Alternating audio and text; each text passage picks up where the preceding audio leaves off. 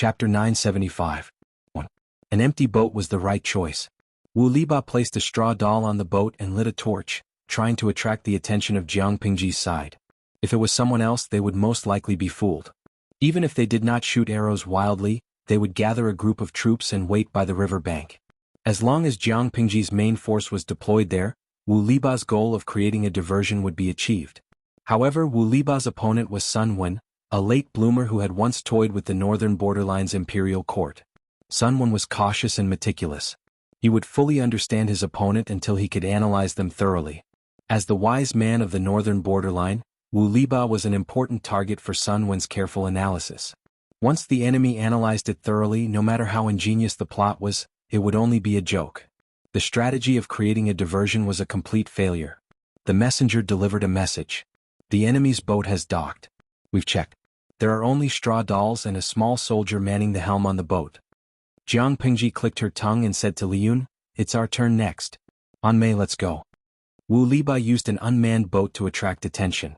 He would definitely sneak ashore and launch a sneak attack. No matter when he launched a sneak attack, his target would be the main camp. Instead of playing hide and seek with them, it would be better to stay where they were and defend the main camp's defense line. They would wait for the enemy to exhaust themselves. Liyun clenched the silver spear in his hand tightly. He looked cold on the surface, but his heart was surging with excitement. He was not a bloodthirsty and warlike person, but he was unwilling to remain calm. Now that the world was in chaos, only by following his lord to quell the chaos could his family and lover live in peace. His lord had muttered something before, and Liyun felt that it was quite reasonable. The so-called peaceful life was just someone carrying the burden for you. As the head of the family, Liyun was a son, a husband, and a father. He was willing to bear the burden for them. Night enveloped the land and it was pitch black. The night wind of the northern borderline was as cold as a knife. When it hit his face, it hurt. It was as if it could penetrate deep into his bones. As they had just arrived, Jiang Pingji's main camp had not been completed. The outer defense was complete, but the wooden fences were like paper in the eyes of the northern borderline cavalry. They could not withstand a single blow. Most of the tents in the camp had not been set up yet. He could faintly see some figures moving around the perimeter. They should be the patrolling soldiers. Wu Liba had calculated the time and disembarked in batches. He was prepared to devour Jiang Pingji's 30,000 elites in one go. As long as they successfully defeated the Lu family's vanguard troops and dampened their morale, they wouldn't have to worry too much about the main army. Wu Liba had fought in all sorts of battles in his life, but this was his first time fighting against the Central Plains on his home turf. Whistling arrows soared into the sky. Upon hearing the order, the soldiers of the northern borderline launched a swift and violent attack on Jiang Pingji's camp. Wave after wave of fire arrows landed on the camp, instantly setting it ablaze. Wu Li drew his long saber and roared with all his might. Charge! Just as he had expected, the simple defensive measures of the camp could not withstand the ferocious cavalry of the northern borderline. After a wave of attacks, the fence outside had already collapsed and was almost destroyed. Wu Liba had brought 10,000 men with him for this sneak attack, of which 50% were cavalry. According to his initial estimation, the soldiers of Jiang Pingji's camp should be in a state of deep sleep.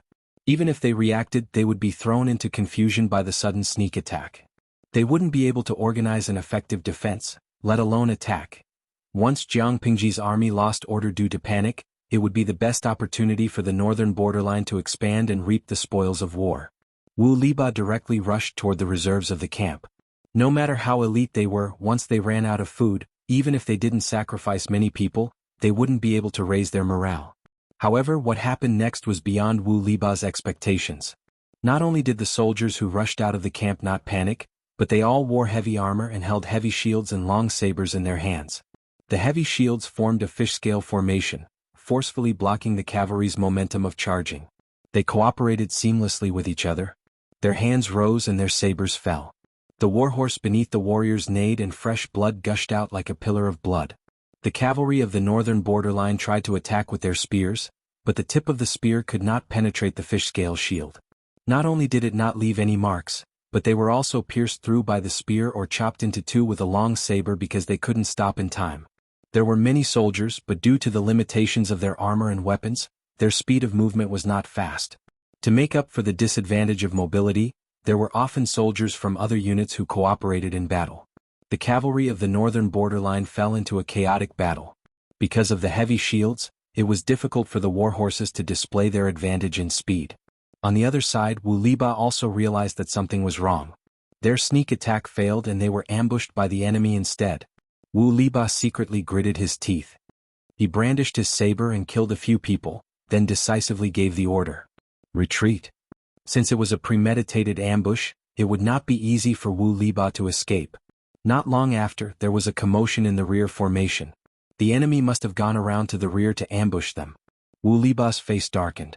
The battle cries from both sides never stopped.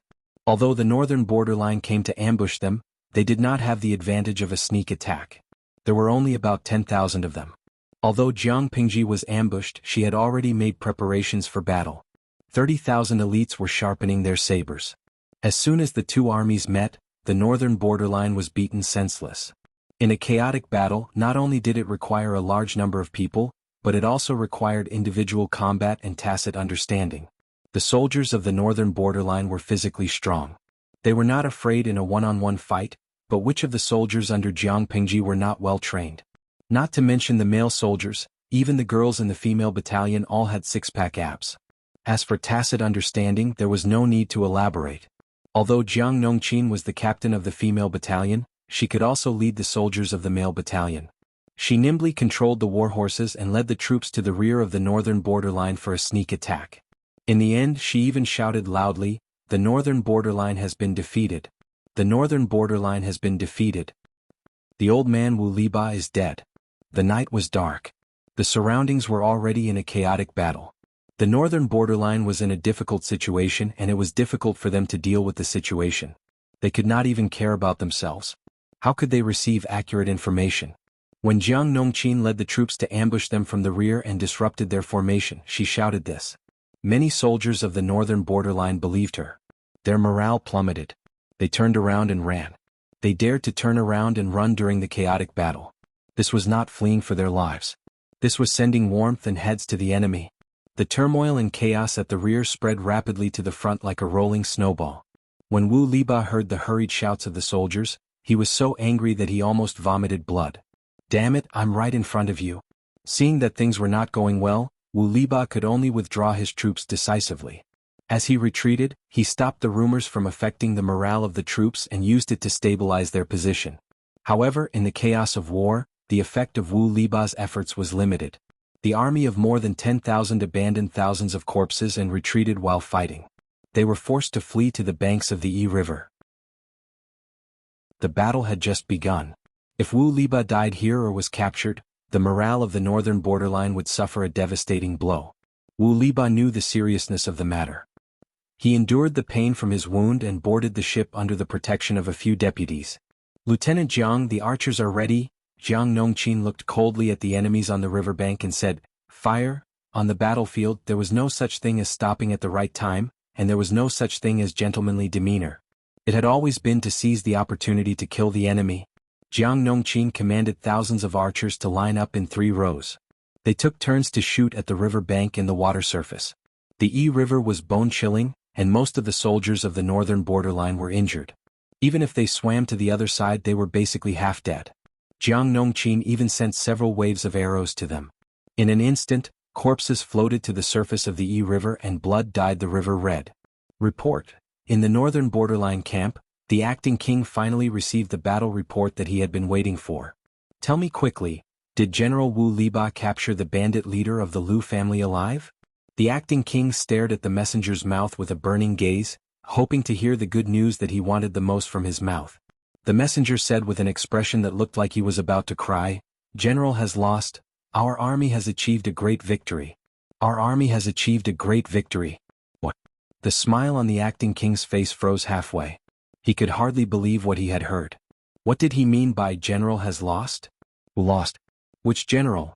The acting king had spent the entire night imagining how Jiang Pingji would suffer a crushing defeat, how Wu Liba would achieve a great victory, and how he would reward her after the victory to satisfy Wu Liba and not shake his rule. He had never expected the messenger to tell him that Wu Liba had lost. How could Wu Liba have lost? He has been fighting for so many years, yet he lost to a woman, Lu Shi? The acting king roared angrily. He raised his hand and smashed everything that could be smashed. Although he did not like Wu Liba and relied more on Helunsha, Wu Liba was the backbone of the northern borderline. How could he lose? Where is he? Where is Wu Liba? After the acting King Yitong vented his anger by roaring, he finally calmed down and shouted at the messenger. The messenger said, "General Wu Liba has been rescued. He is now being treated by a doctor." The acting king roared angrily, "Get that old man to come see me.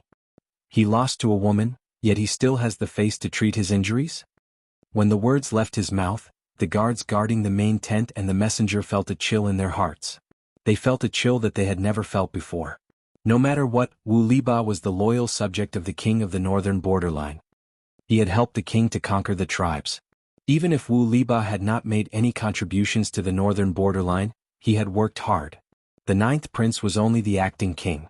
How could he humiliate the old subjects of two dynasties? As time passed, the murderous cries from the shore of the Yi River gradually faded away. As far as the eye could see, there were countless corpses floating on the surface of the water. Fresh blood dyed the surface of the water scarlet. Jiang Nongqin commanded the soldiers to clean up the battlefield. She pulled out those who were still breathing from the pile of corpses and sent them to the wounded barracks. Jiang Pingji raised her hand to wipe away the blood that flowed into the corner of her mouth. She slowly calmed her surging killing intent and breathing. With a clang, she threw the broadsword in her hand to the side. Sun Wen, who had stepped forward, saw it. The blade was covered in blood. Pieces of flesh and internal organs hung on the back of the broadsword. Some of them had dried up and turned black, but other parts were still very fresh. Not only that, but the broadsword was missing a few notches. Many parts of the blade were curled up. It was extremely worn out. It would probably be difficult to use it again. Although he did not see how his lord killed the enemy with his own eyes, judging from the condition of the broadsword, the battle must have been extremely intense. "Did I scare you?" Jiang Pingji loosened the ropes of her armor. She took out 2 handkerchiefs and wiped her face. Thick blood and pieces of internal organs were all over her face. If it was not for Jiang Pingji's armor, Sun Wen would not have believed that the person sitting on the ground with a golden broadsword was actually a woman. This woman was his lord. Not only was his lord very magical, but the women's battalion that he saw just now was also very magical. She could carry a sword and mount a horse to fight. She could clean up the battlefield and be a doctor. Perhaps this was the saying, "Like the lord, like the soldiers." "My lord, your words make you seem weak and frail." Sun Wen laughed bitterly. No matter what, he was of the same generation as her grandfather. He was much older than Lu Shi, but now he received such a consolation that sounded like she was coaxing a child. "I'm not saying that you're weak and frail. Scholars are always more delicate. They're not as crude as warriors." As they spoke, Li Yun arrived. "Is your hand injured?" Jiang Pingji could tell that Li Yun's left arm was injured at a glance. It was probably not shallow. Chapter 977. Even if it doesn't affect you, you have to go to the camp to have a look. If the wound is big, get them to stitch it up. Otherwise, when will the wound heal? After that, Jiang Pingji continued, "Coincidentally, you asked someone to take my knife to be sharpened. The blade is curled to an unsightly state." Li Yun glanced at the knife his lord had thrown on the ground. The knife was as heavy as a stone. Apart from his lord, no one else could use it so smoothly. However, every time his lord returned from the battlefield, she would take the knife to the bladesmith to sharpen it and fix the edge of the curled blade. It wasn't that the quality of the knife wasn't good. It was clearly because his lord was too eager to kill. No matter how good the knife was, it was a disposable item in her hands. The army hasn't arrived yet. The thread in the camp isn't enough. Li Yun relied on his good health to recover quickly. He didn't want to compete with the wounded for scarce medical resources. "The thread we brought isn't enough?" Jiang Pingji was surprised. Li Yun laughed. "It's not just our soldiers who are injured. There are also the captives in the north borderline. The consumption is greater than expected." Jiang Pingji said, "If there isn't enough thread, pull out a few more strands of hair. The wound isn't very deep or long. Hair can make do." Although hair was brittle, when 2 or 3 strands were curled together, their tenacity was not low. It would be no problem in an emergency. A few years ago, Jiang Pingji organized a more comprehensive knowledge of emergency care with the help of the audience in the streaming room. Apart from that, she also consulted the doctor in charge of Wanzhou's medical center about the possibility of suturing wounds. Her exact words at that time were, "The human body is like clothes. Torn clothes can be sutured with thread. If the wound is too big, why can't it be sutured with thread?" The doctor was speechless. How could people in clothes be the same? However, Jiang Pingji was the Lord. Their salaries were all paid by her. The medical center they worked in was also funded by her. At first, they didn't dare to use it on humans. The doctors could only experiment on rabbits or other animals. They even asked the embroidery maids for advice on various embroidery techniques. Facts proved that after the wound was sutured, the recovery speed was much faster than without. The chances of pus festering and death were also greatly reduced. The doctors searched for all kinds of thread suitable for suturing wounds. They even taught this surgical technique to the soldiers in the women's camp. Most of the soldiers who died in the war didn't die on the battlefield. They died because their wounds were not treated in time or because their wounds became inflamed and pus. With better medical care and suturing techniques, most of the injured soldiers could survive. Thanks to this, the women's camp became more and more popular. If it weren't for the rule that women could only get married at the age of 25, many male soldiers would have wanted to get married. Keep the goodies within the family. Most of the female soldiers who retired early because of their injuries chose to stay in the army as logisticians. Their marriage partners were either retired male soldiers, or they had their own household registers. They chose a decent captive to start a family and became the head of the family themselves. Regardless of which one it was, he was currently living his life as he wished and was enviable. Hair too. Li Yun was surprised. All right, then I will make a trip to the casualty barracks later. While they were talking, the sky was already completely bright, and the red clouds on the horizon were like a halo of paint. The live stream viewers stayed up all night.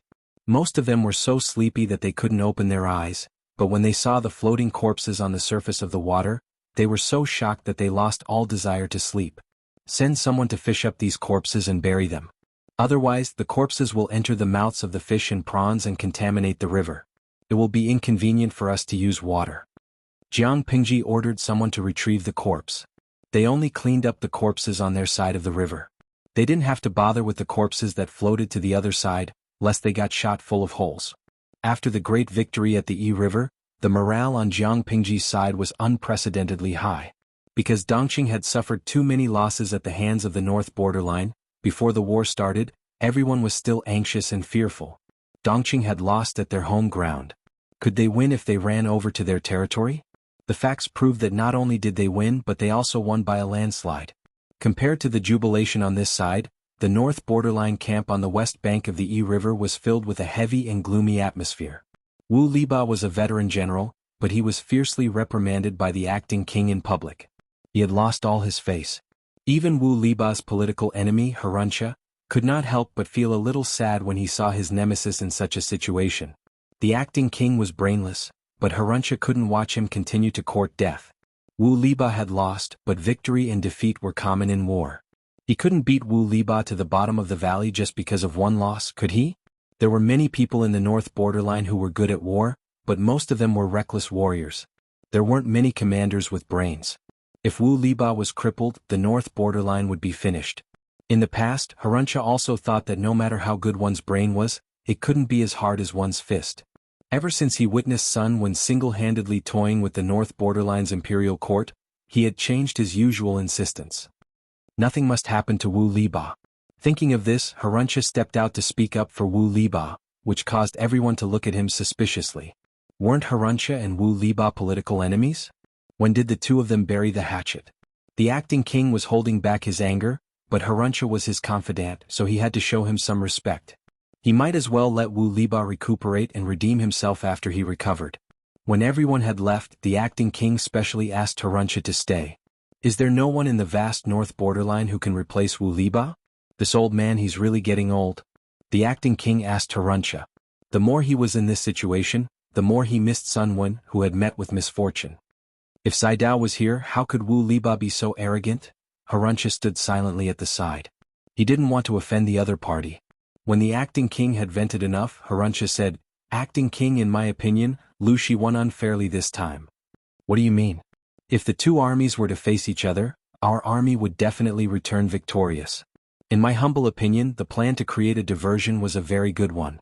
However, Lu Shi has many strategists under his command. Some of them must have seen through General Wu Liba's plan and have taken precautions against it, setting up strict defenses. In other words, it wasn't that Wu Liba lost to Lu Shi, nor was it that the North Borderline soldiers lost to the weaklings of the Han people. They lost because of their strategy. With that said, the acting king felt much better. Then what should we do? He asked. Do we allow one side to cross the river and fight? Even if they were willing, Lu Shi's side wouldn't agree. They were enemies, not comrades. Why would they trust him?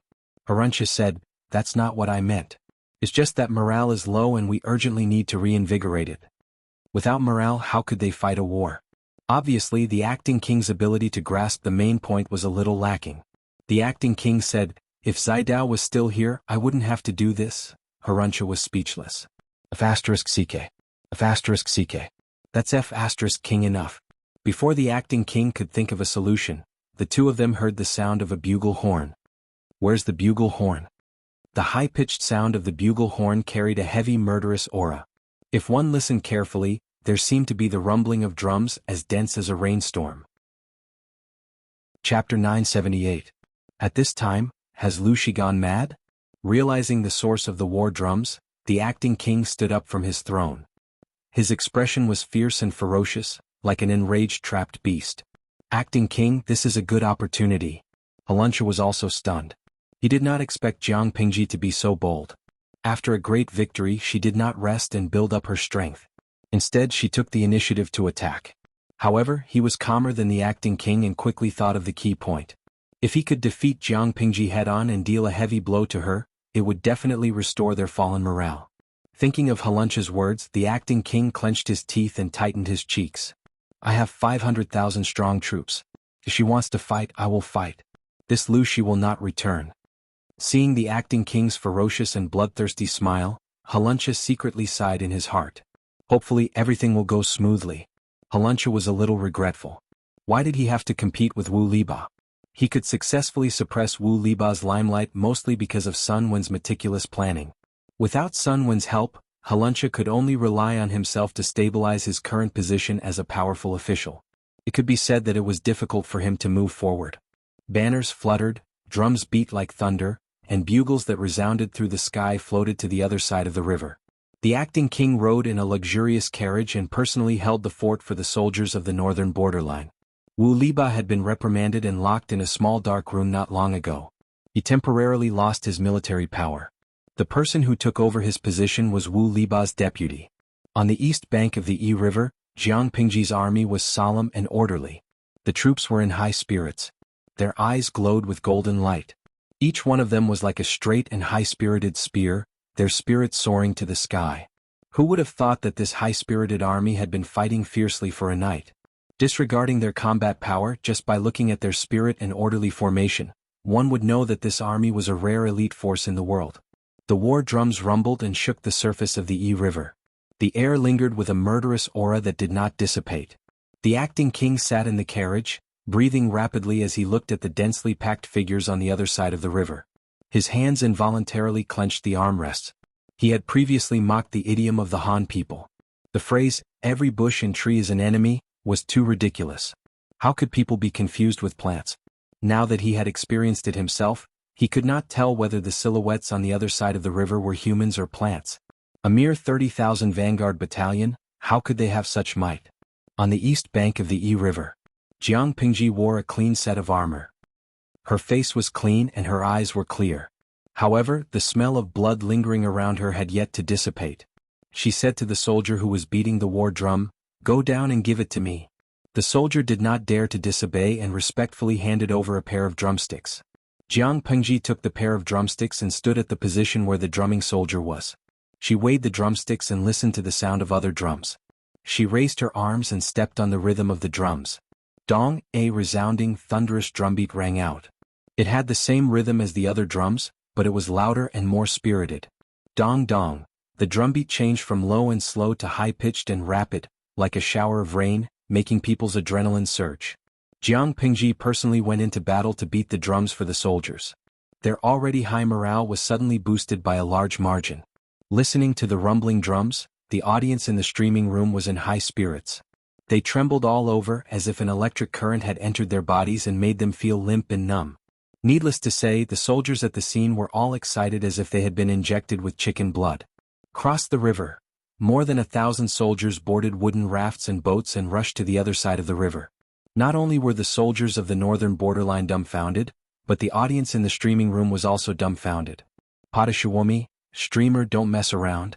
You'll be at a disadvantage if you cross the river forcefully like this. Once you enter the enemy's shooting range, you'll be a moving target. Even if the morale is high, you can't be hot-headed and directly cross the river with human heads. That's courting death. On the other side, the soldiers of the northern borderline were already in formation on the riverbank. They steadily pulled their bowstrings. As soon as the soldiers crossed the river, they would shoot arrows randomly. Tudu Feichio, there's no hurry. Even if the streamer is a White Lotus, her subordinates, Sun Wen and Feng Zhen, are also black-hearted. Lao Siji Lianming, haha, this scene suddenly reminds me of Zhuge Liang capturing Meng Huo 7 times to cross the Lu River. As soon as the bullet screen was released, the soldiers who were the first to cross the river had already passed the center of the Lu River. The army of the northern borderline on the west bank of the Lu River couldn't wait to shoot arrows randomly. Unsurprisingly, all the arrows fell into the water. More than 1,000 soldiers' expressions didn't change. They continued to cross the river, getting closer and closer to the shooting range, closer and closer. The second wave of arrows from the northern borderline shot randomly. Unexpectedly, the enemy troops who were supposed to be in the shooting range suddenly turned around and rowed their boats, leaving them with a merciless view of their backs. Damn. Jiang Pingji wore a smile on her face. The war drums in her hands were beating even louder and more resounding. Feng Zhen arranged for the second wave of soldiers to board the wooden rafts and boats. His eyes shone with mischief. Most of the boats that crossed the river were seized from the northern borderline. A small number of them were cut down and made in a hurry. What is Lu Shi playing at? The acting king was watching the show with great interest. He was looking forward to thousands of arrows shooting at the enemy troops crossing the river, turning them into a hornet's nest. He didn't expect that after a round of teasing he would just leave. The acting king was so angry that his eyes widened. The first and second wave of soldiers met up on the river. There were about 3,000 of them in total. They rowed slowly towards the west bank. Just as they were about to enter the shooting range, another wave of arrows came from the opposite bank. The soldiers continued to leave, turning around and retreating. Damn it, teasing once wasn't enough, but they were teasing a second time? The acting king was furious. He slammed the handrail of the carriage and cursed. How could he describe this feeling? It was like a man and a woman going to a hotel to get a room, preparing to applaud for their love. After much difficulty they finally felt something, but one of them had to lift his pants and leave. Once was fine, but there was a second, a third, and a fourth time. The northern borderline was the pitiful one who was being teased. Their already low morale became even more dispirited. The acting king was furious. He simply ordered the soldiers to board the boats. If the mountain doesn't belong to me, then I'll belong to the mountain. I'll beat these bastards to death. But before this order could be given, it was stopped by Haluncha. The acting king can't. Why not? The acting king was so angry that he was about to explode on the spot. Haluncha said, I've observed them carefully. They can still maintain a tight formation on the water. They are clearly well-trained sailors. Once they enter the water, our army will only be at a more severe disadvantage. I ask the acting king to think twice. Don't act rashly. Although the northern borderline soldiers could swim, they were cavalry that galloped on land. They weren't sailors, so they were amateurs in water battles. The acting king's face turned green after hearing this. Sun Wen saw the soldiers' performance and was quite surprised. Although the surface of the Ishui River was not wide and it was very different from ordinary rivers and seas, the fact that these soldiers could do this on the water showed that they were comparable to ordinary sailors. Who was the Navy commander who trained them? How could he have the ability to turn something rotten into something magical? Sun Wen asked casually. Jiang Nongqin said, Qi Kuang. Qi Kuang? Chapter 979. Sun Wen couldn't be blamed for not knowing. Qi Kuang only knew how to train the Navy all these years. He was timid, unknown, and had a low presence. That person is not bad. Jiang Nongqin said calmly. Both Shi and Hui Jun liked to judge based on Jiang Pingji's interests. Qi Kuang was not good-looking and was an eyesore.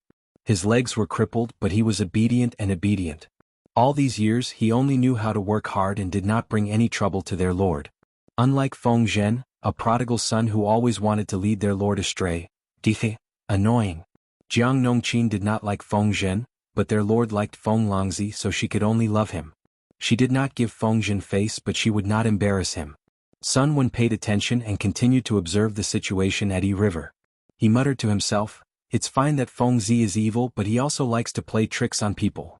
Compared to Feng Jin, Sun Wen felt that he was like a pure white lotus flower that had grown out of the mud, fair and clear. He liked to play tricks on people and lead them step by step into a dead end. What about Feng Jin?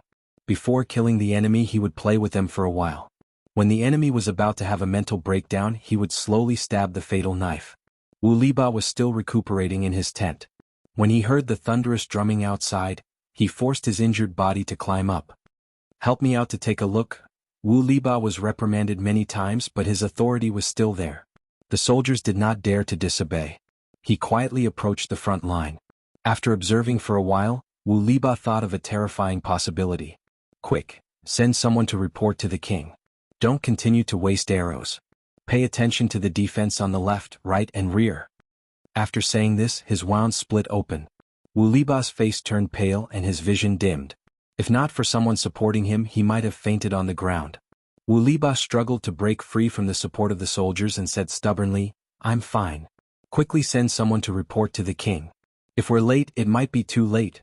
There are too many treacherous people under Lu Shi's command. They can't be doing this just to humiliate us. It's highly possible that they're secretly splitting up their troops and sneaking ashore from the upper and lower reaches of Yi River. They'll make a detour to attack us. Although they could use this method to deceive their arrows and damage their morale, if they did not attack for a long time, the enemy's morale would also be low." Did he play this game just to fool around? Not entirely. From Wu Liba's point of view, the other party was using this method to attract the attention of the northern borderline barracks so that they would have no time to care about anything else. This was similar to how Wu Liba deceived Jiang Pingji last night with the scarecrow on the empty boat. The difference was that Jiang Pingji did not fall for the trick at all, but the north borderline camp was led by the nose and devoted themselves to it. Wu Liba rubbed his temples, hoping that it was not too late. His words were heard by the acting king word for word. The acting king shuddered and broke out in a cold sweat. What Wu Liba said made sense. They had almost fallen into his trap. Seeing him in a daze, Halunsha hurriedly called out, "Acting king! Quick, send someone to defend the flanks and the rear. Do not let the Lu family's traitors take advantage of us." The acting king hurriedly gave the order. Harunsha was about to obey the order when one of his subjects stammered. "If what General Wu Liba said is true, there won't be many people ambushing us, right?" The acting king raised his sword-like eyebrows and said gruffly, "Why do you say that?" The subject said, "There are about 30,000 enemy troops on the other side of the river, but Lu Shi's vanguard battalion only has a little more than 30,000 troops. How would they have extra troops to split up and launch a sneak attack?" His words were like a wake-up call. The acting king's expression stiffened. Was there such a thing? He glanced at Halunsha. Halunsha's expression was also dumbfounded. Lu Shi's 30,000 vanguard battalion troops were right under their noses. How would they have extra troops to launch a sneak attack? The answer was, of course there was. The acting king felt that he had been tricked by Wu Liba. When he thought of his reaction just now, he was extremely embarrassed. "Send someone to tell that old man to recuperate in peace. Don't try to scare us here." The soldier had no choice but to repeat the acting king's words to Wu Liba. Wu Liba's injuries were not serious, but he had expended a lot of energy and was exhausted. Hearing the acting king call him an old man, and say that he was trying to scare them, Wu Liba's shoulders slumped as if his energy had been sucked out of him. Wu Liba sat paralyzed on his sickbed. He looked like he had aged a few years. He muttered, "This fool has ruined the northern borderline." As the sage of the northern borderline, his life's goal was to let the northern borderline's cavalry step on the Han's hinterland and erase the humiliation of his ancestors, the Chengwu tribe. Just as his hegemony was about to be accomplished, a horse plague had beaten the complacent northern borderline back to its original state. Since then all sorts of tricks had flown out. The king's sons and brothers had a falling out. They killed and framed each other, causing internal strife and unrest in the northern borderline. After that, the ninth prince who had ascended to the throne, was stupid and cowardly. Was he trying to drag the northern borderline down to hell with him? Overwhelmed with emotion, Wu Liba could not think of the key to his plan for a while. However, at this moment, Jiang Pingji had stirred up trouble. Feng Jin suggested sending someone to discuss with the enemy on the other side of the river. Jiang Pingji glanced at Feng Jin. "War is not child's play. Take it easy." Although it was a warning, one could tell from her indulgent tone that she was not angry. On the contrary, she agreed. Feng Jin laughed. "You really know the time. It won't delay the military affairs." At the same time, the acting king of the northern borderline suspected that he was deaf. What was the person opposite him saying? Is Lu Shi rushing to die? They had been fooling them for almost 4 hours. Seeing that it was already past lunchtime, the soldiers' stomachs were rumbling with hunger. The acting king was about to sound the gongs to retreat and stop fooling around with Jiang Pingji, but the other side sent someone to make an absurd suggestion. The gist of it was, it's not good for us to confront each other across the river and provoke each other. We haven't even eaten lunch. If we continue to drag this on, no one will be able to back down. Why don't we do it this way? You command your troops to hold back a little so that our troops can get ashore and get into formation. Then we'll have a showdown. How about that? After hearing this, the acting king was completely moved. This was a good thing. We'll beat them at their own game and agree. When half of Lu Shi's troops get ashore, we'll order the cavalry to charge and kill them. Lu Shi's troops will be in a dilemma. When the time comes, the troops will crowd the banks of the Yi River. Those who want to escape won't be able to, and those who want to get ashore won't be able to. They'll definitely lose. As for integrity? This was war. Who cared about integrity and conscience? A little fairy with a conscience would not live long on the battlefield. Halunsha vaguely felt that something was wrong, but no matter how he thought about it, he could not pinpoint what was wrong. Not long ago, he had told the acting king that if the two armies faced off against each other, they could rely on numbers to defeat Lu Shi's 30,000-strong vanguard battalion. If he stopped them from getting ashore now, wouldn't he be slapping himself in the face? Thinking of this, Halunsha remained silent. Chapter 980. Halunsha did not know what was wrong. That was normal. How could Wu Liba, as the wise man of the northern borderline and an experienced general, not know? After 4 hours of teasing and the failure of the sneak attack the night before, the morale of the northern borderline was at rock bottom. If they suddenly ordered the troops to retreat a few miles to make space for Lu Shi's army, could they still maintain their original formation? Once the army's formation was in chaos, they would not be able to organize an effective attack or defense. The enemy's army would land first and launch a strong attack. In this way, even if the enemy only had 30,000 vanguards, they could still win with fewer troops.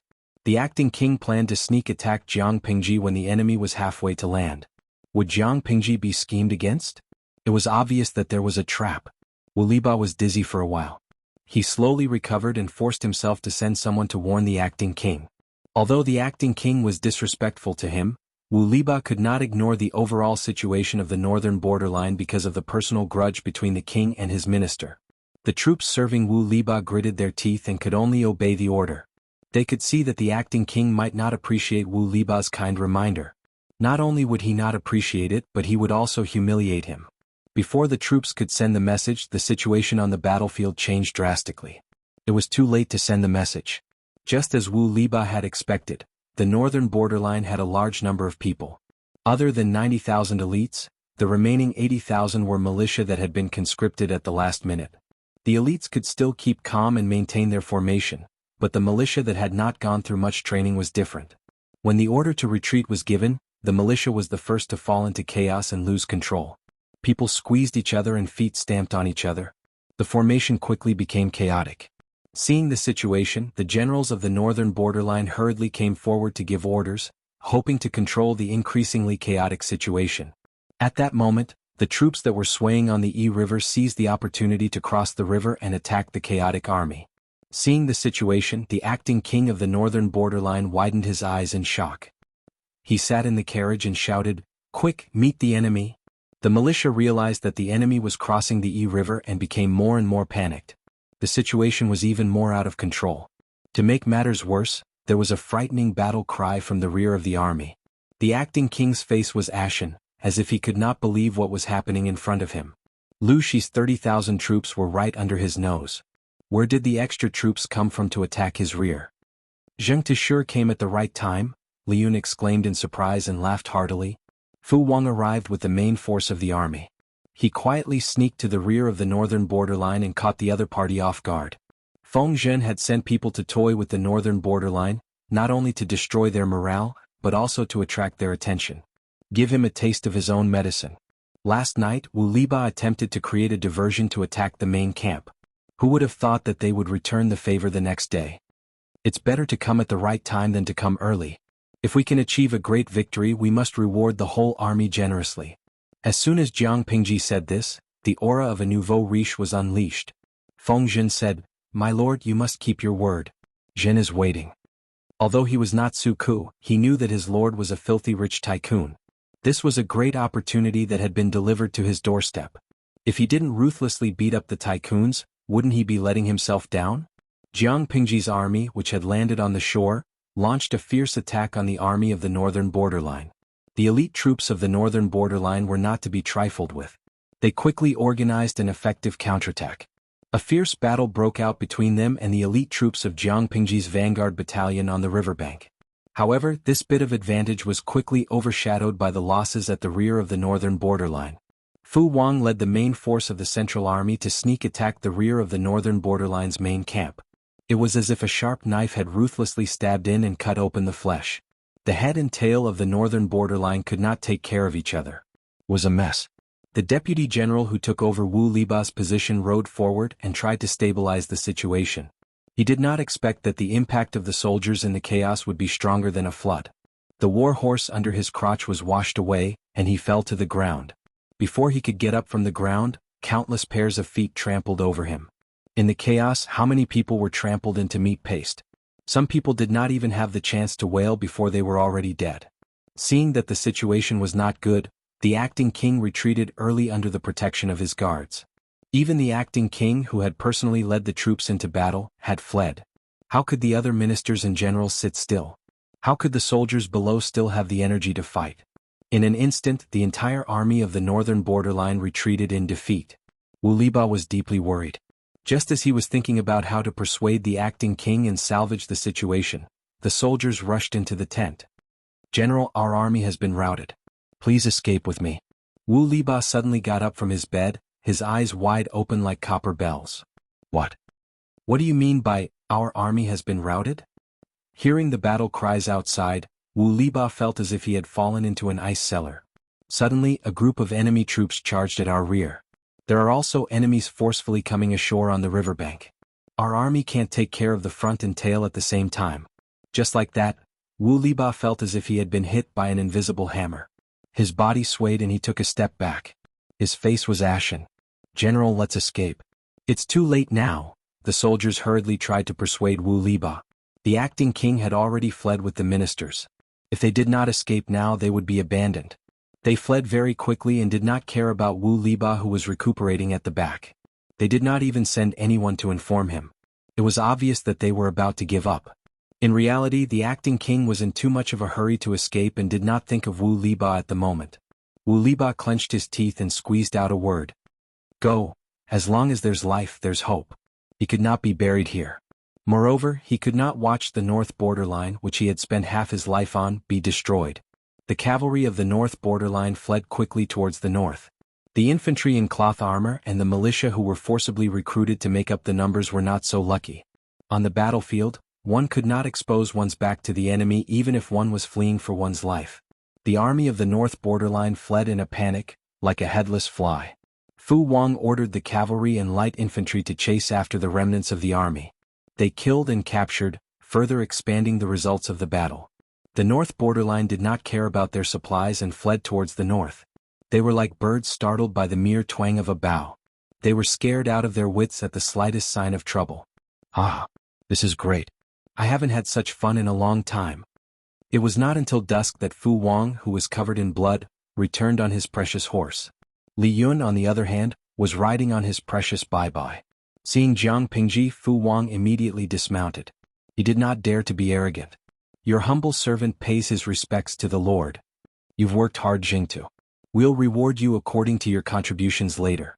Jiang Pingji personally helped Fu Wang up and said to the crowd, "You've defeated the north borderline and captured countless prisoners. Your names will surely go down in history. To celebrate our great victory, we'll slaughter cows and pigs today to reward the three armies." According to the average marching speed, the main army would need 2 to 3 days to arrive. In order to cooperate with the sneak attack, Fu Wang rushed over in advance. Not only were the north borderline exhausted, but Jiang Pingji's men and horses were also exhausted. The main army that rushed over held their morale and crushed the enemy. Chapter 981. The northern borderline army was defeated and fled. Fu Wang rested for a while and chased them to the Mainu tribe on the bank of the Yi River. Because he was worried that the enemy would counterattack and ambush, Fu Wang decisively retreated after a while and collected many spoils of war along the way. The northern borderline army panicked and did not know where to run. Men and horses crowded and trampled over each other. Almost all the way to escape was dead and corpses were everywhere. In the chaos, the acting king was accidentally shot in the shoulder by a stray arrow. The pain made his face pale and he cried out in pain. "Acting king, we are safe now." The pursuers did not catch up. Haruncha seemed to have aged a lot. The life and death escape was too exciting. He was covered in dirt and looked very embarrassed. They did not catch up? The acting king looked at Haruncha with a pale face. His heart was beating like a drum and his heart was beating like a storm. Hearing Haruncha's words, the pressure of death that followed him like a shadow was slightly reduced. Send someone to investigate. Did they really not catch up? He was afraid of Jiang Pingji's tricks. He was afraid that the moment he let his guard down, the enemy would appear out of nowhere. Haruncha said, "Your subject obeys." As soon as he retreated, there was a mournful cry from the sky. When he looked up, he saw a few vigorous eagles fighting in the sky. Thief Lu has caught up again? The eagle's cry was loud and sharp, piercing through the eardrums. The acting king's nerves were already tense. When he heard the sound, he almost jumped out of the carriage. Haruncha said, reporting to the acting king, "A few eagles flew over our heads just now." When the acting king heard this, he recalled his embarrassing performance and suddenly felt embarrassed. He waved his hand tiredly and sent Haruncha away. He really did not want to see Haruncha's face for some time. Who let Haruncha witness his most embarrassing moment? As dusk approached, the fleeing northern borderline soldiers gradually returned to the troops. After sending someone to count the number of people, everyone felt a chill in their hearts. Haruncha even sighed deeply. His eyebrows were full of sorrow and exhaustion. The northern borderline army claimed to have 500,000 soldiers, but in fact there were only 180,000. 100,000 elites and 80,000 militiamen who were temporarily recruited. Deducting the 10,000 people that Wu Liba lost in the night attack, there were 170,000 left in the camp. After counting, there were less than 60,000 soldiers left. The rest of the soldiers were either dead or captured. The heavens want our Beijiang to perish? Wu Liba had risked his life to escape. When he learned of the outcome, he cried until his eyes were brimming with tears. General, you must not say these words again. If the acting king hears of it, it will not be good for you." The guards who were escorting Wu Liba held him up to prevent him from fainting from the impact. Wu Liba's wounds had ruptured, and his complexion was ashen and lifeless. He swallowed the anger and sorrow in his heart, his fingers trembling as he held the broadsword tightly. "You're right, I can't fall yet." A fierce look flashed across Wu Liba's eyes. He asked the soldier, "Where are we now?" The other party said, "The Menu tribe." "Menu tribe?" Wu Liba's lips trembled as he said, "So it's here." There were many large rivers in the northern borderline, but there were only so many places with lush pasture. Often, only the most powerful tribes could occupy the places with the most lush pasture and the cleanest water flow. The Menu tribe occupied the most extensive pasture on the banks of the Yishui River. It was ranked highly in the northern borderline. The most important thing was that the Menu tribe was the mother tribe of the third and fifth princes. Wu Liba was the third prince's teacher. Instead of continuing to let the acting king drag the northern borderline to hell, it was better to take the opportunity to launch a coup with his disciple and get rid of the acting king. This audacious thought lingered in his mind, and he couldn't get rid of it no matter what. They fought on an empty stomach and fled for their lives for a day. The northern borderline army also lost a large amount of military supplies. At this moment they were hungry, tired, and cold along with their horses. In stark contrast to them, Jiang Pingji set up a bonfire. She roasted the fire, ate the meat, and sang and danced. The northern borderline fled in all directions. Jiang Pingji kindly accepted all their logistical supplies. The war horses that were in good condition were captured. Those that were crippled or severely injured were slaughtered and roasted. The entire campsite was red and filled with a lively atmosphere. The soldiers outside rejoiced and danced. A moderate-sized celebration feast was also held in the main tent of the Central Army. Speaking of the celebration feast, everyone was both happy and upset. For a foodie like Yang Si who only cared about eating and nothing else, this kind of celebration feast couldn't be better. But for normal people it was a little uncomfortable. Although it was good to have their own entertainment to liven things up and bring everyone closer, it was always like this. Who the hell liked to see a bunch of grown men twisting their waists and shaking their butts? Unexpectedly, Their lord had chosen a dancer to liven things up for the first time today. Dancers dear. Is what the lord said true? Feng Zhen was the first to brighten up. His entire face lit up. Don't think that he was too frivolous. It was obvious that he was the only one present who was suitable to ask this question. Liyun had already jumped into the grave of marriage. His wife was the little sister Shangwanwan who was protected by the lord. Would he dare to be interested in a dancer? Qiguanrang was also a married man. He was introverted on the inside. Even if his eyes really wanted to see a dancer, he would still maintain a gentlemanly appearance. Sunwan couldn't say much. He was a grandfather. He had to set a good example for his grandson. He wasn't passionate about women. As for Wuxia, yes, he had unspeakable feelings for the lord. Feng Zhen knew very well that this fellow wouldn't jump out. Fu Wang seemed to have deep feelings for Lady Hui. As a man who had been a vegetarian for many years, it was probably not suitable for him to intervene in such a topic. As for Jiang Xiaowei, she was a woman. No matter how good a dancer's figure was, she didn't feel anything. Among everyone present, only Feng Zhen had the right to speak. Jiang Pingji smiled and said, "A gentleman keeps his word." He keeps his word. The group of people from the northern borderline fled too quickly. Not only did they lose a lot of supplies, but they also lost a lot of burdens.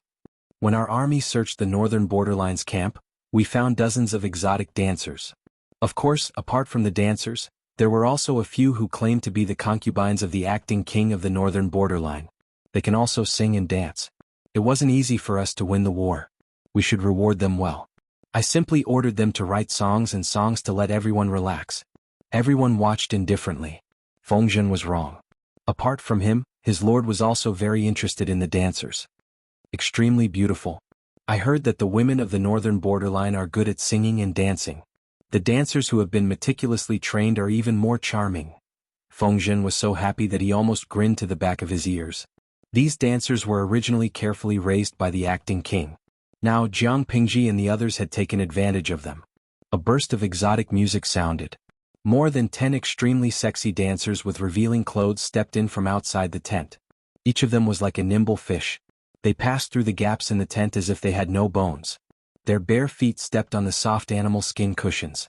The facial features of the people from the northern borderline were more defined and deep. They carried the passion and boldness that was rare for Han girls.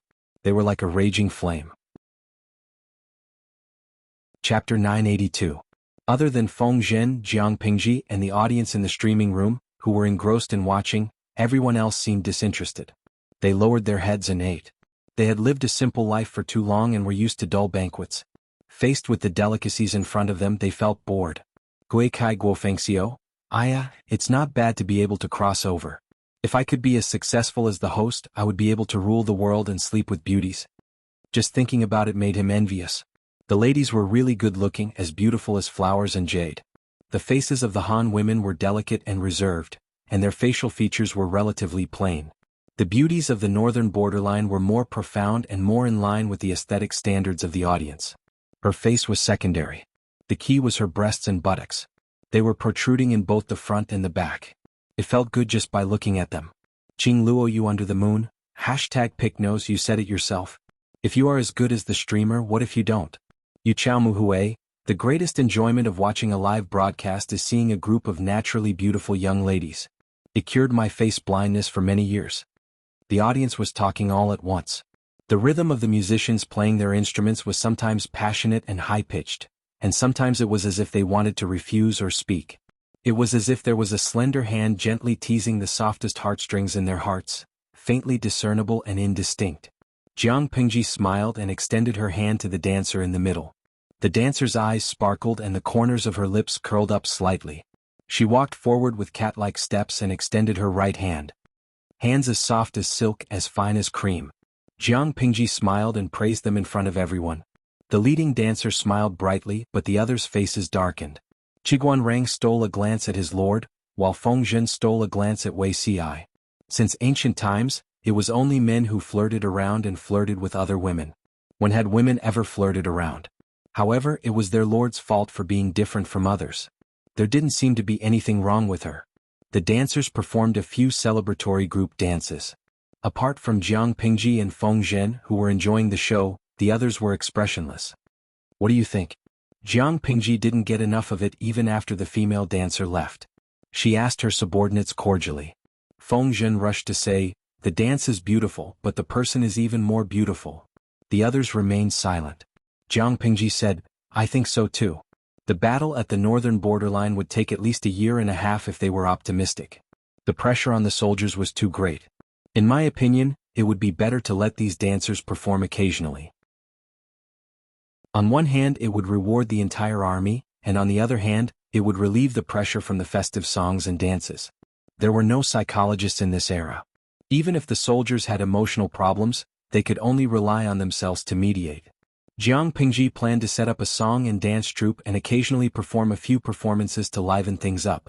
She wanted to relieve the emotional stress of the soldiers through entertainment. Everyone was speechless when they heard this.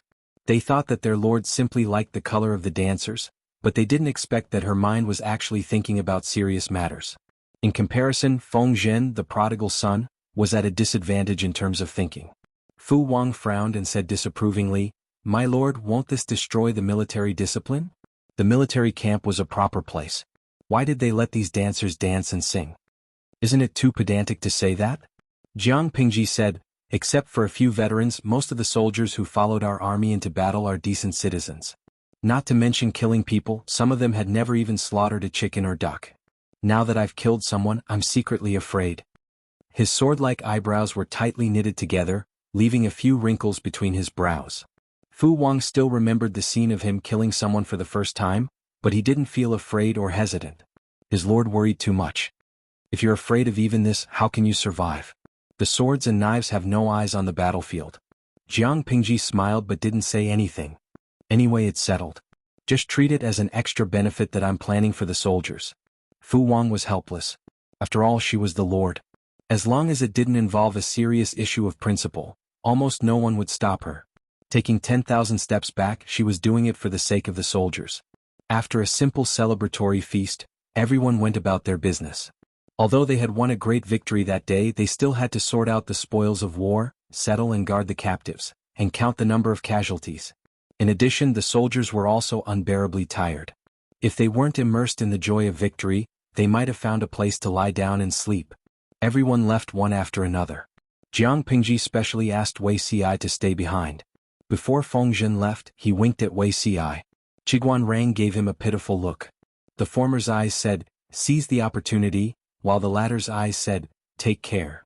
Wei Ci was speechless. "Zixiao." Jiang Pingji held Wei Ci's hand. It wasn't as soft and warm as a woman's. Instead, it was a little hard. Wei Ci lowered his eyelids and his gaze fell on her hand.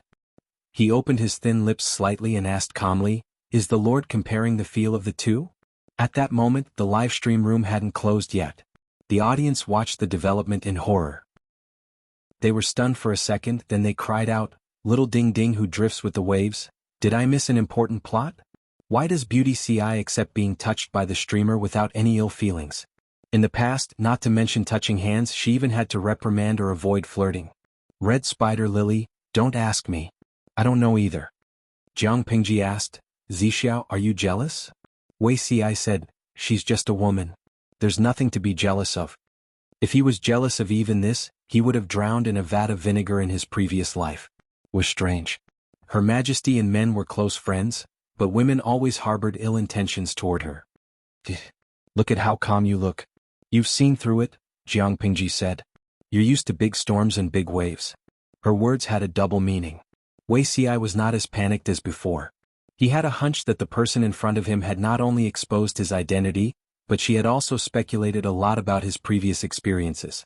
"As long as you like it," Wei Ci said. "Ching ching ching ha. What is going on in Beauty Ci's mind at this moment? As a man who can surf in the sea of vinegar, he is fearless. Zixiao is too cold. I'm not happy." Jiang Pingji reached out to him.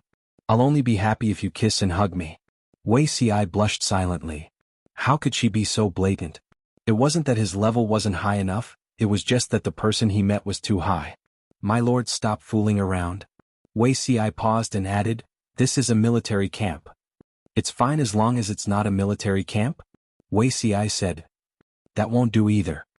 Was Her Majesty so glib in her previous life? She was clearly very quiet, solemn, and serious. "We won a big victory today. Shouldn't you give me something to encourage me? Jiang Pingji reached out to Wei Ci. He was silent. He took out something from his sleeve and placed it in her palm. It was a small and delicate private seal. The private seal only had one word, Peng. In another place, Feng Zhen was swaying and planning to go to sleep. Seeing Qiguan Rang turn back to look at the main tent, he put a hand on his shoulder. What a scandal. Qiguan Rang removed his hand from his face. Speaking of which, isn't it the 19th anniversary of the Lord's birthday? Qiguan Rang raised his eyebrows. Just say what you want to say. You mean they? Feng Zhen raised his eyebrows. He had an expression that said all men understood. That's the Lord. Qiguan Rang's expression darkened. His dark eyes carried a bit of sternness. Feng Longzi, watch your words and actions. Feng Zhen was not afraid of him. He said, I'm not being disrespectful to the Lord. I'm just worried about one thing. The Lord is a woman. Who will inherit her family business? If there was no heir for the officials, they would be like rootless duckweed. Their hearts would be unstable. Chapter 983. Feng Zhen suddenly asked, what if Zixiao oversteps his bounds? Qiguan Rang glanced at Feng Zhen, his eyes seemingly surging with an unseen undercurrent. If he dares to overstep his bounds, even the Lord won't be able to protect him. The Lord was the Lord and the subjects were the subjects. If the subjects forgot their duties and used their intimate relationship to become domineering and do things that were not in line with the rules, such as overstepping their bounds and reversing the status of the Lord and subject, even if the Lord was willing to spoil them, the subordinates would not sit idly by. Qiguan Rang lowered his voice. It was a normal tone, but it made people feel an inexplicable chill. Don't be so serious, Wen Zheng. I was just asking casually. Feng Zhen laughed. Zixiao will know his limits. Qiguan Rang said, I hope so. He had been watching from the sidelines all these years and his lord was probably serious. Based on her temperament, the more she was not allowed to do something, the more she liked to be stubborn. It was useless to go against her. On the other hand, if something happened between the Lord and Wei Ci, they would not have to worry about the young master in the future. The northern borderline lost badly in the Battle of Yi River. The acting king personally led the army but did not achieve the desired effect. Instead, he brought a group of defeated soldiers to the Menu tribe. Although they were defeated soldiers, after many rounds of rest, there were still 60,000 remaining soldiers. The Menu tribe could not resist at all. The third prince looked at the acting king patiently. Seeing the other's arrogant expression, he couldn't help but want to mock him. Wasn't the ninth prince quite capable? He defeated his brothers and became the acting king, but in the end he almost couldn't even keep his pants? However, even if he said these words for a while, it was very likely to bring a disaster to the Menu tribe, so he forcibly endured it. The northern borderline army fled in a hurry and did not take any military supplies with them. Now 60,000 mouths were waiting for the Menu tribe to feed them. When the third prince heard the acting king confidently asking him to take out food and wine, he almost exploded in anger. This ninth prince, the third prince, was full of anger and angrily vented it on the decorations in the house. Your Highness, someone sent an invitation. Who sent it? The third prince casually pulled it over and opened the invitation. His gaze fell on the inscription. Teacher Wu Liba? Why was the other party looking for him? The third prince was suspicious, but he did not dare to be negligent. After a short rest, he secretly met with Wu Liba. When he saw Wu Liba, the third prince could not believe his eyes. This was his teacher? In the memory of the third prince, his teacher Wu Liba was a middle-aged man. Although he was a man from the northern borderline, he had an unspeakable scholarly air. Regardless of the situation, he always looked calm and composed, as if everything was under his control. In the past, the third prince was attracted by the other party's disposition and willingly acknowledged the other party as his teacher, learning the Han culture of the Central Plains. Now that he looked at it again, he almost couldn't recognize it. Because of his injuries and his repeated outbursts, Wu Liba's complexion was not good. His brows were deeply furrowed, his hair was gray, and his face was wrinkled, revealing his true age. He looked miserable and downtrodden. In any case, the third prince still respectfully called him teacher. His voice also pulled Wu Liba out of his memories. Get up. Wu Liba glanced at the third prince. Contrary to him, this disciple of his was doing very well in his mother's tribe. I asked you to come here today because I want to discuss something with you. This is something that I need to ask for your opinion on. The third prince was suspicious, but he said, Teacher, please say it. If I can use my disciple, I will not refuse. Do you want to be the next king? Wu Liba asked bluntly. The third prince's heart suddenly trembled and he almost bit his tongue. What did his own teacher say? Asking him if he wanted to be the next king? Of course he did. Even in his dreams. If he could replace the ninth prince as the next king, who would be qualified to run to the Manu tribe to show off? However, he was not sure why Wu Liba asked this. Wu Liba originally hated the infighting among the princes. Why did he suddenly ask if he wanted to fight for the position of the next king? The third prince could not figure out Wu Liba's thoughts and intended to test him. How could his thoughts escape Wu Liba's eyes? Wu Liba asked gruffly, I'm only asking if you want to or not. The third prince smiled bitterly. It's not that I don't understand my students, but how can I not know my students' thoughts? Who doesn't want the position of the next king? Wu Liba sighed. If I had known that the ninth prince was like this, I would have helped you ascend to the throne. The third prince asked, Teacher, what happened? Wu Liba looked tired as he recounted the night attack last night and the battle at River during the day. He said, I was careless and caused the destruction of more than 10,000 elites. This is my fault. But the acting king did not listen to my advice and acted arbitrarily. Sooner or later, the entire northern borderline will be lost. The third prince listened and could not help but tremble in fear. He saw the acting king and the defeated soldiers and guessed that the northern borderline would lose badly, but he did not expect it to be like this. In this way, Lushi was not easy to deal with at all. Instead, he was a tiger and a wolf. Teacher, do you mean to think of a way to depose the acting king? Wu Liba sighed. He said, to prevent the morale of the army from being disrupted, even if we want to depose the acting king, we can't do it openly. We have to find a plausible excuse. I have some connections in the army. If we use them well, we will definitely succeed. The army of the northern borderline had just experienced a great defeat. Their morale had hit rock bottom and they could not climb back up. If news of the sudden death of the acting king were to spread, it was inevitable that the army would panic. According to Wu Liba's plan, he wanted the acting king to suffer a stroke and be unable to manage the political affairs. Then he would push the third prince to take over. The third prince held back his wildly beating heart and said excitedly, I'll follow your arrangements. After the battle at River, not only did Jiang Pingji's army not follow up on their victorious pursuit, but they chose a high ground to set up camp. This action made Wu Liba heave a sigh of relief, but at the same time he had other worries. He always felt that Jiang Pingji was secretly stirring up trouble. The facts proved that Jiang Pingji was really stirring up trouble. Wuxia could only sigh. His Majesty really had an irreconcilable hatred with the northern borderline. In his previous life, when Her Majesty attacked the northern borderline, she really wanted to kill them. At that time, the northern borderline was prosperous and powerful. The population was close to 2 million. The two sides fought hard for a year and a half, and the northern borderline had less than 500,000 people. With such a ferocious battle record, many people called her the butcher behind her back. When the Jiang dynasty was unified, Her Majesty specially ordered the foreign tribes in the northern borderline who met the requirements to be moved to various places in the Central Plains.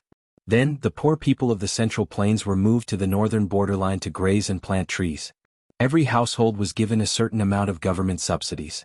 Compared to the dense population of the Central Plains, the foreign tribes in the northern borderline were completely diluted and assimilated in no time. Wuxia did not die of old age, but judging from the situation of the Jiang dynasty, there was no need to worry about the foreign tribes becoming strong and threatening the Central Plains for the next 200 years. Chapter 984. Haluncha, do you think Lushi is up to something again? Why hasn't there been any movement for half a month? The acting king had dark circles under his eyes, his lips were trembling, and his eyes were filled with a shocking madness and anger. For some reason, the acting king felt flustered during this period. He had nightmares at night, always dreaming of Lushi's army attacking the Manu tribe. He would wake up at the slightest sign of trouble outside, then he could not sleep for the whole night. After a few days, his mental state was extremely poor. Haluncha pursed his lips and looked at the acting king worriedly. Haluncha thought he was scared out of his wits by the previous battle, so he could only try to appease the acting king and send him beauties for him to enjoy. It worked well and successfully diverted the acting king's attention. Haluncha's ears were also at peace. Unbeknownst to him, a disaster was quietly brewing. Jiang Pengji rested for a while and chose a higher place to set up camp, which scared the acting king who had been paying attention to her. After that day, the acting king's nightmares became more and more serious. Because of his irritable and uncontrollable mood, He often vented his anger on the concubines who served him, killing people at every turn. Not only that, but the acting king also used his status to bully the third prince. Every few days he would summon the third prince to humiliate him and vent his anger. The acting king is dying. Wuliba looked at him coldly. When he has a complete stroke, you will be able to avenge yourself. The third prince's gloomy expression returned to calmness. As Wuliba said, he had to deal with it calmly. A gentleman's revenge was a dish best served cold.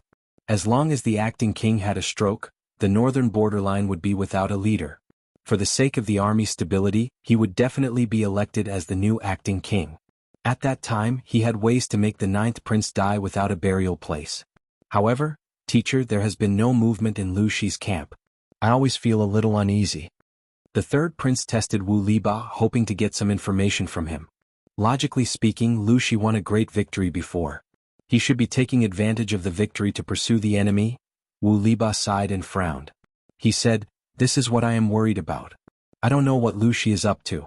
Thief Lu is too cunning. She only lets us see what she wants us to see." A while ago, the traitor Lu dispatched tens of thousands of troops to send the captives back to Chongzhou in batches.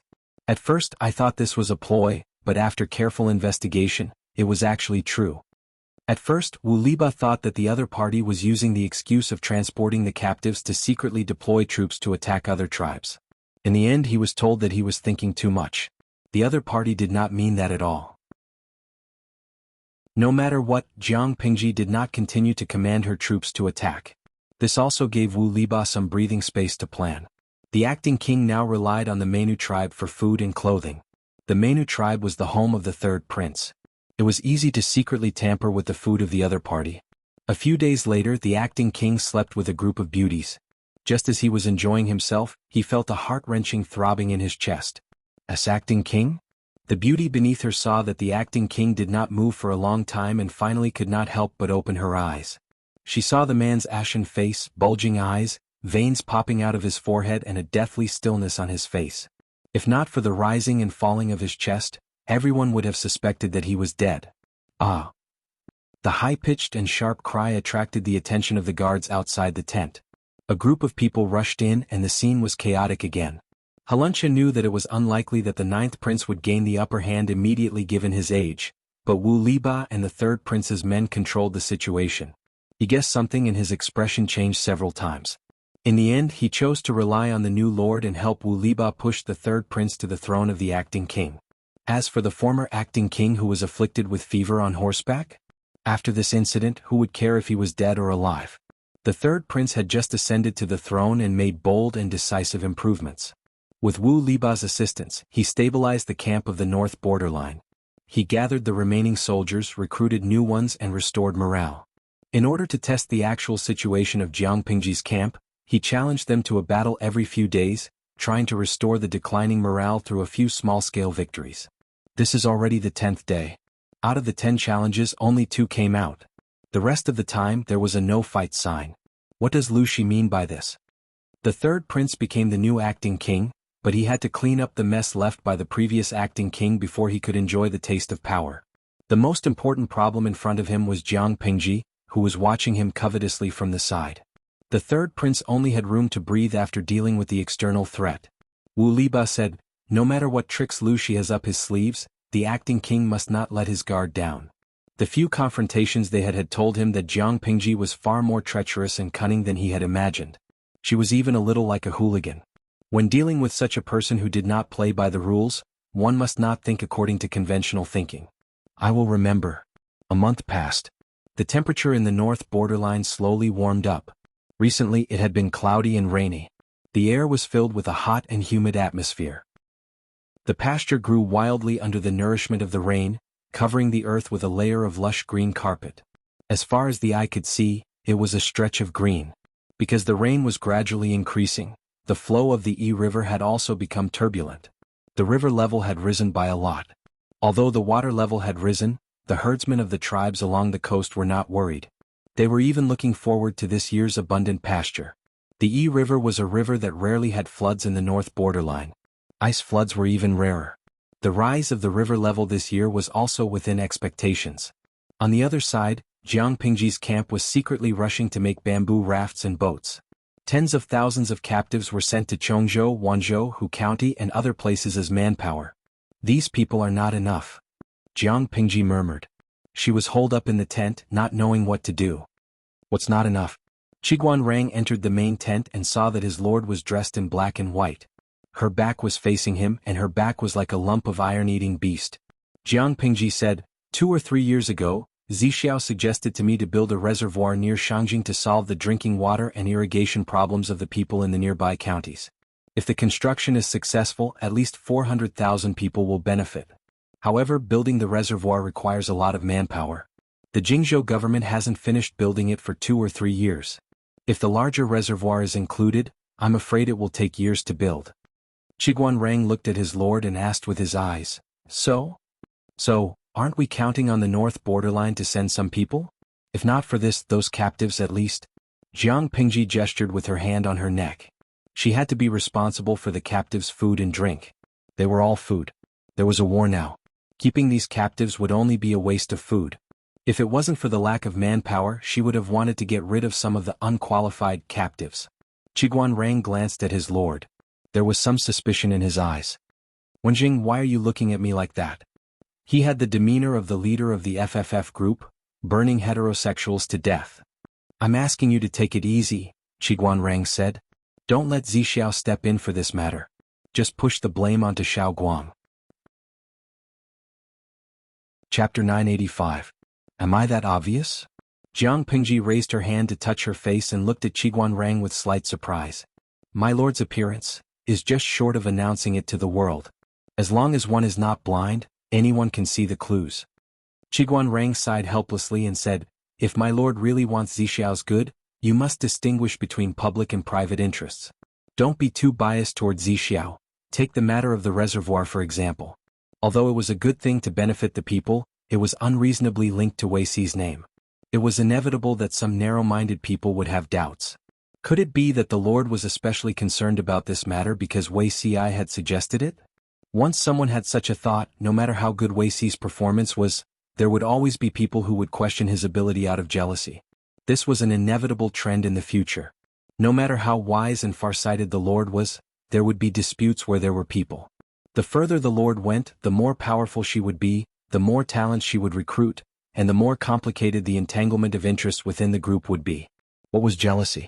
Harming a virtuous person was jealousy, harming a beauty was jealousy.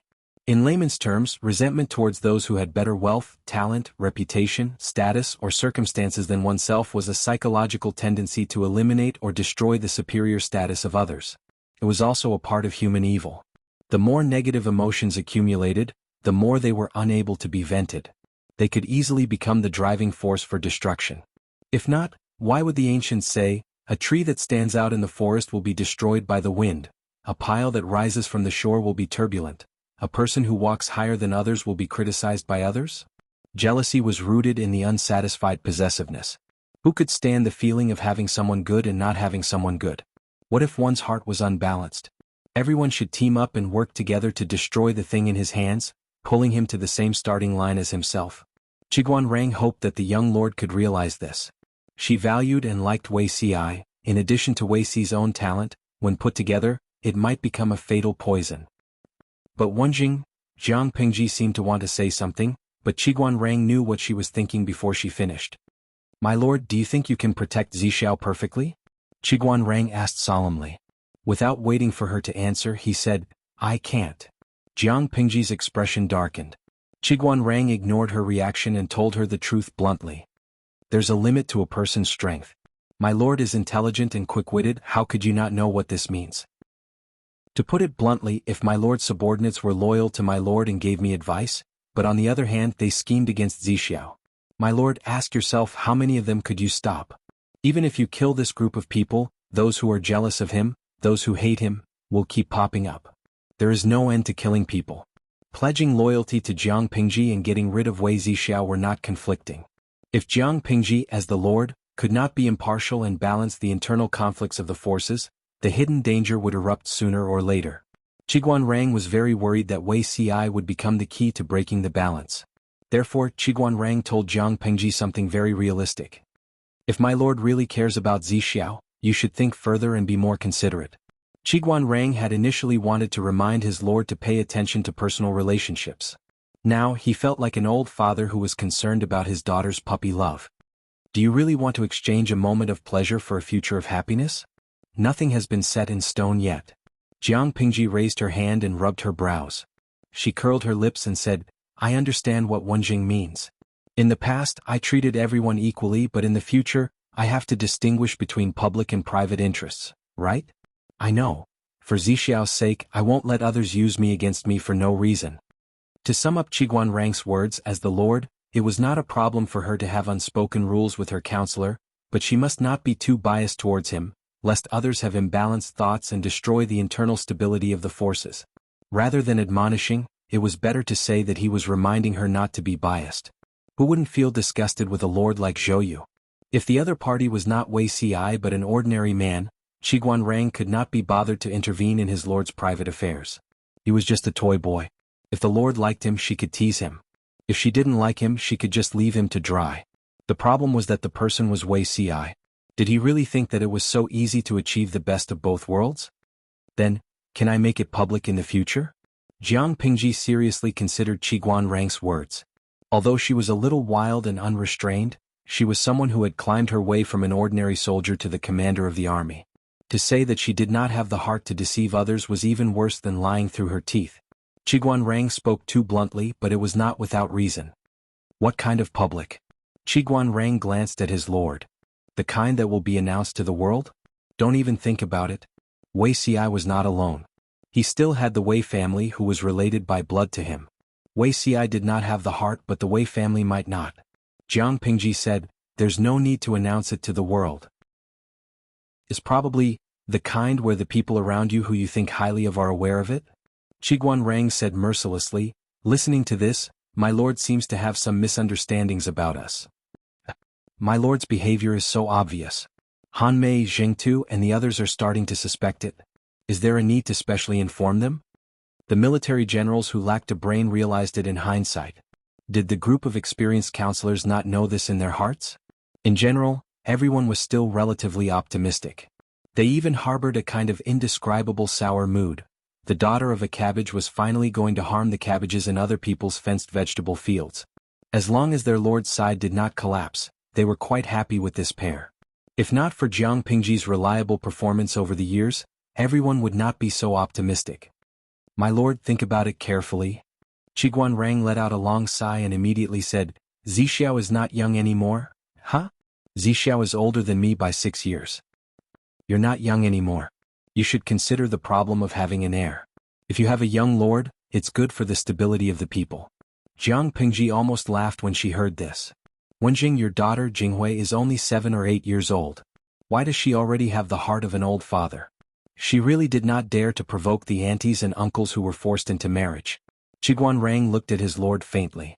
Although she was his lord, sometimes he could not help but want to kill her. Weighing his own small body and his lord's combat power, he had no choice but to give up this tempting idea. After talking to Qiguan Rang, Jiang Pingji was in a much better mood. Even the gloomy rain outside could not stop her sunny enthusiasm. My lord, did you encounter something good today? Feng Jin teased. She was smiling like a cat that had stolen a fish. Jiang Pingji opened her eyes wide and made up a story. No, I had an interesting dream during my afternoon nap. A sweet dream? Yes, one day I will take out the federal allowances and bonuses that I have accumulated over the years and buy a farm that is bigger than the 9 states and 4 seas. The ancient times were too troublesome. Their territory was not as big as a small farm owner's, but the things they considered were more complicated than a federal marshal's. As a big boss of the Federation, she also wanted to save face. Chapter 986. Believe me, as the leader of the Federation, my allowance is very high. Jiang Pingji was a genetic warrior. The risk of her mission was extremely high, and the federal military's allowance was considerable. Of course, if her salary was compared to other army commanders, it would probably be trash. Everyone else had a backer. They were either from an aristocratic family or had a family inheritance. She was the only one who fought with her bare hands. Speaking of which, it was quite inspiring. Her only regret was that she hadn't spent the little money she had saved up after decades of struggling. She had fought for the Federation for more than 30 years, but she hadn't even received a year's pension. Feng Zhen secretly rolled his eyes. How much yellow soup did my lord secretly drink today? If she hadn't drunk too much yellow soup, why would she be talking nonsense? In the face of his lord's intermittent spasms, Feng Longzi was used to it. The camp was calm and peaceful. Every day the no-war sign was hung high. No matter how the northern borderline challenged them, they refused to go out and secretly made bamboo rafts and wooden boats. Jiang Pingji was calm, but the northern borderline couldn't take it anymore. It was because the Mainu tribe's food reserves were insufficient to provide for the normal expenses of the tens of thousands of troops. Jiang Pingji could waste time, but the northern borderline couldn't. The only way the third prince could think of was to borrow food. However, that fool is too stupid. Which large tribe in the northern borderline hasn't been offended by him? The third prince rubbed his brows. He shamelessly sent letters to the tribes near the Yi River to borrow food, but they rejected him as soon as they heard his intention. They all complained about being poor. The acting king had already exploited them once. If the third prince borrowed food from them again, the tribes and herdsmen would starve to death. The tribe's food reserves are only enough for 10 days. If we don't solve this problem, the third prince was much more reliable than the previous acting king. After all, he was a student taught by Wu Liba. He had ambition and brains. Faced with the predicament of a food shortage, he thought of many ways, but the other tribes refused to buy it.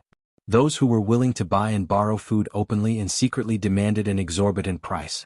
The third prince was so angry that his face darkened. The third prince fidgeted with the braid on his head and asked Wu Liba, "Teacher, do you have any good ideas?" The northern borderline was too passive now. They couldn't borrow food from other tribes, so they attacked Jiang Pingji. Wu Liba was a good example. With that, there was no other way out. Wu Liba looked at the flickering candle on the table with a gloomy expression. It was impossible for him not to be angry when the northern borderline's good cards were played to this extent. But no matter what, Wu Liba would not easily give up on the northern borderline unless he died. The next day things took a turn for the better. The third prince stared at the man in front of him, the former crown prince. The enemy had led 30,000 elites and 500,000 dawn of rations to the front lines. On the surface they were here to provide support, but in reality they were here to seize power. Wu Liba looked on coldly and laughed mirthlessly. This old man has really misjudged him. I did not expect the incompetent first prince to have such shrewdness. He used all kinds of methods to defile himself and was even abandoned by the king. I didn't expect that he would secretly amass 30,000 elites and so much food. Was the northern borderline completely finished? Not only did the princes not unite to fight against the enemy, but they also returned to their own fiefs and contacted their mother's forces, as if they were brothers fighting against each other. Wu Liba could not help but feel suspicious. Had Lu Shi already predicted this situation? Did she deliberately avoid the battle just to consume the food of the northern borderline camp and watch the princes of the northern borderline fight amongst themselves? In the face of a great enemy, instead of thinking about defending against external enemies, they wanted to stir up internal strife and pacify the outside world. Were they all out of their minds? Wu Liba still did not know that his prediction was about to become a prophecy. Everyone's minds were really going to be flooded with water. Recently the rain has been getting heavier. The water level of the Yi River is already level with the river bank. It's estimated that it will be soon. Feng Zhen took off his wet straw cape. He really did not expect such a terrible rainstorm to happen in the northern borderline. Jiang Pingji said, "Are the boats and bamboo rafts ready?" Enough. 2 days had passed since this conversation. In the middle of the night, the people of the Mainu tribe fell into a deep sleep. Half asleep and half awake, the ground trembled and they heard the roar of waves. Many herdsmen woke up from their dreams and were shocked to find that water had seeped into their tents. Not long after, the water level reached their calves. What had happened? The herdsmen were stunned for a moment and then realized that the Yi River had been released. Everyone wake up. The water god is angry. Wake up. Everyone wake up. The water god is angry. Everyone run for your lives. The sky was dark and the curtain of rain blocked their vision. At this time the sky was constantly raining. The sound of waves in the distance was getting closer and closer. The trembling under their feet was getting more intense. What is that? Someone shouted in horror in the midst of the noise. The shadow of the distant horizon was approaching them. Wu Liba and the third prince had been discussing military affairs that night. When the rain outside increased and the Yi River flowed backward, they reacted. Their first reaction was to order the northern borderline soldiers and tribal herdsmen to evacuate from the banks of the Yi River and move toward the highlands and mountains. The heavens want to destroy the northern borderline. Wu Liba and the others reacted quickly. They were of the privileged class and enjoyed the priority of escaping. In the hazy night he could barely see the rushing river below. It swept everything away with great momentum. Too many herdsmen and soldiers who could not escape in time were washed away by the roaring water. Facing Jiang Pingji, Wu Liba could still persuade himself that he could win next time if he failed this time. In the face of a flood that could not be resisted, he could not muster any thoughts of resistance. How could humans fight against nature? The third prince shook Wu Liba out of his bewilderment. He said, "Teacher, don't be bewildered. Although it is the rainy season now, there is nothing unusual about the Yi River." The experienced elders in the tribe also did not notice any signs of the Yi River flooding. There must be something fishy behind this. If it was a natural disaster there would at least be a warning, but this time it came so suddenly. It was more like someone intercepted the water upstream and took advantage of the time when the Yi River reached the banks to release the water in one go. Looking at the situation, all the tribes along the Yi River were in trouble. However, was this something that could be done by humans? A bone-chilling coldness spread wildly in his heart. He could not control it. Although the Yi River was not the largest river in the northern borderline, the land around it was one of the most fertile. Many tribes of various sizes gathered along the banks. If all these tribes were to suffer, the number of deaths would be unimaginable. The flood came suddenly and left abruptly. By the second half of the night, the water had mostly calmed down. Wait, what is that?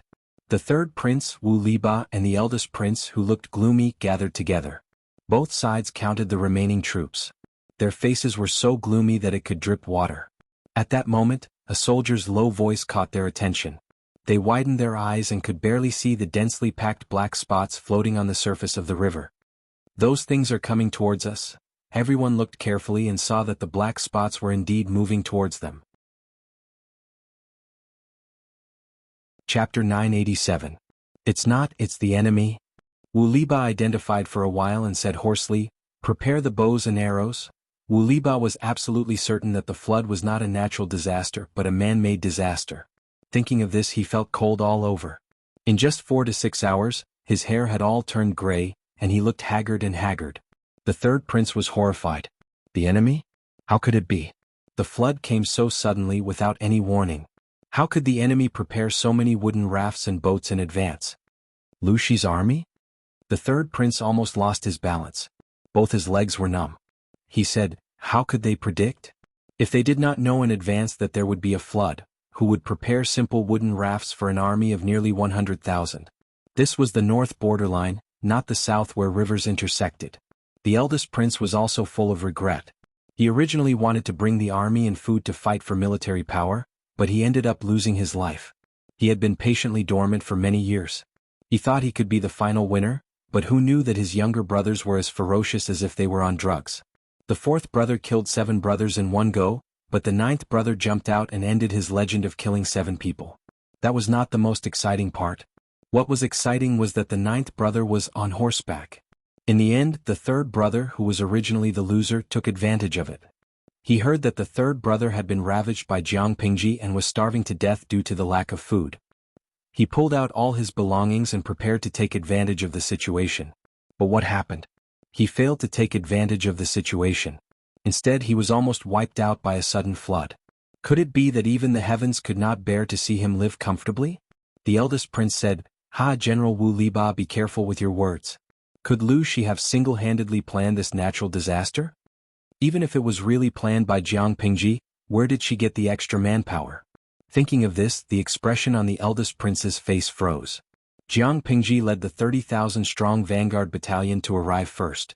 She predicted that the north borderline would attack at night before the main army arrived, so she beat them at their own game. She set up an ambush and successfully defeated Wu Liba. After that, Jiang Pingji coaxed the demoralized soldiers of the north borderline to retreat and disrupted their formation. She coordinated with the second wave of the main force to attack the north borderline's main camp from the front and back. The north borderline had no choice but to retreat to Mainu's main camp in panic. From then on, Jiang Pingji's camp only left and never entered. She escorted the captives from the north borderline to Dongqing. In other words, there were only 2 groups of people in the Lu clan's main camp. The first batch consisted of 30,000 vanguards, and the second batch consisted of about 60,000 main forces. The two batches added up to about 100,000. However, Jiang Pingji had raised the flag of 150,000 people at the beginning. Where did the other 50,000 people go? Could it be that these people had stealthily bypassed everyone's eyes and ears and went to the northernmost part of the northern borderland, upstream of the Yi River to cause trouble? No, war could not be calculated in this way. In order to show off their military strength, they would most likely falsely report a few tens of thousands, just like how the northern borderline exaggerated an army of 180,000 to 500,000. The first prince scratched his ears and cheeks, unable to figure out the truth. Wu Liba did not want to get entangled with the first prince. Right now they were all in the same boat. If they fought, it would only benefit the enemy. It doesn't matter if it's a natural disaster or a man-made disaster. The most important thing now is to think of a way to repel the enemy. After saying this, he felt his tongue go dry and sour. As the wise man of the northern borderline, Wu Liba had lived a glorious life. How could he have imagined that he would end up like this? If he did not repel the enemy this time, he would definitely fall into the enemy's hands. Wu Liba was very clear about what would happen to him if he became a captive. The northern borderline army did not retreat too late, but it was not too early either. More than half of their troops were preserved, but they did not bring along much of their weapons. After a few sparse waves of arrows, they had no other way to stop the enemy from approaching. Wu Liba's face darkened. He suddenly pulled out the dagger at his waist. No matter which man from the northern borderline, they all had the habit of carrying a dagger with them at all times because it was convenient to deal with their prey in the wild. It was a battlefield now, an inch longer, an inch stronger, an inch shorter, an inch more dangerous. What use could a dagger and a short knife have? Fortunately, the enemy could not get into a battle formation and advance step by step. Disembark, kill. Fu Wang oversaw the main army while Li Yun commanded the vanguard. Jiang Pingji, the spoiled lord, was locked up in the little black room. What a joke! It was a chaotic battle on the waterway. It was unusual. If the lord accidentally fell into the water and drowned or was washed away by the flood, they would not be able to save her in time. In this regard, Jiang Pingji could only chuckle to relieve her depression. Her night vision was extremely strong. Even if her vision was dim, she could clearly see the situation at the front line from afar. The army did not forcefully disembark. Instead, they ordered the archers to shoot randomly at the hiding places of the northern borderline army. Some were shot to death by random arrows, some were trampled to death by their terrified comrades, and some drowned when they accidentally fell into the water. Wu Liba spat angrily and ordered his men to collect the arrows shot by the enemy and return them to their original owners. They had lost almost all their weapons and supplies. The number of bows and arrows carried by the soldiers was few and far between, but it was better than nothing. The northern borderline army could not foolishly stand there and be a live target for the enemy. Naturally, they had to make use of all the conditions available to them to struggle to the death. This bunch of people from the northern borderline are really tenacious. Li Yun noticed the enemy's counterattack and immediately thought of the source of their arrows. He used the command of the navy compiled by Qi Kuang to dispatch and tried his best to avoid the enemy's stray arrows. As a general who excelled in land warfare, he had to take on multiple roles. It was a bitter taste to be a half-baked commander of the navy. However, after giving it a try, he felt that commanding the navy was not as difficult as he had imagined. If Qi Kuang was here, he would probably roll his eyes at Li Yun. If the navy was so easy to command, why did he have to train for so many years? Training naval officers to fight in the water was far more exhausting and costly than training ordinary soldiers on land. If Li Yun's opponents were not enemies who lacked bows and arrows, according to his method of command, they would definitely suffer greatly. However, the reality was that the casualties on the northern borderline side were increasing. Li Yun was commanding with ease. After an hour, the soldiers at the lower ground were all dead or injured. Jiang Pingji's army began to forcefully disembark. Wu Liba and the other generals could only lead their troops to resist. However, their front line retreated again and again. It was almost impossible to form an effective obstruction. Seeing that the army was about to be defeated, Wu Liba's eyes flashed with determination. Acting king, the first prince, the two of you retreat quickly. I will cover your retreat. Although Wu Liba's value was much more important than the two princes combined, Wu Liba could not abandon the two of them and escape alone. Teacher, if you want to leave, let's leave together. The third prince's entire body trembled. His arm was pierced by 2 arrows. He was careless and was hit by a stray arrow. Fortunately, his vital organs were not injured.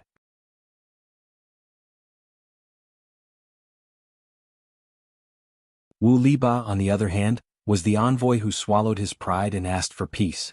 This was the third time. Jiang Pingji was still a vassal, but the latter was a prisoner. Kneel. The soldier lifted his leg and kicked his thigh, forcing Wu Liba to kneel. The Han people of the Central Plains only kowtowed to heaven, earth, and their parents. Even the emperor could not make them bend their knees, they only needed to bow. However, there was no need to pay attention to this when dealing with captives, especially those from the northern borderline. The captives didn't even have their own lives, yet they still wanted to stand upright? Dream on. Wu Liba cut a sorry figure. His entire face was covered in chunks of flesh and blood. However, his eyes were still filled with terrifying hatred and murderous intent. Jiang Pingji sized him up and easily determined his identity. At the same time, the livestream viewers were also sizing up Wu Liba, trying to guess his identity. For a person who had only appeared 3 times in the live broadcast room, most of the audience did not know him. Tang Sek Shengling Kaier, who is this guy? He was escorted here to the streamer. He should be an important person in the northern borderline? Xiaoshou Wushuang. He looks a little familiar, but his face is covered in minced flesh and blood. I really want to clean him up with a broom. Fuchi Duo. Streamer, are you planning to offer him amnesty? Offer him amnesty? Impossible. Jiang Pingji did not have that intention, and Wu Liba would not accept such humiliation. Zidao, why did you send this person to me? Jiang Pingji glanced at Wu Liba below, her eyes calm and unwavering. She did not pretend to offer amnesty as Wu Liba had expected, nor did she kick him when he was down. Instead, she chose to ignore him. Sun Wen smiled and said, "This person has an extraordinary status in the northern borderline. His life and death are in his hands. You should consult the Lord." That's not right. Wu Liba's thoughts returned to him. His eyes almost popped out of their sockets. He stared at the man in the scholar's robe who was sitting below the main tent. Zidao? The word cousin made his heart palpitate. Wu Liba had carefully studied how the 9th prince performed so well in private. The more he studied, the more he felt that there was something wrong with Sun Wen. Unfortunately, he had disappeared and there was no way to settle the score. That person's cousin was also called Zidao. He was also of the same age. Wu Liba's face twitched. He understood in his heart. His eyes were filled with horror. So it's you? Wu Liba gritted his teeth. I was really blind. I didn't realize that you were the one causing trouble in the dark. If there was no internal strife in the northern borderline and the tribes were not divided, the northern borderline would not have only sent out a pitiful 180,000 troops. Sun Wen replied calmly, "You flatter me." Wu Liba could no longer remain calm after receiving Sun Wen's affirmation. He pounced in his direction and opened his mouth to bite. Sun Wen glanced at him. He did not even change his face. His posture was arrogant and disdainful. Jiang Pingji said, "There's no need to ask for instructions on such matters, right? Since we can't offer amnesty anyway, it'll be a waste of time if we meet." If Wu Liba could surrender, Jiang Pingji's body would have to be of pure northern borderline blood. Sun Wen nodded apologetically and said calmly, "Even so, I have my duties as an official. I would never dare to overstep my authority." Trying to figure out his superior's intentions did not mean making decisions on his own. It was even more impossible for Sun Wen to override his lord and make decisions on his own. Wu Liba calmed down a little. He spat in Jiang Pingji's direction. The audience could see the trajectory and appearance of the spit. Wu Liba said, "Demonis, even if you can win for a while, can you defend it forever?" Jiang Pingji said, "I don't know if I can defend it forever, but you can't defend the northern borderline. This is set in stone." Wu Liba spat out a mouthful of blood again. His old face was full of malevolence. "I curse you. Even if you establish a nation, it will eventually fall into the hands of outsiders. Your descendants will die a horrible death." Even if it was a curse and insult, Wu Liba was playing a trick. Jiang Pingji was a woman. Since ancient times, no woman had ascended to the throne and become an emperor, let alone build an empire with her own hands. For such a person, the foundation that she had painstakingly built must be left to her descendants. It was not the place for outsiders to get involved. However, she was a woman. She would eventually marry and become a wife. If her husband was a little ambitious, it was not impossible for the royal family to change their surname. Wei Si's expression changed. He clenched his fists tightly in his sleeves. In his previous life, Wei Si did not restrain his edge from the beginning. He and the emperor secretly formed a bond, and the relationship between them became closer. At that time, the Jiang dynasty had just been established and was in need of manpower. As an all-round expert, Wuxia was put in an important position. He steadily walked towards the center of power. When he was in the limelight, the heavens gave a warning and a meteorite fell. The emperor will not pass on for one generation. Huangfu will take over. Who was Huangfu? Seeing this surname, one would think of the famous prime minister of the previous dynasty. How did that prime minister die? Everyone had an idea in their hearts. He had been dead for hundreds of years. Naturally, it was impossible for him to come back to life. It must have been his reincarnation. After carefully checking the birth dates of all the civil and military officials, Wuxia was found. Chapter 989. Everyone knew that the previous dynasty's prime minister Huangfu threatened the young lord, took control of the court and attempted to usurp the throne.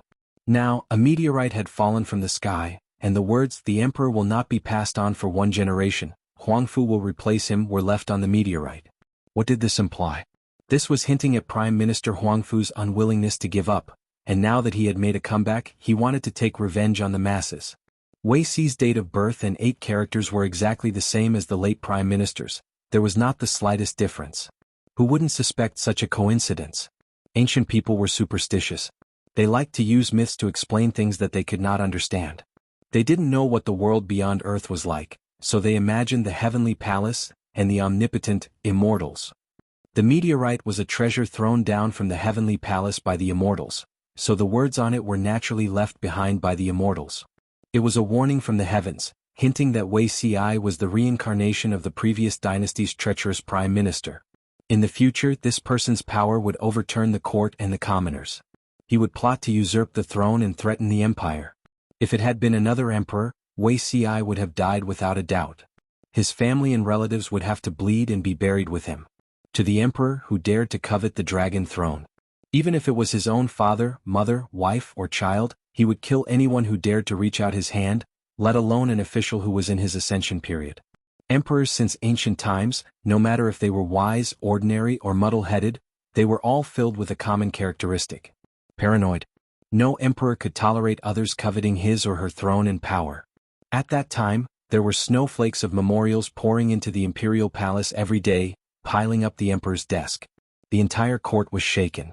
The immense pressure made Wuxia breathless. He even thought of committing suicide to preserve his chastity. However, what made Wuxia smile bitterly was that everyone in his residence was a trusted bodyguard sent by His Majesty. His every move was under the watchful eyes of these people. Even when he went to the toilet, there were several people guarding outside. He would call out every once in a while, and if there was no response, he would force his way in. Everyone in the court is against it. Your Majesty, you shouldn't be so stubborn. Your Majesty, please, return me my freedom. Wuxia had never thought of usurping the throne, but everyone unanimously believed that he would do so in the future, so they had to nip the hidden danger in the bud. He couldn't withstand the external pressure. Rather than letting His Majesty order him to commit suicide, it was better to let him decide his own life and death. Wuxia could not decide the time of his birth, but at least he could decide the time of his death. Her small request was mercilessly rejected. His Majesty looked at him coldly and said 2 words after a long while. Wait for it. After waiting for a while, Wuxia avoided several assassination attempts, and Jiang Chao welcomed the first purge. The meteorite that fell from the sky was fake, and the words on it were also fake. This incident was a trap set up by someone with ulterior motives. Conspiring to murder a loyal person might not warrant death, but using false orders from the heavens was an unforgivable crime that would implicate the entire family. His Majesty found out a few families that were involved, confiscated their properties, and demoted them to commoners. Both Wuxia and His Majesty knew very well that the few families that she had confiscated were just abandoned pawns thrown out by others to help her vent her anger. Since the meteorite was fake, the instructions on it were naturally fake as well. Wuxia wanted to wash away the stain on him. He could be spared the death penalty, but he could not escape punishment. His salary was forfeited and he was demoted. After this incident, Wuxia slowly faded away from the center of power. He took the initiative to ask for a position similar to retirement and no longer had any real power. Although it was a trap, the meteorite that fell from the sky still left a deep psychological shadow on him. He had slowly forgotten about it, but Wu Liba's curses evoked memories of the past. Jiang Pingji, who was sitting at the head of the table, curled her lips and said disdainfully, "If the curse was so effective, would you still be a prisoner?" She mocked him rudely. Wu Liba's expression could no longer be seen. Jiang Pingji added insult to injury, "Why would we still need to lead troops to war? Wouldn't it be fine if we just set up a sacrificial altar in front of the two armies and compete to see who can speak more viciously?" Everyone in the tent could not help but laugh. Only a few people glanced at Wuxia and secretly heaved a sigh of relief. If the Lord had grown suspicious, Wuxia would be the first to suffer. Looking at it now, the Lord was open-minded and was not afraid of Wu Liba trying to sow discord. "Although you and I are enemies, I respect you as a man, so I won't humiliate you." Jiang Pingji yawned in boredom. She got up from her seat and casually pulled out a magnificent machete from her waist. She threw it in front of Wu Liba. "End your own life. How could dying in the hands of the enemy be more glorious than committing suicide? At least he could preserve his last shred of dignity." Wu Liba was confused by Jiang Pingji's reaction. He stared at her with a complicated look in his eyes. "Really?" "Of course," Jiang Pingji said, "but I can't guarantee that I won't do anything to your corpse." The look in Wu Liba's eyes changed. There was desolation and helplessness in them. "The heavens want the north borderline to perish. But Lucy, don't be too complacent. Sooner or later you'll follow in my footsteps." Wu Liba spoke word by word. He shook his shoulders and broke free from the shackles of the soldiers on his left and right. He picked up the machete on the ground. "My lord, I'll take my leave first." After he finished speaking, Wu Liba used his right hand, which could still move, to hold the hilt of the machete. He pulled it out shakily. His eyes were filled with tears. He did not know where the strength came from, but he stabbed the blade of the machete into the left side of his chest, straight into his beating heart. His eyes were protruding. His frozen expression was ferocious and heroic, as if there were thousands of words that he had yet to say. After a while he breathed his last breath unwillingly. His sturdy body fell forward, making a dull sound. "Drag it out. When the weather clears up, hang it in front of the main camp gate." Jiang Pingji lowered her eyes coldly and looked at the corpse by her feet. She said without a trace of emotion, "When the flood recedes, reorganize the three armies, clear the tribes of the north borderline along the Yi River, and pursue the remaining soldiers of the north borderline." Yes. Everyone retreated. Feng Zhen and the others had solemn expressions on their faces. It was a good thing that Wu Liba was dead, but he had spoken without thinking, which was really infuriating. Looking at Wu Liba's corpse being hung outside the camp, they heaved a sigh of relief. Feng Zhen grumbled, "If he's dead, then so be it. He's causing trouble for others even after he's dead." Qiguanrang said, "My lord is not an ordinary person. She knows very well. As long as she doesn't go overboard, nothing will happen." Although Wu Liba was detestable, he had exposed that layer of window paper in advance. The Lord would also think more about it and be more thorough in her actions. Rather than being caught unprepared in the future, it was better to consider everything now. Feng Zhen said, "I hope so." The frightening flood slowly receded, revealing a scene that looked like hell on earth. The corpses were chilling to look at. Jiang Pingji ordered the soldiers to deal with the corpses. The rest of the living were all captured as captives. Along the way she cleaned up the valuables of the various tribes. The scope of the flood disaster was too wide, and the number of casualties was even more shocking. It directly crippled the tribes of all sizes along the Yi River. Chapter 990. Teacher, teacher, your disciple is unfilial. The third prince cried his heart out. His already weak body could not take it any longer. His pathetic appearance did not seem noble at all. He was not just crying for Wu Liba. He was crying for the fate he was about to face and the predicament he was in. Wu Liba had led thousands of elites to cover the retreat of him and the first prince. Although they had successfully escaped, they did not have many weapons on them. They did not even have food or clean water. They had no supplies and were starving. They could only eat grass and tree bark. A few months ago, there were 180,000 elites in the northern borderline camp.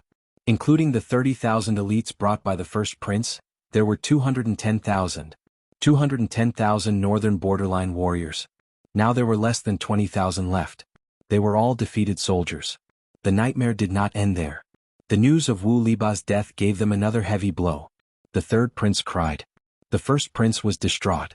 He wanted nothing more than to hack his younger brother to death so that he could have some peace. What's the use of crying now? The most important thing now is to contact all the major tribes in the northern borderline to unite against Lu Buwei. Only then will we be able to face the general. The first prince was agitated. They had not completely shaken off their pursuers. They could go see Wu Liba at any time. Teacher treats me like his own son. Am I not allowed to cry for him? The third prince calmed himself down. But his eyes were still red. But the first prince was right. Staying alive was the most important thing now. There was hope as long as there was life. He thought of the main culprit and gritted his teeth. It's all ninth prince's fault. If not for him, teacher would not have died so young. If not for the ninth prince, the useless teammate ruining a good hand, the northern borderline would not have suffered such a huge loss. The first prince said, "Him? Ah, maybe he's already in the belly of the fish." Many living people with intact limbs had been killed by the flood. Ninth prince had gotten wind on horseback. How could he still be alive? The third prince felt better after hearing the first prince's words. Little did they know that the person they were talking about had not only not died, but had luckily survived. Unfortunately, good luck had its limits. The ninth prince was captured by the soldiers who were looking for the living. Everyone saw that he was dressed extravagantly and kept an eye on him. On one hand he brought him back to the main camp, on the other hand he investigated his identity. Unexpectedly, he was the former acting king of the northern borderline. Although he was the acting king, he was still the king. The soldier quickly reported the matter to Jiang Pingji.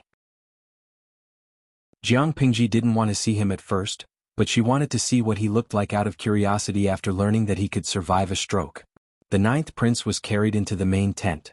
Because he had stopped taking the medicine, the signs of the ninth prince's stroke were slightly relieved.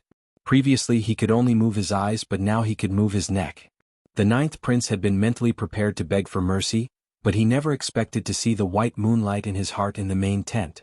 Sunwen, the ninth prince stared straight at Sunwen, his eyes filled with the pain and accusation of being betrayed. His gaze was too intense, and no one could ignore it even if they wanted to. "You know him?" Jiang Pingji asked Sunwen with a smile. "He seems to be an old acquaintance of yours from the north borderline." Sunwen said with a smile, "This person is the ninth son of the king of the northern borderline. He's really stupid. It's a good idea to use him to kill someone else." When the ninth prince heard Sunwen's words, his heart ached uncontrollably. His eyes were bloodshot as if he wanted to cut Sunwen into pieces. It was a waste of his trust in Sunwen, and he was even worried about his disappearance. Unexpectedly, Sunwen was actually a spy sent by the traitor Lu. Thinking of how he had been fooled by Sunwen, how he had caused his 9 brothers to kill each other, and how he had caused the northern borderline tribe to fall apart, the ninth prince's expression turned ugly. He looked at Sunwen with eyes full of thousands of knives. Unfortunately, these knives could not kill. If that's the case, this person is a meritorious minister. Wasn't the ninth prince a meritorious minister who had helped Jiang Pingji deal with the northern borderline? Sunwen teased, "Considering that this person has made a great contribution, my lord, don't let him off easily." Jiang Pingji said, "Rewards and punishments are clear and impartial. Since he has made a meritorious contribution, naturally we can't neglect him." Listening to the conversation between the two, the ninth prince's eyes were filled with fear. He tried to open his mouth to beg for mercy, but in the end, his mouth was full of saliva. Jiang Pingji said, "Drag him away. Let him accompany Wu Liba." No matter how much the ninth prince struggled, he died in the end. His corpse was hung beside Wu Liba, drifting with the wind. While Jiang Pingji was clearing the spoils of war and advancing the battlefront to the center of the northern borderline, the situation in the world underwent many changes. Among them, the most shocking news happened in Zhongzhou. Tens of thousands of refugees broke through the defense line of the palace and rushed into the palace, burning, killing, and looting. Almost no one in the royal family survived. Men were smashed into meat paste by the agitated refugees, women were humiliated to death, and all the women in the palace became captives of the refugees. At the same time, the forces led by the Nye family recruited soldiers and bought horses in the name of purging the rebels, establishing an independent state. Seeing that Zhongzhou had become like this, Beiyuan and Xichang also wanted a share of the spoils. Unfortunately, the two countries had been in conflict in recent years. Many vassal lords were plotting their own schemes and could not spare any time to help. Apart from that, Dongqing and Nanxing did not rest for a moment. Jiang Pingji, Huangsong, and Su Bei formed an alliance. Although it was only to support each other, they also gained many benefits from it. The person in charge of forming an alliance with Su Bei was Yang Si. Yang Si was now in charge of Hu County. He represented his lord in forming an alliance with Su Bei. With Jiang Pingji's tacit consent, Yang Si went to Su Bei as a representative to provide some military support. Originally, the brothers Su Bei and Su Fei were evenly matched, but with Jiang Pingji's intervention, the balance tilted in Su Bei's favor. Su Fei suffered repeated defeats and lost half of Zhe County. He was forced to retreat to Hu County and his power was greatly reduced. Compared to Su Bei's relaxed state, Huang Song was not so lucky. His opponent was the Ming family that controlled the entire Cangzhou. The pressure was immense. Huang Song knew the difference between him and the Ming family. It was impossible to fight them head-on. The losses of attacking far outweighed the losses of defending. He only needed to delay the Ming family's pace. He did not need to fight them to the death. With this thought in mind, Huang Song and his strategist chose the safest plan: defense. Defend to the death and not fight. Huang Song forged himself into an iron tortoise. He was armed from head to toe, even to his teeth. No matter how the Ming family clamored, he would not care. At first, the Ming family was patient. However, as time passed, good news about Jiang Pingji in the northern borderline came out one after another. The Ming family could not sit still any longer. They launched several strong attacks, but Huang Song's side could always predict the future. After a few confrontations, the Ming family did not gain much of an advantage. Both sides entered a state of struggle. No one was willing to take a step back. The war in Dongqing was at a stalemate. Yang Tao was doing very well in Nanxing. He invaded Nanxing's territory in the name of punitive expedition against the fake emperor. In just half a year, he had already gained a firm foothold. Chapter 991. And Shui stared at the intelligence report on the table as if he wanted to stare two holes in it. The more he read, the angrier he became. He angrily gritted his teeth and glared at her. He slammed his palm heavily on the table. Bang! There was a loud bang. The table shook slightly from the slam, and the loud sound pierced the eardrums. The sudden sound shocked everyone, and they didn't dare to be distracted. Lu Jing happened to pass by. He heard the commotion in the room and stepped in. He smiled faintly and asked, "What happened? What made you so angry, my lord?" Seeing that it was Lu Zheng, and Shui calmed down a little, but there was still anger on his face. Panting heavily, he raised his hand and handed the report to Lu Zheng. His face was full of anger. "Look, military counselor. This Yang Tao is too much." Surprise flashed in Lu Zheng's eyes, but he didn't show it on his face. He raised his hand and took the bamboo slip and Shui handed him, unfolded it and took a look. "So it's about this." LV Jing skimmed through the contents of the bamboo scroll. His tone carried a hint of understanding. He was not surprised by the contents. He looked up at Shui, who was still angry. Amused, LV Jing asked, "Why are you so angry, my lord?" Shui choked. He didn't expect Lu Jing to react this way. How could he not be angry? An outsider occupied Nanxing's land. If he wasn't angry, would he line the streets to welcome Yang Tao? "Military counselor, you already knew about Yang Tao's plan?" Lu Jing smiled confidently and said, "When the fake emperor escaped from Zhangzhou into Nanxing's territory, I already expected this situation. Most of the feudal lords in Dongqing have grown up. Yang Tao doesn't have a high chance of winning against them, but the risk is high. Yang Tao can't just sit and wait. In comparison, using the fake emperor as an excuse to meddle in Nanxing's territory is less risky." The fake emperor was no match for Yang Tao. After escaping to Nanxing, his days became more and more difficult. If Yang Tao only went for the fake emperor, the weeds at the fake emperor's grave were already as tall as a person. How could he jump around? It was obvious that he was using the fake emperor as an excuse to deliberately encroach on Nanxing's territory. When Shui heard Lu Zheng's explanation, he felt a surge of anger in his heart. Of course, this anger wasn't directed at Lu Zheng, it was directed at Yang Tao. In Shui's usual way of thinking, Nanxing's territory belonged to the people of Nanxing. If an outsider were to encroach on Nanxing's territory, that would be considered an invasion. What was the difference between Yang Tao's actions and the four factions of Nanman? Who could tolerate the fact that their country had fallen into the hands of outsiders? When he thought up to here, Shui couldn't help but feel heartfelt sorrow. Why was Yang Tao so daring? It was because Nanxing was already destroyed. If the four factions of Nanman had not destroyed Nanxing's country, how could a mere Yang Tao, a mere duke, be able to strut around in Nanxing? Seeing Shui's silence, Lu Zheng could more or less guess what was going on. He sighed and said, My lord, this matter is already a foregone conclusion. Our greatest threat is not Yang Tao. No matter what, Yang Tao was a pure-blooded Han man. It was better for Nanxing to fall into his hands than to be trampled by the four factions of Nanman. And Chui pulled himself together and suppressed his grief and indignation. Lu Jing was right. His greatest threat was not Yang Tao, but the four factions of Nanman that had been wreaking havoc in Nanxing.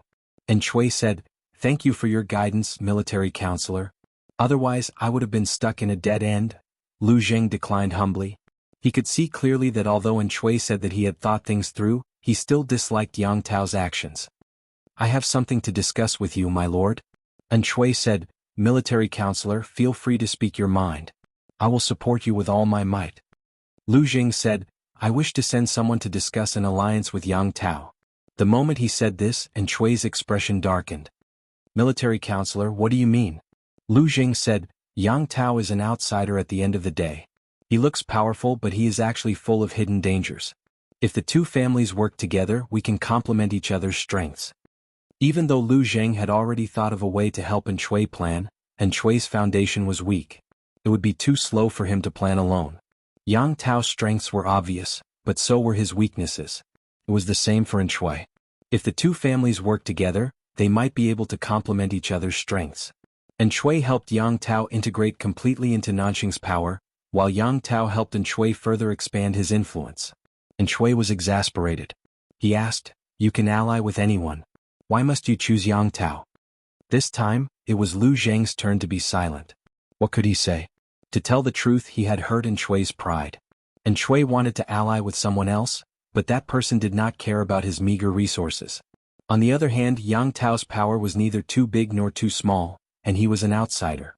His overall strength was about the same as Chui's. If he allied with Yang Tao, the two families would have about the same say. This would be beneficial to both sides. After a while, Chui calmed down. He comforted Lu Jing gently. Lu Jing was what he relied on to rise up and take revenge on the four factions of Nanman. No matter what, he could not provoke the other. "This matter, I'll leave it to Xiaoyin to handle." If an alliance was beneficial to him, Chui would accept it even if the partner was Yang Tao. Your Majesty, Your Majesty." Lu Jing's lips curled into a sneer, but the smile did not reach his eyes. Instead, a flash of disappointment flashed through them. Under Lu Zheng's mediation, Yang Tao and Chui's forces formed an alliance. For the sake of territory and benefits, the feudal lords of the world fought until their heads bled.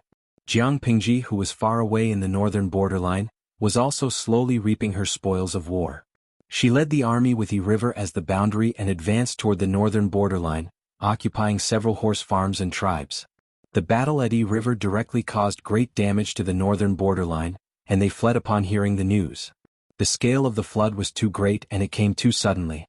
The tribes and horse farms along the coast were almost completely destroyed, and the northern borderline suffered countless losses. The weather was hot, and the corpses of Wu Liba and the ninth prince began to rot and stink within a few days. Report, there are thousands of herdsmen blocking the way ahead. The messenger hurriedly sent the news to the main tent of the central army. Thousands of herdsmen? Jiang Pingji frowned. What are they trying to do? She was not bloodthirsty, and the war was definitely against the regular army of the northern borderline. As long as the ordinary herdsmen behaved themselves, she would not deliberately kill them. Li Yun followed. He frowned and said, "Those herdsmen voluntarily sought refuge with the Lord." Voluntarily sought refuge? Jiang Pingji raised her eyebrows. Look at your unhappy expression. It doesn't look like a good thing. What conditions did they offer? If they were sincere in seeking refuge, Li Yun would definitely show his joy on his face. But now he frowned. It was obvious that it was not as simple as seeking refuge. As expected, Li Yun said, "The leaders of the herdsmen's tribes made a request. They are willing to pledge allegiance to us, but we have to hand over Wu Liba's corpse." Wu Liba's corpse? The entire tribe came to seek refuge. Is there really nothing fishy going on? Li Yun said, "From what I can see, it seems to be the case. Every family has brought along their entire family. If it was a trick, they would definitely not have brought along their relatives and children. What do they want Wu Liba's corpse for?" Li Yun said, "The leader of the small tribe said that he hopes to return Wu Liba to the embrace of God as soon as possible, so that he can have a more dignified death." Chapter 992. The entire tribe surrendered just to collect Wu Liba's corpse? Hearing Li Yun's words, the expressions of the people in the tent varied. Some were indifferent, some could not bear it, and some were deeply moved. Although Wu Liba was their enemy, there were still people who remembered him after his death. Wu Liba's life was not in vain. Jiang Pengji looked at Li Yun and asked plainly, "That's their only request?"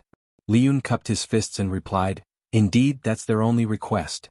In the beginning, Li Yun also thought that the small tribe wanted to strike a stone with an egg, but they brought along their families, men, women, young and old, and even infants sleeping in swaddling clothes. Li Yun sent someone to negotiate and ask for their intentions. Hearing their request, he was stunned on the spot. It was not unusual for the entire tribe to surrender. What was unusual was their reason for surrendering. At that moment, Li Yun felt some envy towards Wu Liba. If he was in the same situation as Wu Liba, would there be someone who would give up everything just to get his corpse back? "My lord, should we agree to this?" Li Yun saw that Jiang Pingji did not respond for a long time and could not help but ask. Jiang Pingji said in a low voice, "Agree to it. Get someone to collect Wu Liba's corpse and prepare a better coffin for them." To her, Wu Liba was just a stumbling block that she had kicked away. To the herdsmen of the northern borderline, Wu Liba was probably a hero or even a religion, and they were willing to give up everything for him. From the side, it could be seen that Wu Liba was worthy of respect. Since someone was willing to protect his corpse, why not agree to it? Speaking of this, Jiang Pingji suddenly thought of the ninth prince. They did not say what to do with the ninth prince's corpse? Li Yun recalled carefully and said with certainty, "They did not mention the ninth prince. Forget it, buy one get one free." The ninth prince's corpse can be considered as a bonus and sent over. As for how they deal with it, that's up to them. Jiang Pingji revealed a faint smile of mockery. The ninth prince was really a failure. "Yes, I will do it now." Li Yun cupped his fists and retreated. As he walked, his armor made a crisp sound. Li Yun left and the audience regained their senses from this brief interlude. Mantian is a small white cloud. Old Wu's death was not a loss.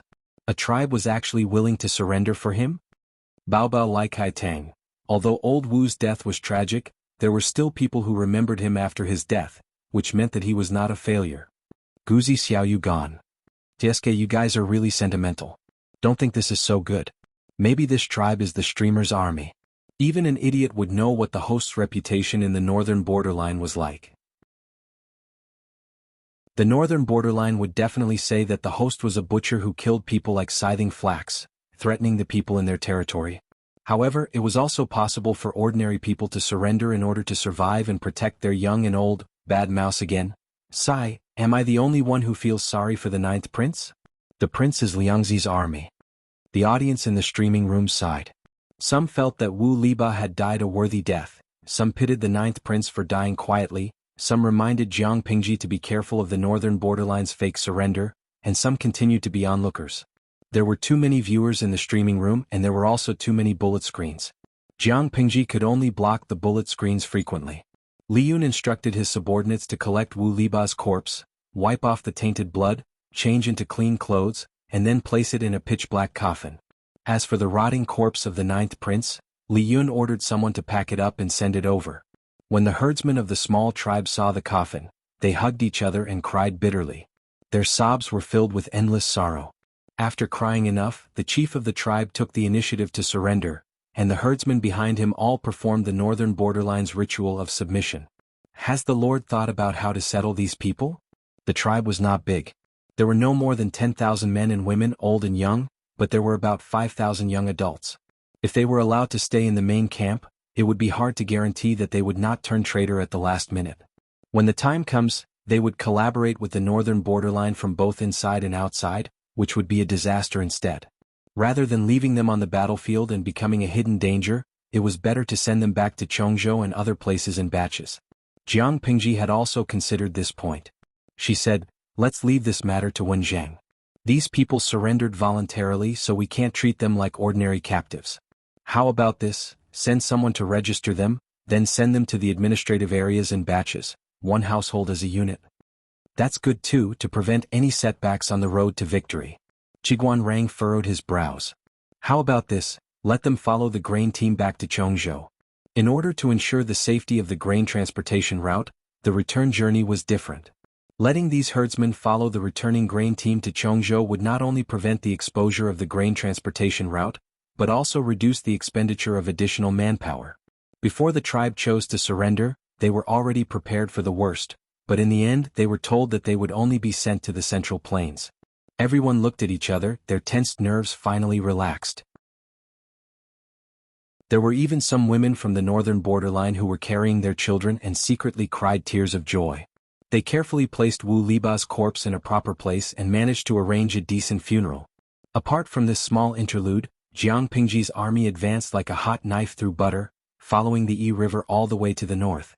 The northern borderline had a vast territory. Its overall surface area was only 20 to 30% smaller than Dongqing. However, most of the land in the northern borderline was not suitable for human habitation, so the population was not abundant. The number of commoners was only 1/10 of that of Dongqing. The total population was less than 2 million people, which was considered sparse. In the battle between Jiang Pingji and the northern borderline at the Yi River, the number of people who died in the war and those who drowned in the flood had exceeded 150,000.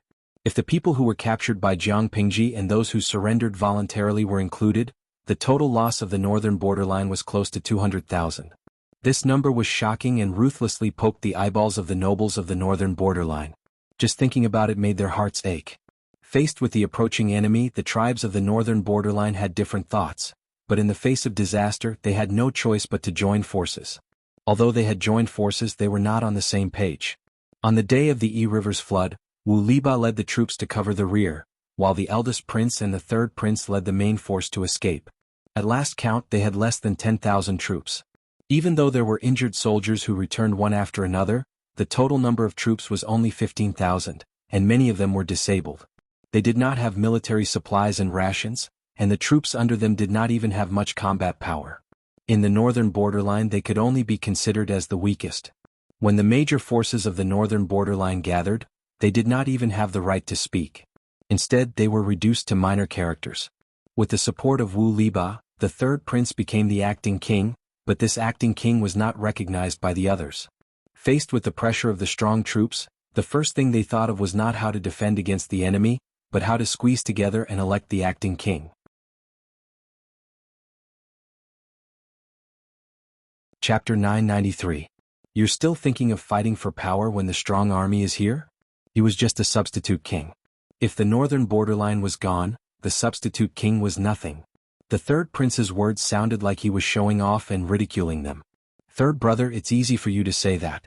You've been a substitute king, so of course you can say that, but we haven't. The third prince had been a substitute king. Although it was only for a few days, he was better than the other brothers. The third prince's face turned green and white, and he almost spat out the blood in his chest. If the teacher was watching from heaven and saw the northern borderline and the scene of internal strife, what would he think? The third prince said, "Aren't you letting Lu Shi take advantage of you?" The other brothers' faces turned cold. Some were dismissive, some secretly rolled their eyes, and some sneered. The meeting ended on a bad note. The prince's military strength was almost equal, and no one could defeat the other with an overwhelming victory. The third prince walked out of the tent in a daze, followed closely by his brother, the fifth prince. "Third brother, don't blame me for my harsh words." The third prince turned his head to look at his younger brother, who had tricked him. If the fifth prince had not held him back, perhaps he would have become the king of the northern borderline with the support of Wu Liba. How could the idiot ninth prince have the chance to trap hundreds of thousands of northern borderline warriors? If he had been the king from the beginning, the northern borderline would not have been tricked by Lu Shi. "Say what?"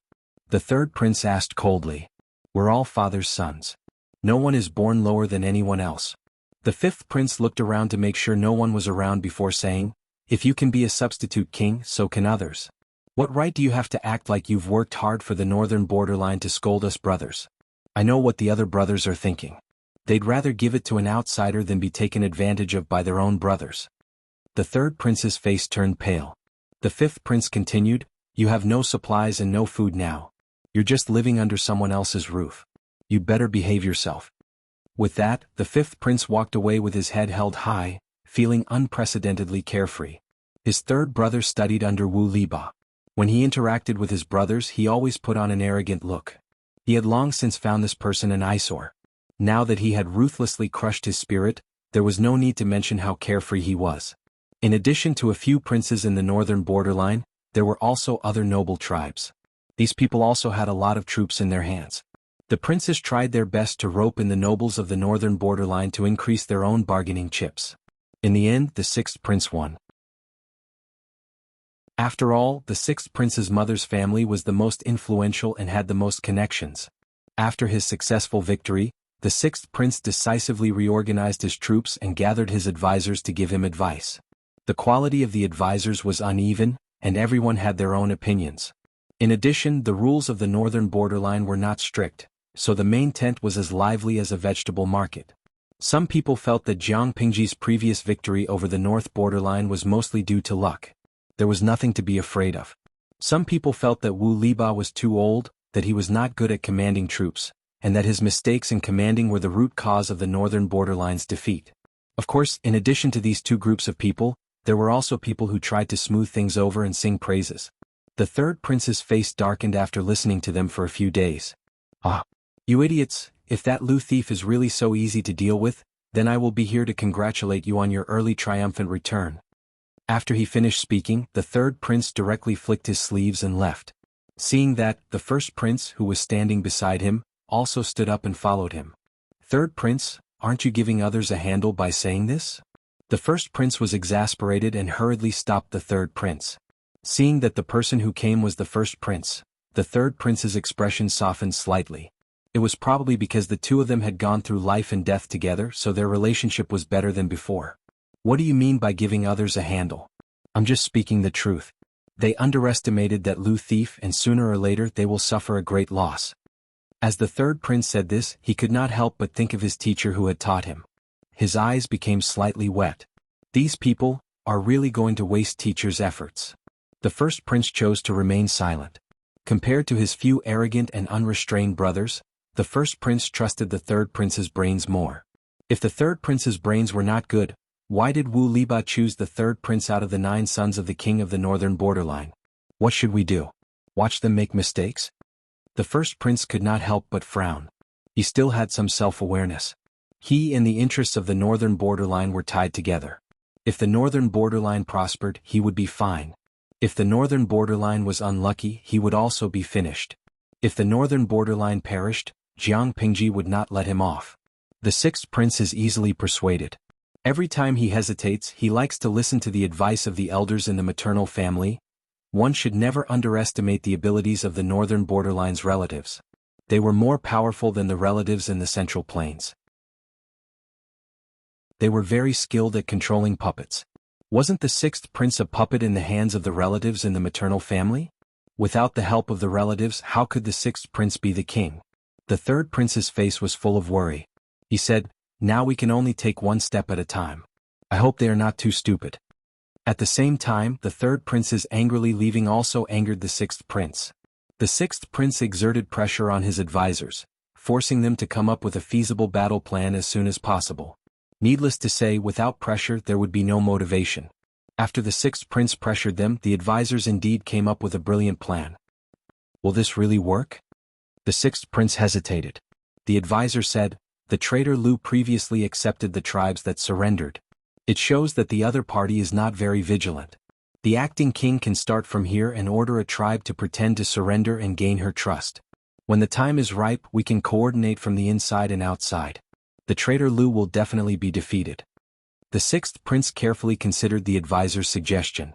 The more he thought about it, the more likely it was. Finally, he made a decision and said firmly, "Okay, then let's do it."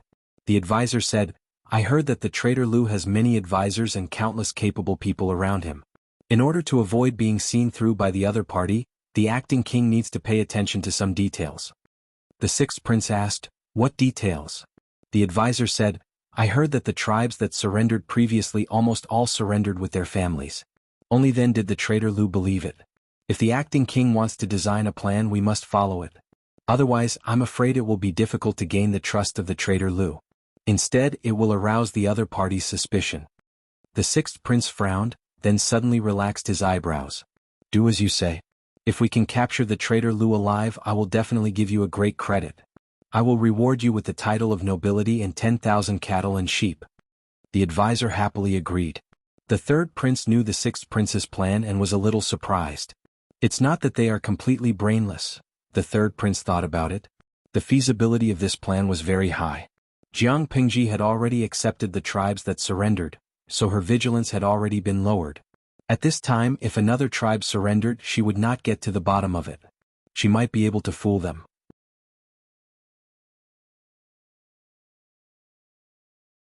Chapter 994. The advisor was encouraged by the sixth prince. He thought quickly and suddenly came up with another plan. Acting king, I heard that Lu Shi is the eldest legitimate daughter and not the only one. Lu Shi has a son of a concubine. The advisor quickly thought of a plan to sow discord in his heart. He said, the Han family of the Central Plain has always despised women. Even if there are no sons in the family business will be passed on to the stepson and not to the daughter. No matter how capable Lu Shi is, she is still an unmarried daughter. A married daughter is like spilled water. If she is married, she will belong to the groom's family. If she returns to the bride's family, she will be a guest. The Han family of the Central Plain does not have the habit of handing over the inheritance of their ancestors to women. No matter how capable a woman is, it will be a man who inherits the family business. Otherwise it will be a dead family. The sixth prince was a little confused. He quickly asked, what do you mean? The advisor said, acting king, no matter how good Lu Shi is at war, Lu Shi is still alive. In the words of the Han family of the Central Plain, filial piety can crush her. She is just an unmarried daughter. No matter how much she earns, it will be a wedding dress for the concubine's son in the future. The sixth prince nodded as he listened. He faintly pondered. You mean, to sow discord between Lu Shi and her brother? Why not let her brother compete with her? Jiang Pingji had not relied on her family background or connections to get to where she was today. In other words, she had built such a large territory from scratch. If she was forced by Lu Shi to hand over everything she earned to her brother because she was a woman, how could she not feel resentful? From the perspective of the brother, it was reasonable for him to take everything from his legitimate sister because he was the one who would carry on the bloodline of the Lu family. Everything that his unmarried sister had fought for should belong to him. If Jiang Pingji was unwilling to hand it over, it would be robbery to her brother.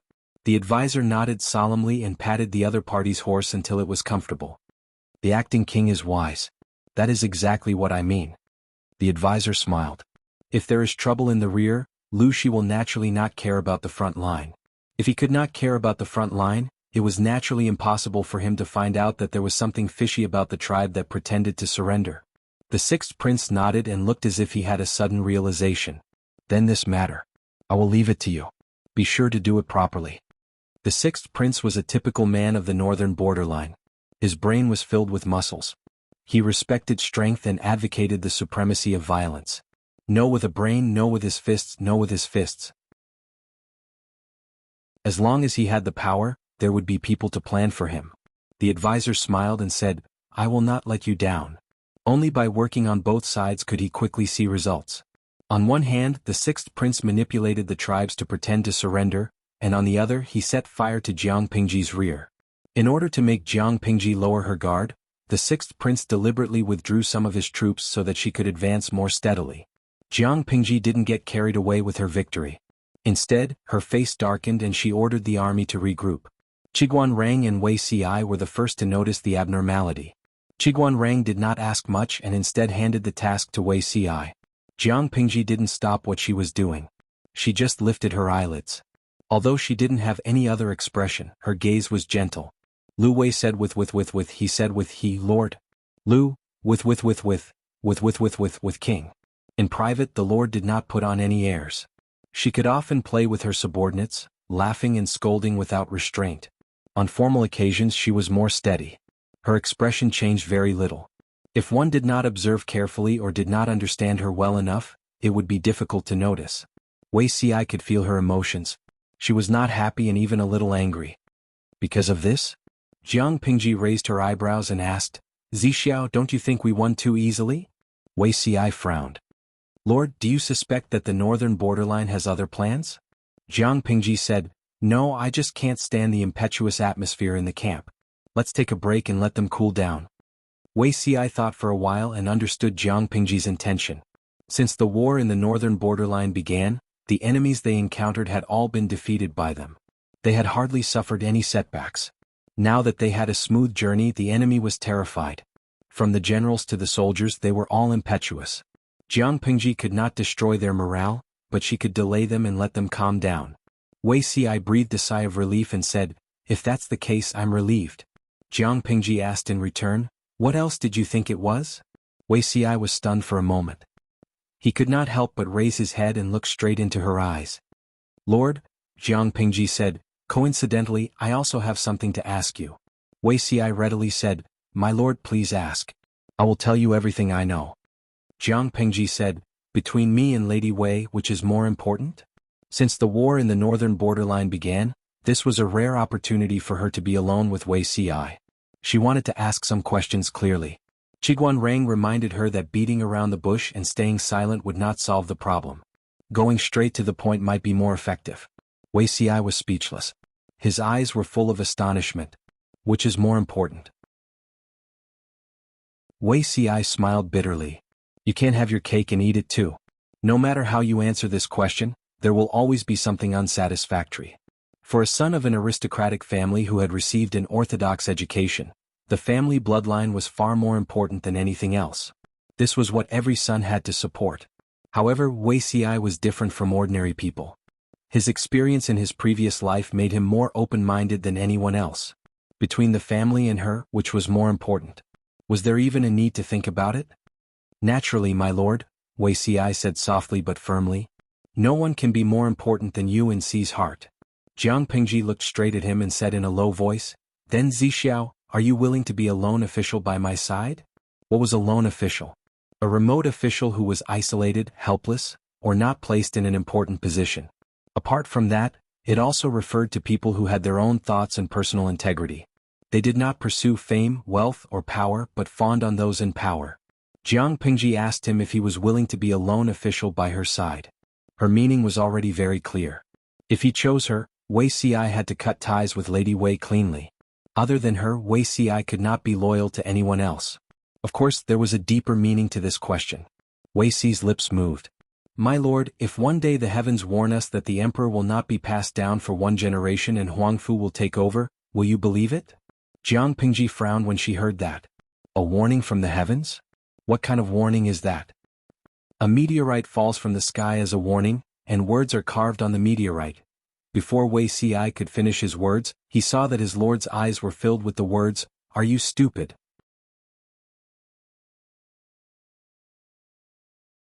Chapter 995. Wei Xi's heart was filled with warmth. No matter how others slandered him, at least the person in front of him believed that he was innocent. This knowledge filled his entire body with a joyful emotion. Jiang Pingji said, "Don't tell me that you died because of this?" Wei Xi was still not used to it. Although his disguise had long been exposed by the other party, he still felt strange that his lord had accepted him so calmly and mentioned his past life. That feeling was hard to describe. If he had to describe it in words, it would be similar to, he talked about his first love with his wife? Her Majesty and his lord were obviously the same person, but Wei Xi felt embarrassed as if he had a foot in two boats. No. Wei Xi denied it. Although he had thought of seeking death several times during that period, he couldn't resist the guards sent by Her Majesty who were watching him too closely. "I won't let the same thing happen again." Jiang Pingji said, "Wenjing and I had a sincere talk. I think he was right. When it comes to interests, we don't worry about scarcity but inequality. If you were in such an embarrassing situation, it can only be said that Jiang Pingji was too negligent and incompetent. She couldn't be impartial and gave others a reason to attack you. It's her fault that she couldn't protect you." Wei Xi said decisively, "No, Her Majesty did a good job. I failed to live up to her arrangements and expectations." Jiang Pingji raised her eyebrows and asked, "Why do you say that?" Wei Xi opened his mouth, his face full of guilt and self-blame. "I've seen it all over again. I've seen many things clearly. I'm responsible for the meteorite warning. In his previous life, Her Majesty wasn't biased. He was just too stupid to see his identity and situation clearly. Although it wasn't made public, Wei Xi often stayed in the palace at night. His relationship with Her Majesty, even if they hid it well and most people didn't know, how could Qiguan Rang and Fengjin not guess? These counselors were demons who could walk and were difficult to deal with. They knew but didn't say it. They probably chose to tacitly agree. Her Majesty was impartial and the important court officials chose to tacitly support her. It should have been a balanced situation. But Wei Xi did something stupid. Wei Xi had just been reminded of this stupid thing. The key was the Wei family. He didn't have a deep relationship with the Wei family, but he didn't cut ties with them. Knowing that the Wei family was in dire straits, he also tried to find ways to support the family. Although it was said that Wei Ci was supporting them, he did not use his connections for favoritism. Instead, he let the clan choose many moldable talents, and after teaching them well, he recommended them to Her Majesty. As long as the imperial court had something to rely on, it was only a matter of time before the Wei family flourished. He did not touch anything else. The Wei clan had declined because of the war, but the clan's foundation was still there, and there were many talents. All they needed was an opportunity, and the Wei family would return to the ranks of the top aristocratic families. For a time, the Wei family was in the limelight. Wei Ci was recommending talents for the good of His Majesty. He had strictly monitored these talents, and they were able to withstand the test of great storms and waves. In the eyes of the other aristocratic families, this was not a good sign. Wasn't Wei Ci helping the Wei clan to nurture the power of his relatives? When His Majesty passed away, would he support a child with his bloodline to ascend the throne and control the court? On a more sinister note, it was not impossible to kill the young emperor and ascend to the throne himself. It was no wonder that not only were the aristocratic families involved in the matter of the meteorite, but there were also important ministers and confidants whom His Majesty trusted. From His Majesty's point of view, even the important ministers could not tolerate Wei Ci. Thinking of this, his back was drenched in cold sweat. His Majesty trusts you, let me trust you this once. Wei Zhixiao, control your hand. Don't extend it too far. Otherwise don't blame me for chopping it off. Others did not know Jiang Pingji's background, so they did not know that the meteorite warning did not work in front of her. But if it were another emperor, not only would Wei Ci die, but the entire Wei family would also be buried with him. When he thought of all this, Wei Ci's face became ghastly pale. While he was lost in thought, someone poked him between his eyebrows with a finger. Soon a red mark appeared. Wei Ci's soul returned to his body, and he raised his hand to touch between his eyebrows. Have you come back to your senses?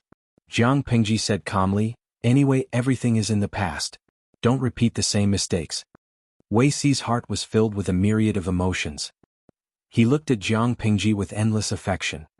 Ci and the Wei family will never have any contact in this lifetime, Wei Ci said. If I go against this vow, I know. You don't have to swear. Jiang Pingji smiled. She said, as long as you remember it. Wei Ci could not help but swallow his unfinished words back into his stomach. Now that he looked back, he realized that many things could have been avoided, but he did not realize it because he was involved. As he spoke, the messenger outside came back with a report. Li Xiaowei requests to see the Lord. Anmei is here. Quickly let him in. Jiang Pingji got up and returned to the main seat. She glanced at Wei Ci with some pity. In the military camp, every bit of time alone was precious. After a while, the tent curtain opened. The sound of armor rubbing against each other could be heard. Li Yun, dressed in silver armor, walked in. Greetings, my lord. Li Yun did not notice the strange atmosphere in the tent. He said, there are messengers from the northern borderline tribes 20 miles away from the camp. Messengers from the northern borderline tribes? Jiang Pingji's mood was much better. A faint smile hung on her face. Could it be that they are here to surrender? Li Yun praised, my lord's foresight is miraculous. They are indeed here to surrender. The scale of the tribes that surrendered this time was medium. There were about 8,000 young and strong men. The entire tribe had a population of 15,000. The total population of the northern borderline was small. If the nobles of the northern borderline knew that so many people had surrendered at once, they would be heartbroken. Thinking of this, Li Yun could not help but feel secretly pleased. Jiang Pingji frowned. She did not respond immediately. Instead, she said to Wei Ci, Zhixiao, she called out. Wei Ci seemed to know what she was thinking. He got up and took the topographic map of the northern borderline. These maps were all important strategic resources. A small portion of them were secretly drawn by them. Most of them were plundered from the territories of the tribes that had contributed. Jiang Pingji opened a piece of parchment and carefully read the contents. Zhixiao, something is not right. Jiang Pingji said, I can't tell what is wrong at the moment. Rather than saying that she had discovered something, it was better to say that her war instincts told her that things were not that simple. Did my lord discover anything? Jiang Pingji said, I'm not sure. Anmei, go and settle those people down. I will personally meet their messengers. Li Yun received the order and left. Jiang Pingji looked at the parchment. Her eyes flickered slightly. After 2 hours, Li Yun brought the tribe's messengers to see Jiang Pingji. When the tribal chief appeared in the military tent, Jiang Pingji's gaze sized him up from head to toe. Jiang Pingji's attitude was indifferent. Her reaction was confusing.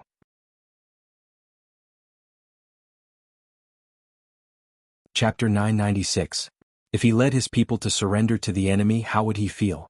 Li Yun was confused by the question and blurted out, "That's impossible."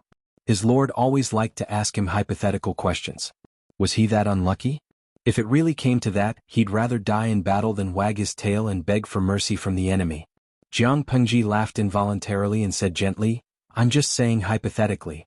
If it's true, how would you feel?" Unwillingness, hatred, fear, but having no choice but to bear with it. Being subservient to the enemy and carefully trying to please them?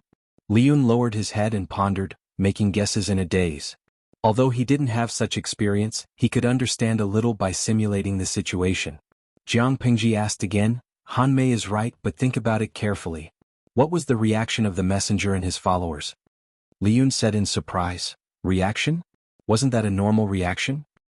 "How was it normal?" Jiang Pingji's eyes turned cold. She sneered and said, "If he led his people to surrender to the enemy, and the enemy killed nearly 200,000 of his people, this hatred could be described as a blood feud. Even if he had to lower his head in order to survive, he wouldn't feel a sense of belonging and approval in his heart. But that person was different. His reaction and that of his followers were very interesting." Li Yun wanted to scratch his ears and cheeks. He didn't see any difference at all. Jiang Pingji said, "One of his followers was trembling with fear. On the way here, he was so distracted that he stepped into a rabbit pit and fell, so his trousers were dyed with a few strands of white fur. His boots, trousers, and sleeves all had traces of mud. Although it was a simple pat, it still left traces. After entering the main tent, that person kept his head lowered and his shoulders shrunk, but his hands were tightly clamped to the sides of his body. On one hand, he was afraid of my fierce reputation in the northern borderline. On the other hand, he hated me, but he couldn't make a move." The follower's reaction was more normal and within a reasonable range. This follower showed hatred, but the other followers were timid. The fear in their hearts was greater than the hatred. On the other hand, the tribal messenger's reaction could be said to be interesting. Before meeting me, he ate roasted lamb, drank horse milk wine, and slept with beautiful women, so the smell on his body was a little strong. From this, it could be seen that the other party was in a rather relaxed mood. His attitude was very calm, and he did not have any of the emotions that Hami had mentioned. When he saw me, he seemed to be very respectful and fearful, but that kind of respect was too fake and perfunctory. No matter what, Jiang Pingji was someone who had climbed up from the bottom to the top. She was all too familiar with such perfunctory tactics. Li Yun hesitated for a moment, then said hesitantly, "If it's just a perfunctory answer, it seems reasonable?" Those who represented the tribe to surrender to Jiang Pingji must be the higher-ups of the tribe who had a higher status. Even if he had no choice but to surrender to the enemy due to the situation, he still didn't approve of it in his heart. Therefore, perfunctory was still acceptable. Jiang Pingji said, "However, when a fearful follower and a fearless messenger are placed together, it doesn't make sense." Li Yun suddenly thought of something and a strange feeling flashed in his heart. "My lord, you mean, they are pretending to surrender?" If the people who came to surrender had nothing to fear, his lord would probably just beat them up and see what would happen on the battlefield. Surrender my ass without any sincerity. If the people who came to surrender were all trembling with fear, afraid that they would meet a new superior who would kill people like flies, this reaction was the most normal. To be honest, his lord's reputation in the north borderline was so fierce that it could stop children from crying at night. However, in reality, the leader of the messenger and his followers had completely different attitudes. The former ate meat, drank wine, and slept with women. How was it a humiliating surrender? What did this mean? It meant that there was something fishy going on. No matter what it was, they couldn't let their guard down. In a place like the battlefield, pretending to surrender has been tried and tested many times. Why is it impossible? Jiang Pingji's eyes carried a hint of coldness. She said, "But it's still too early to say this. First, send someone to secretly watch them. Once there's any abnormal movement, report back immediately. Don't alarm them." Li Yun accepted the order and retreated.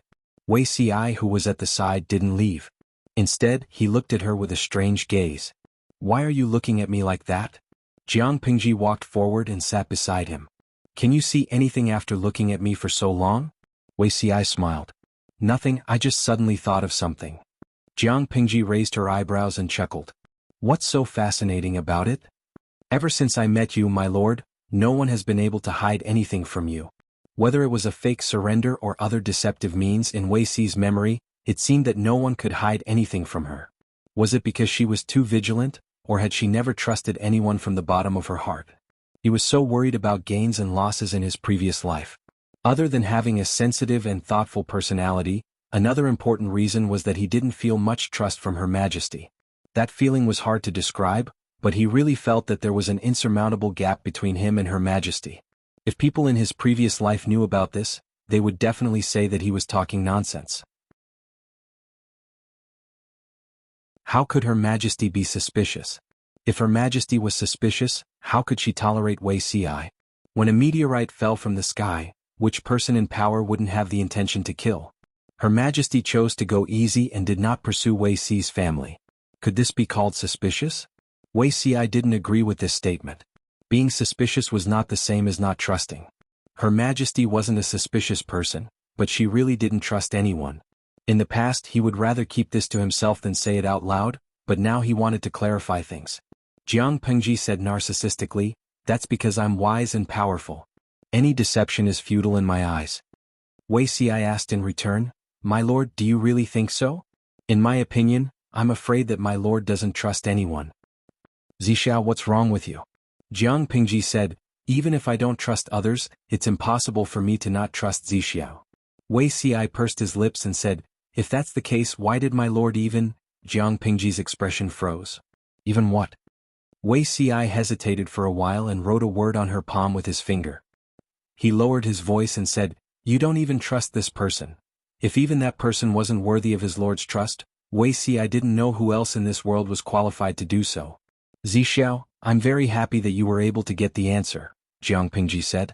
Jiang Pingji said, "I know where you come from. Based on your intelligence you probably suspect my identity. Why don't I trust people? It's only because they aren't worthy of my trust. Do you understand?" Because she knew the truth and saw through it, any obstacles were useless in front of her. Wei Xi looked at Jiang Pingji with a complicated gaze. It was a little unfamiliar but more of a bone-deep familiarity.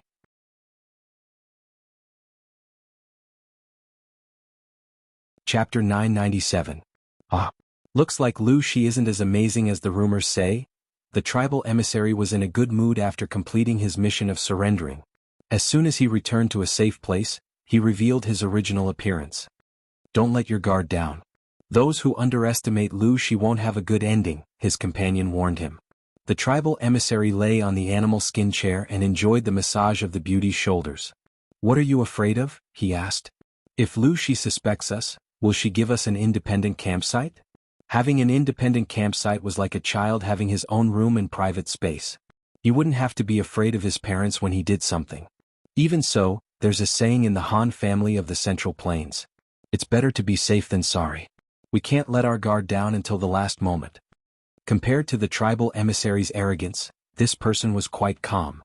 The tribal emissary said, Fine. You don't have much knowledge, but you're good at writing. I'm afraid of you. Now we're surrounded by our own people. Lu Shi doesn't have clairvoyance and hearing. How can she hear our whispers from afar? She's so timid." His companion showed some disapproval on his face, but because the other's position was higher than his, he could only swallow his anger. "Don't worry about this and that. Just do your job well."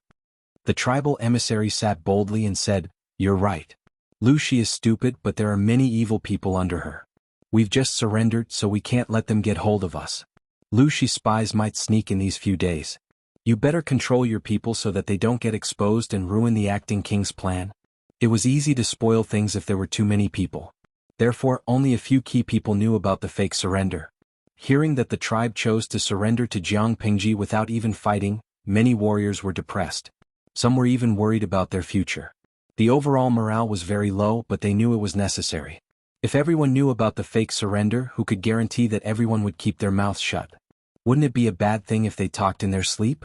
With these thoughts in mind, they behaved obediently and did not cause any trouble, as if they had truly pledged their allegiance. However, as Jiang Pingji had said, it was fake. No matter how much they tried to mystify it, it would never be real.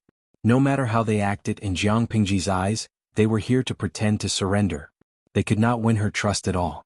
In the blink of an eye, half a month had passed. It was the hottest season of the year. The north borderline planned to attack from two fronts at the same time. On the one hand, they would use trickery to subdue Jiang Pingji, and on the other hand they would plant bombs in her rear line of defense. The fake surrender had been arranged, and the defense of the rear had also been put on the agenda. Lu Zhao had been a little worried recently. He wished that he could go out for cockfights and walks every day. He didn't want to go home either. Aunt Dai, elder sister, is still fighting at the front lines. My marriage is not urgent. Lu Zhao sneakily climbed over the wall to get home. Standing under the wall was a familiar figure. He was so scared that his legs turned to jelly and he almost fell. No rush. Aunt Dai looked him up and down and pretended to be angry. At your age you should be engaged. Why are you not in a hurry? A few months ago, Aunt Dai had brought her servants and rushed to Chongzhou with only one goal: to get engaged to Lu Zhao. When he was young, his legal wife and official mother were bedridden. Aunt Dai was in charge of the household. Fortunately, Aunt Dai did not purposely torment the sons and daughters of the concubines in the backyard, so Lu Zhao could live a comfortable life. Although Aunt Dai was arrogant and treated people coldly, Lu Zhao admired her when he thought about the situation of other sons of the concubines. It was one thing to be admired and respected, but it was another thing to be forced to get engaged. And I'm still young. I haven't had enough fun. Lu Zhao was not against getting engaged, but he did not want to get engaged at this juncture. Before he could finish speaking, concubine Dai looked at him with a cold and sinister look. Lu Zhao felt a chill down his spine. He forgot what he was going to say. Haven't had enough fun? You can still have fun if you're engaged. You're all grown up. You can't be willful. Aunt Dai said. Lu Zhao. Before she finished speaking, a familiar voice came from behind. The child is still young. Why are you forcing him? Lu Shi was dressed casually. He looked like he was taking a stroll after a meal. He walked forward and looked at his concubine and son of the concubine. He said coldly, if Zhao is useless, then so be it. I can't count on him. Lu Zhao and Aunt Dai's expressions changed, but their expressions were slightly different. The former was slightly hurt, while the latter seemed to be enduring something. After a while, Aunt Dai said in a tone that left no room for negotiation, what if I insist on forcing him? Cousin, are you going to stop me? Lu Shi glanced at Lu Zhao and sighed. The older you get, the more your temperament? More what? Aunt Dai raised her eyebrows. Her face was filled with genuine anger. I said I want Lu Zhao to get engaged as soon as possible. Lu Shi's gaze froze. He met Aunt Dai's eyes. In the end he was defeated. Okay, I'll let you decide. Zhao, don't disobey your stepmother. Aunt Dai's face twitched when she heard Lu Shi's words. Stepmother? Even after so many years, she still couldn't get used to being called that. Lu Shi left. Lu Zhao couldn't resist Aunt Dai's thick thighs. He could only accept his fate and submit to reality. Choose which one you want. Aunt Dai sat in front of Lu Zhao. The table was filled with information about various young girls. Lu Zhao's face was bitter. He looked at Aunt Dai's burning gaze and chose. Do you think I'm trying to harm you? Lu Zhao shook his head. I wouldn't dare. That's good. Anyone would harm you, but I wouldn't. Aunt Dai seemed to remember something. A trace of reminiscence flashed in her eyes, but she didn't indulge in it. She quickly came back to her senses. No matter what happens in the future, don't think about things that don't belong to you. Don't listen to others. That will bring you disaster. You are your mother's only remaining child. You are her only obsession before she died. If you're gone, how sad will she be when she finds out? Be smart and don't be used by others. Used by others? By who? Lu Zhao's expression didn't change, but his mind turned. I promised your mother that I would protect you. You can't do anything to disappoint her. Do you understand? Lu Zhao's heart was filled with an indescribable emotion. Aunt Dai said, hurry up and choose. Don't waste time. Lu Zhao said, what are you worried about, Aunt Dai? I'm worried that you'll be played to death by those two. Even your mother can't beat them. Who do you think you are? Aunt Dai gritted her teeth. Get engaged as soon as possible. When you have children, at least leave a bloodline for your mother. When that time comes, you can die however you want. I don't care. Others don't know, but how can I not know? Do you think they can't see through you if you hide it well? This guy couldn't even beat his mother. Who was he trying to fool? Aunt Dai, are you misunderstanding something? Lu Zhao asked her in a low voice.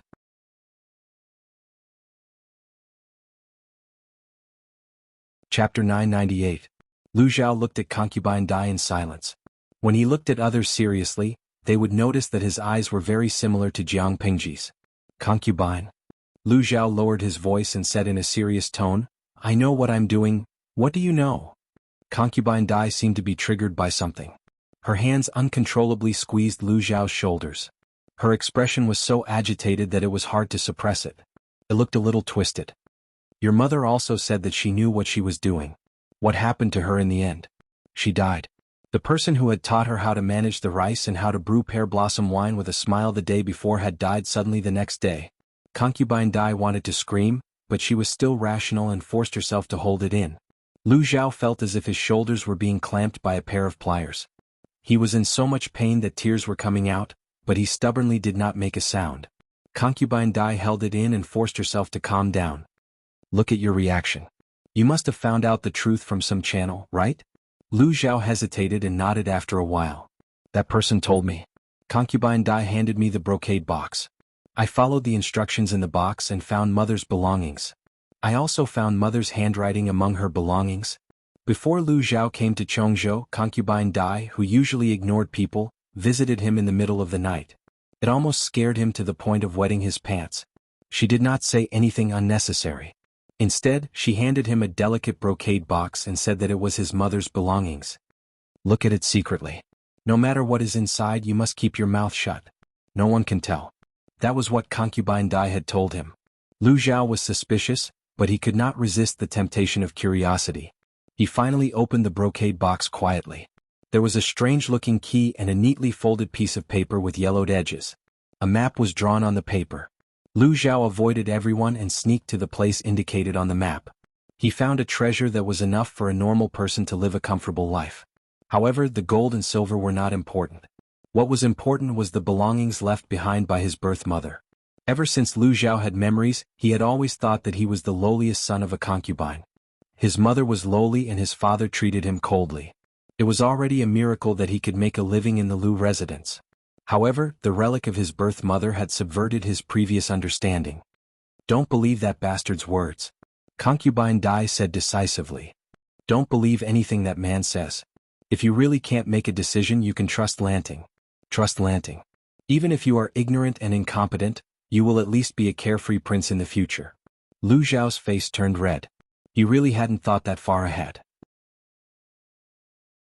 He was used to being a coward and was used to living a comfortable life. He only wanted to set up a trap to protect the people he wanted to protect. That's what Mother wrote in her diary. Sister is absolutely trustworthy. Lu Zhao seemed to have thought of something and added, and you? When Concubine Dai heard this, she was stunned. Her beautiful face was filled with sorrow and her eyes seemed to be weeping silently. Did she really say that? Under Concubine Dai's passionate gaze, Lu Zhao nodded with difficulty. Yes, that's what Mother said. Humph, at least she has a conscience. Concubine Dai snorted lightly, but the corners of her mouth could not help but rise slightly. I just don't understand. Why does Concubine Dai want me to get married as soon as possible? Lu Zhao was still depressed when he thought about it. He was being forced to get married. He was speechless. Get married as soon as possible and leave the family as soon as possible. Concubine Dai said, no matter where your sister comes from, do you think she really loves you as a brother? Do you think Lu Shi loves you so much? If you are too much of an eyesore, Lu Shi's men can kill you. Lu Zhao swallowed nervously, feeling a chill on his neck. Concubine Dai was right. If he stood in his sister's way, even if she did not do anything, her men might secretly do it. He did not have that many lives to hide from the schemes of those shrewd people. Separating from the family is not a long-term solution. Concubine Dai sneered and pointed at the pile of information on young girls on the table. The girls I chose for you have good looks and good figures, but their families are not that good. Without a strong family, Lu Zhao's appearance was so weak that he would not be eye-catching. Lu Zhao took a closer look. It was true. The girls in the pictures were beautiful, but their families were not that good. Concubine Dai, we should wait for my sister to come back and make the decision. Let her help us choose. Lu Zhao still insisted on his own opinion. Concubine Dai had just calmed down, but Lu Zhao hurriedly comforted her. He raised his hand and held Concubine Dai's wrist. Concubine Dai, if what my mother wrote in her handwritten notes is true, I think you may have misunderstood something. I am not greedy for power, nor do I covet my sister's future. I did not put in a good word for that person. I only believe in my own judgment and try my best to fulfill my mother's last wish.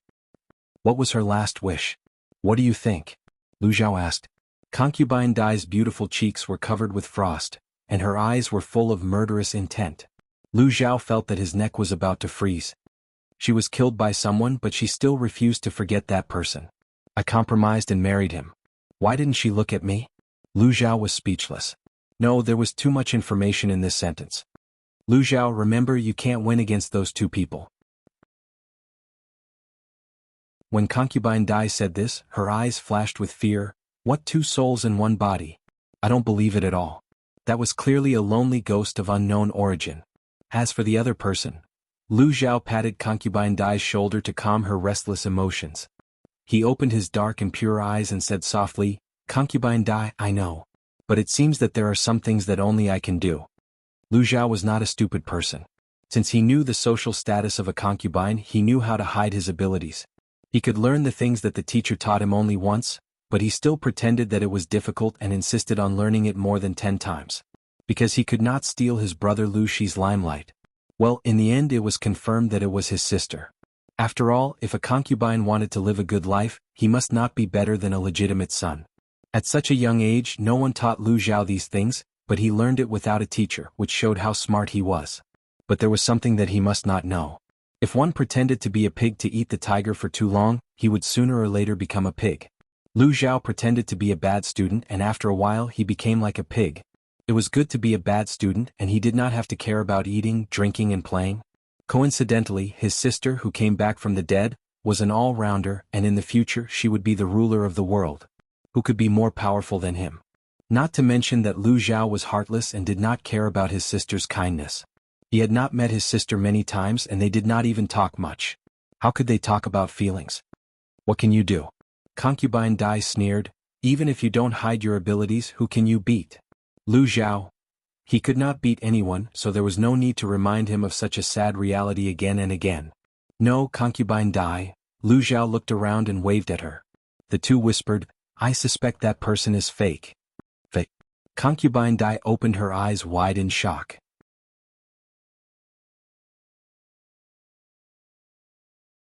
Chapter 999.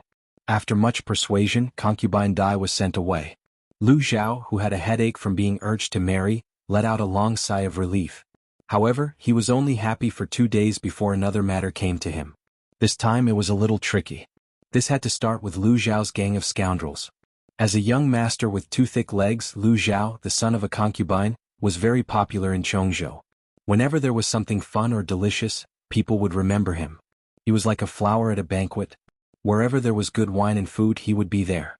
On this day he went out as usual. The person who sent the invitation was a member of an aristocratic family in Chongzhou. It was from his sister's faction. Lu Zhao naturally had to give face. Not only did he have to go, he had to dress up before going. He was dressed neatly from head to toe. Jade pendants hung from his waist. Silk and satin were fragrant. He took his favorite fan and wore an exquisite jade crown. Like a butterfly he flew out. Just as he arrived, Lu Zhao was surrounded by people. Now the playboys of Chongzhou followed his lead. So what if he was a son of a concubine? Lu Zhao knew that his status as a son of a concubine was something that many legitimate sons could not even catch up to. Many people talked to him. Even if they were cursing in their hearts, they still had to say nice things and compliment him. These were the beautiful days of having 2 thick legs. Lu Zhao took a seat at the banquet. A few of his friends came forward to chat with him. The few of them chatted and laughed. As they spoke, a string of bamboo instruments sounded. A row of scantily dressed beauties with veils on their heads walked in amidst the fluttering flower petals. Each of them was filled with the charm of the western region. They were slender and slender with a voluptuous figure. The old scholar would definitely say that it was immoral, but to this group of playful young masters, it was a sight that they could not miss. They had to see. The gang of scoundrels smiled and suggested, Brother Zhao, if you like, I will send one to your room. Lu Zhao's infatuated gaze regained clarity. He said indecently, that won't do. My father and sister are watching me closely. I can't mess around with women at such a young age. If I accidentally leak my young energy on a woman, they will beat me to death. My life is more important. I can't repay a beauty's kindness. The gang of scoundrels laughed and did not speak. Everyone continued to eat, drink, and have fun. Lu Zhao also drank a lot of sake. With the help of a maid, he went to the wing room where he often rested. As soon as he laid down, his hand felt a warm and delicate skin. He was so shocked that he was sober. He rolled over and lifted the quilt. It would have been better if he hadn't opened it, but once he did, his expression changed. He saw a naked woman lying on the bed. Her honey-colored skin was smooth and supple. Even though it was just a glance, Zhang Xian could tell how good the other party's figure was. The areas that should be plump were not reduced at all, and the areas that should be thin did not have any excess fat. That soft waist was thin and flat. Do not look at indecent things. Don't look. Lu Zhao covered his eyes with one hand and waved the other at the woman. Get out of here. Who allowed you to lie here? Put on your clothes and leave this place as soon as possible. Old witch, do you want to eat the cradle? Lu Zhao was 4 years younger than Jiang Pingji. He was only 15 or 16 years old. He was still young and wanted to develop quietly. He was determined not to act recklessly. The woman was about to strike a seductive pose, but when she heard Lu Zhao's words, her pretty face darkened. She got up from the bed. Lu Zhao secretly heaved a sigh of relief. However, before he could completely relax, an unfamiliar warmth wrapped around him like a water snake and coiled around his neck. The fragrance from the woman's body rushed to his nose. Lu Zhao was so shocked that he raised his hand and pushed her away. Don't you have any shame? Lu Zhao said, I asked you to leave, so leave. Lu Zhao did not show it on his face, but he was suspicious in his heart. He understood his gang of scoundrels. Those people would not go against his wishes. Unless, Lu Zhao's heart turned cold, but he did not show it on his face. The naked woman laughed coquettishly and tried to move forward. Lu Zhao dodged twice and was shamefully pressed down on the bed by the woman. When it was time to use books, one would regret not having enough. One would not know the difficulties without experiencing it. Nonsense. What's the use of reading? If he had learned more riding and archery and trained his body, he would not have been unable to free himself from a woman. Slow down. Don't take off my clothes. Are you a woman? Lu Zhao struggled desperately. The woman laughed. Are you a man? If other people had such a beautiful woman throwing herself at them, they would have been entangled with her. Why did this guy look like he was about to cry? She was stunned for a moment. Lu Zhao immediately found an opportunity to push her away and yelled outside. Help! Someone is molesting me. His cry for help was useful. Finally, someone heard the commotion and rushed in to rescue Lu Zhao, who was in a sorry state. Everyone was speechless. Who was molesting who? Lu Zhao's cowardly look made everyone speechless. How could he not take advantage of a woman who was sent to his door? Could it be that Lu Zhao's upbringing was really so strict that Lu Shi and Lu Shi both restrained him so that he could maintain his chastity? Lu Zhao secretly heaved a sigh of relief. How could a beauty's kindness be so easy to bear? Investigate. Find out who sent this woman? Lu Zhao's face was red with anger. His hands trembled as he tidied up his clothes. It was obvious that he was really angry. Everyone looked at each other in disinterest. He was only sleeping with a woman, but he made it sound like he was being slept with. He hadn't even slept with her yet. Lu Zhao didn't care. The woman was detained for questioning. His followers had already begun to investigate. The final result made Lu Zhao's heart turn cold. On the surface, the woman was a dancer kept by the aristocrats of Chongzhou. To put it nicely, she was a dancer. To put it bluntly, she was a tool for sexual intercourse. When he had nothing to do, he would dance for his master and warm his bed for his master. After a deeper investigation, the woman's background made Lu Zhao wary. This woman was originally kept by the aristocrats of Chongzhou. Unfortunately, that aristocrat was a chicken that was killed by his sister as a warning to others. Excluding this layer of relationship, the woman also had connections with the north borderline. He had to be wary of this. Lu Zhao was deep in thought. The gang of scoundrels beside him said, Brother Zhao, it's just a woman. It's not necessary. Lu Zhao said, Why not? There's something wrong with this woman's identity. The gang of scoundrels jumped in shock. Is there a problem? I bought it especially for you. He had wanted to use it to please Lu Zhao. He didn't expect to fail and hit the horse's leg. If he had known that Lu Zhao didn't like women, he would have looked for a man. Lu Zhao came happily and left angrily. Before he left, he even took the woman with him. Tell me, who sent you? Lu Zhao asked. The woman blinked and asked flirtatiously, Didn't I ask just now? Tell me the truth. Do you think you can hide this from me? Lu Zhao thought of the scene in the room. He was so angry that his liver trembled. He was a man, but he was almost raped by a woman on the spot. Which dancer has such great strength and learned such profound martial arts? If not, he wouldn't have to beg for help.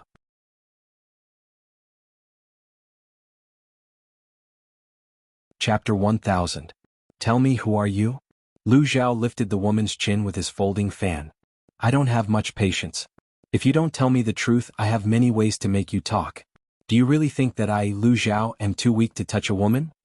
Because Lu Zhao used a bit too much force, a red mark was left on the woman's chin. She didn't get angry. She looked around and rolled her eyes. Even though she was a prisoner, she still winked at Lu Zhao. Do you really want to know? The woman smiled. It seems that Lu Sanlang isn't as ignorant and incompetent as the rumors say. At this point, a hint of surprise and undisguised admiration flashed through the woman's eyes. If you dare to talk, I dare to listen. Lu Zhao was secretly scared. He raised his hand and put away his precious folding fan. In his mind, he wanted to go back and have his servants clean it to prevent it from getting dirty. The woman smiled. I suddenly don't want to talk anymore. I want to see what means you can use to make me talk. Although she was tied up, she was very close to Lu Zhao. Her body softened and she fell into his arms. Her elbows, which were tied behind her back, slightly bent and rubbed against Lu Zhao's chest. Then she coquettishly said. Like a weak water snake, she twisted closer and rubbed against a certain bulge. Lu Zhao didn't react at first. He thought that the woman was going to kill him. When the woman rubbed against him with her full buttocks, the young man who didn't know what was going on instantly blushed. He slapped her face to the side with his fan and shouted angrily, You woman, do you have any shame? I've never seen anyone more promiscuous than you in my life. The woman was stunned by Lu Zhao's slap. Her beautiful face twisted for a moment. However, she was very patient and changed her strategy in an instant. She let out a soft moan, and her voice was full of twists and turns. Langjun, you made me feel so good. Again, Lu Zhao's face turned red and green. The woman's shamelessness was far beyond his imagination. Do you really think that I don't hit women? Lu Zhao saw that the other party was wriggling towards him and quickly lifted his leg to kick him away. He dodged and said, If you continue like this, I'll immediately send someone to tie you up and send you to my sister. I can even use you to reward the soldiers. The woman's face changed when she heard this. The smile on her face disappeared. Lu Sanlang, you're such a coward. The woman struggled to sit up. Most of the thin clothes she was wrapped in had fallen off due to the struggle just now, revealing a large area of her white flesh. She didn't mind her appearance and instead looked at Lu Zhao with a sneer. Lu, she is just a woman. In the end, she will still have to marry. The Lu family business will be inherited by you in the end. Are you willing to submit to others?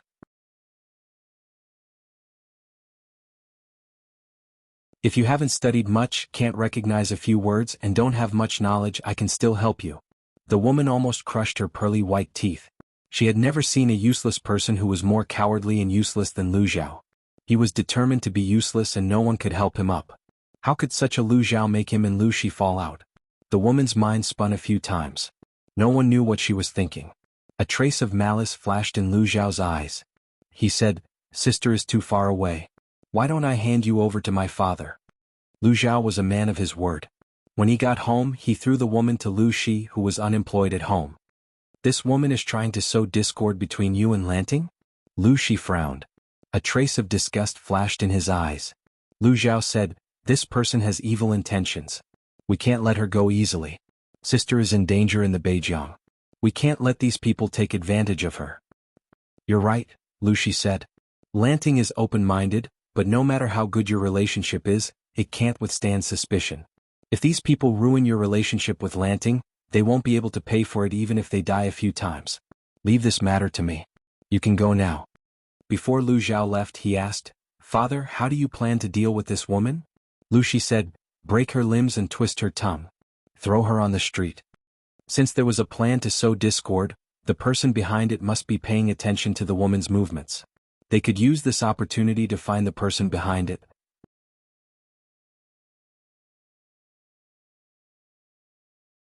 Chapter 1001. Watching Lu Zhao's figure disappear into the distance, Lu Shi let out a slight sigh. Lu Shi turned to look at the woman and saw her affectionate eyes. A wave of disgust surged in his heart. Someone take her? Lu Shi frowned before he could finish his sentence. His body swayed and he had to support himself with one hand on the table to keep himself from falling. After a long while, Lu Shi's tightly furrowed brows relaxed slightly, but there was a hint of gloominess between his brows. The servant didn't hear the order, so he reminded him. Master. Lu Shi glanced at the woman with disgust and said coldly, "Skin her and throw her anywhere." The woman was so scared that she fell to the ground. He had only broken her limbs and twisted her tongue, but now he wanted to skin her alive? Lu Shi rubbed his eyebrows and put one hand behind his back. He was about to get up and go to the back hall.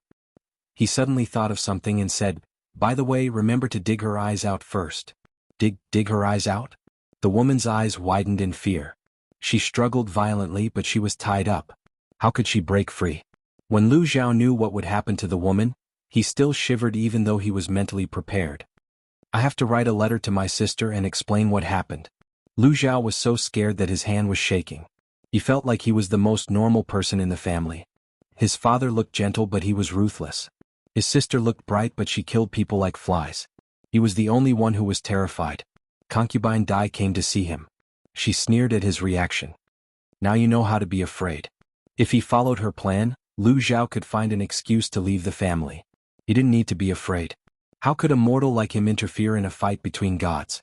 Lu Zhao smiled bitterly. "I'm afraid, but there are some things I have to do." He mailed the letter he had written. Lu Zhao would rather be an ordinary son of a concubine. It was better to eat and drink and wait for death than to live in fear. Before his letter reached Jiang Pingji, the war in the northern borderline had completely tilted in her favor. After the Battle of Yishui, the northern borderline faced another huge defeat. This failure started from the overly optimistic layout of the northern borderline. Jiang Pingji sent people to keep a close eye on the newly surrendered tribes. As expected, she found many strange things. She could basically confirm that they had pretended to surrender. When Li Yun found out the truth, he clenched his fists in anger and took the initiative to volunteer. If he didn't beat up these sons of bitches so badly that even their grandmother wouldn't recognize them, he, Li Yun, would write his name backwards. Fu Wang was rather tempted. He had been holding back a little too much recently. As a general, if he couldn't wantonly fight and kill, how would he be any different from a salted fish that had lost his dreams? Looking around, he saw that the military advisors were calm and collected, so Fu Wang chose to endure and not make a move. It was the job of the strategist to come up with strategies. Even without his request, these black-hearted fellows would not let the enemy have an easy time. "Do you have any countermeasures?" Jiang Pingji asked Feng Zhen and the others for their opinions. Qiguan Rang suggested, "Why don't we beat him at his own game?" In this situation, it was a good idea to beat them at their own game. The enemy was full of joy when they came to launch a sneak attack, but instead fell into their trap. How wonderful. Feng Zhen frowned and said disapprovingly, "If they choose to attack at night, it would be a good idea to beat them at their own game. We can set up an ambush in advance. But what if they choose to daydream? When we were fighting with the northern borderline army, they suddenly stabbed us in the back." The situation was already chaotic. The northern border's cowards who pretended to surrender rose up from the rear. Our main force could not take care of both the front and the rear. Zisher's worries are not without reason. Qiguan Rang thought for a moment and said, "The north borderline has launched several night raids, but they have not been able to gain any advantage over our army. Instead, they have been defeated time and time again. After learning these lessons, they will be more careful when they want to launch a night attack. They won't dare to try it easily." If that was the case, they would have to be careful. If they were careless and failed miserably in an easy task, the drop in morale was secondary. What they were afraid of was a counterattack from the northern borderline. If they succeeded in their counterattack, their efforts in the first half of the year would be for naught. When dealing with tough bones like the northern borderline, if they were not crippled in one go, they would not truly be docile. Sun Wen lowered his eyes. He seemed to have thought of something and his lips curled into a cold smile. "My lord, I have a plan that can ensure our safety." Jiang Pingji said, "Tell me in detail." Sun Wen stepped forward and bowed. He said, "Everyone in the tribe is a captive. Naturally, they are part of our army. They should be contributing to our army." None of the people present were stupid. Even if Sun Wen only said half of it, they could guess the other half smoothly. Sun Wen was planning to push the tribes who pretended to surrender to the front line as scapegoats. Jiang Pingji was still streaming at the moment. The audience also participated in the discussion with great enthusiasm. They always had the illusion that they were the counselors of a feudal lord, giving instructions and commanding the country with great vigor. Strawberry yogurt, this is not good. Let the enemies who pretended to surrender be our vanguard. It will be more convenient for them to steal military secrets. Mingtian Liugang, Sun Wen is a ruthless person. With a few words he can make his enemies kill each other. We can't afford to offend him. Aloe flavor yogurt. If we let the enemy be the vanguard, our troop movements will be under the enemy's nose. Lao Ciji Lianming, you can't say that.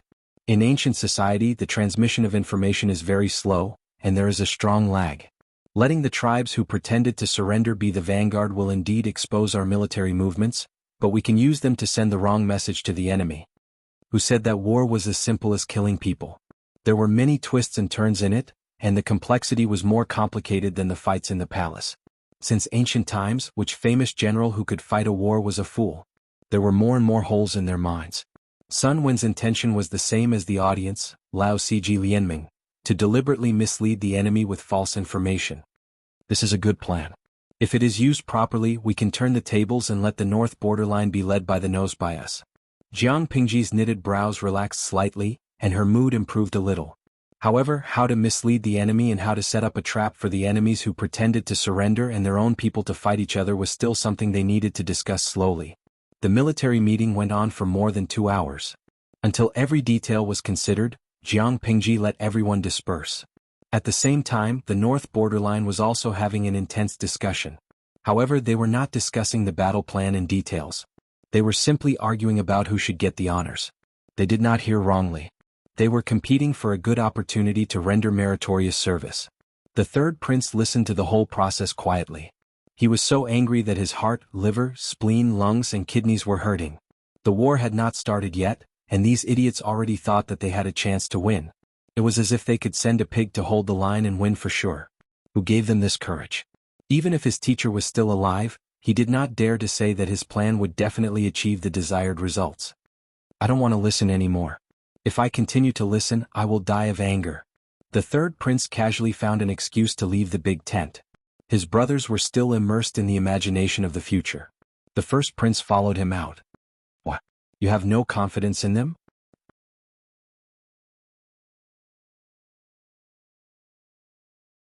Chapter 1002. Has Lu Shi gone mad or stupid? The envoy who was in charge of pretending to surrender rubbed his hands excitedly and paced back and forth in the tent. His face was full of uncontrollable excitement. I just went over to show my loyalty and deliberately confuse her. She's actually stupid enough to put us in an important position? The smile on the envoy's face could not be suppressed. It almost reached the back of his ears. In order to win Jiang Pingji's trust and lower their guard, the envoy from the northern borderline had to show his loyalty when he saw Jiang Pingji. He never thought that the other party would really dare to use the troops who had just surrendered. Aha, Lu Shi even said, "Don't suspect the people you use and don't use the people you doubt." What a joke. The envoy from the northern borderline had a hazy and stern look in his eyes. When he thought of the war and casualties that Jiang Pingji had brought to the northern borderline, he wanted to tear this woman apart and eat her alive. Are the people of the Central Plains so naive? But naivety is naivety. It's convenient for us to go to the front line. For the northern borderline, Jiang Pingji, who had brought them huge casualties, was a devil and executioner who killed without batting an eye. His companion's ears grew calluses from listening to him. He said impatiently, "You've repeated the same words several times. Lu Shi might not have good intentions in sending us to the front line. Isn't he just using us to charge and break through the enemy lines for him? We're sacrificing our lives for nothing. If they went to the front line, the enemy would be their people. What was there to be happy about?" The envoy from the northern borderline put on a stern face and showed an expression of exasperation. "You're really stupid. Why can't you think positively? What does it mean for us to be the vanguard? It means that Lu Shi's battle deployment can't be hidden from our eyes. We'll inform the imperial court and work together. No matter what tricks Lu Shi has, he won't be able to escape. As for being used by Jiang Pingji to kill each other? Compared to the overall situation, this sacrifice was nothing. A man had to learn to make choices and not be constrained by petty gains." His companion sneered and said, "I don't know about other things, but I know that Lu Shi is a sinister and cunning person. How can he easily trust the enemy who has just surrendered? Maybe there's a trap waiting for a fool like you to jump into it?" The face of the northern borderline tribe emissary darkened. This person was always going against him. The more he looked at him, the more he disliked him. He snorted heavily and said darkly, "Since that's the case, don't regret it when you make a great contribution in the future." His companion felt extremely aggrieved. He suspected that Jiang Pingji had other plans, but it didn't mean that he didn't want to share the credit. The northern borderline tribe emissary continued. "Besides, we have no choice but to agree to this. I have pledged my loyalty to Lu Shi. Now that he has asked us to go to the front lines, do you think I can find an excuse to refuse? Once he declined, the other party would become suspicious even if he didn't. You don't have to worry too much. If Lu Shi really knew that we were faking our surrender, she would have already sent troops to encircle and annihilate us. Why would she put us in an important position?" When the accomplice heard this, he felt that it made sense. They did not have the initiative in this matter. If Jiang Pingji wanted to scheme against them, they could only take it one step at a time. "We will inform the acting king of the imperial court of this matter and try to reduce casualties." The accomplice was loyal to the northern borderline. When he thought of killing his own people on the battlefield, he felt upset. "Although we have to put on a show for Lu Shi, we can't go overboard." The northern borderline tribe emissary wanted to claim credit, so how could he listen to his words? Not only that, but he also felt that his companion was too timid and soft-hearted. They could only get access to real military secrets if they completely won Lu Shi's trust. If she became suspicious or discovered something, not only would they have to die, but even the people they brought along would have to die with them. If this matter was successful, the benefits would be unimaginable to them. Wealth came from danger. Little did they know that their little tricks were all within Jiang Pingji's expectations. It was still unknown who would emerge victorious. The acting king of the northern borderline had been replaced by the sixth prince. When he saw the secret report that the northern borderline tribe emissary secretly passed to him, he was so happy that he slapped the table and stood up. "The heavens want our northern borderline to prosper." The sixth prince was overjoyed. He summoned his maternal uncle and a few advisors that very night. He knew that it was not good to rely too much on the power of the external relatives, but that was his biological uncle. If he could not even trust them, who else in the world was worthy of his trust? The sixth prince's uncle read the secret report. His eagle-like eyes darted around and he asked, "Acting king, is this true?" "The information is true." "Of course it is true." The first uncle asked in a low voice, "Has the acting king thought about who to send to put on this show?" The sixth prince was stunned for a moment. He said, "I haven't thought about it yet." The maternal uncle smiled sinisterly and said meaningfully, "Why don't the acting king take this opportunity to clean up the mess?" The sixth prince's eyes darkened. He understood what his maternal uncle was hinting at. This was indeed a good opportunity to eradicate dissidents. Although he had become the acting king with the support of his maternal tribe, his other brothers were not without the ability to resist. If he did not completely suppress his brothers, his position as the acting king would be unstable. The acting king and the king only differed by one word, but the two could not be equated. "Uncle, let me think about it again." He could not show too much enthusiasm when dealing with his own brothers. It would make him look so cold and heartless. He said that he would think about it, but he was just being pretentious. The sixth prince targeted the eighth prince. The first and third prince were already useless. The fifth prince was useless. The eighth prince and the seventh prince teamed up to cause trouble. They were the biggest threat.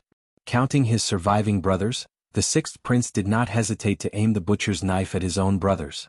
The society of the northern borderline was like this. There was no brotherhood at all. When the father died, the sons could inherit the wives' and concubines' property. When the brothers died, their wives and children could also be inherited by their brothers. In such a chaotic and unruly society, these princes could not be expected to treat each other with respect. The eighth prince and the seventh prince did not know the plan, but their intuition told them that the sixth prince was up to no good. Isn't he afraid that the other brothers would have too much military power and overthrow him? Why did he agree to the eighth brother's command so readily? Although the seventh prince and the eighth prince were not born of the same mother, they had a good relationship and grew up in the same room. He is now the acting king. The northern borderline is still eyeing us covetously. At this time we have to work together to overcome the difficulties. The eighth prince smiled and did not seem to take this matter to heart. Instead, he was very open-minded to persuade the seventh prince not to cause trouble. "Eighth brother, you treat him as a brother, but he does not treat you as a brother. You're always so kind. Sooner or later you will be schemed against by the sixth prince." The seventh prince shook his head with a worried look.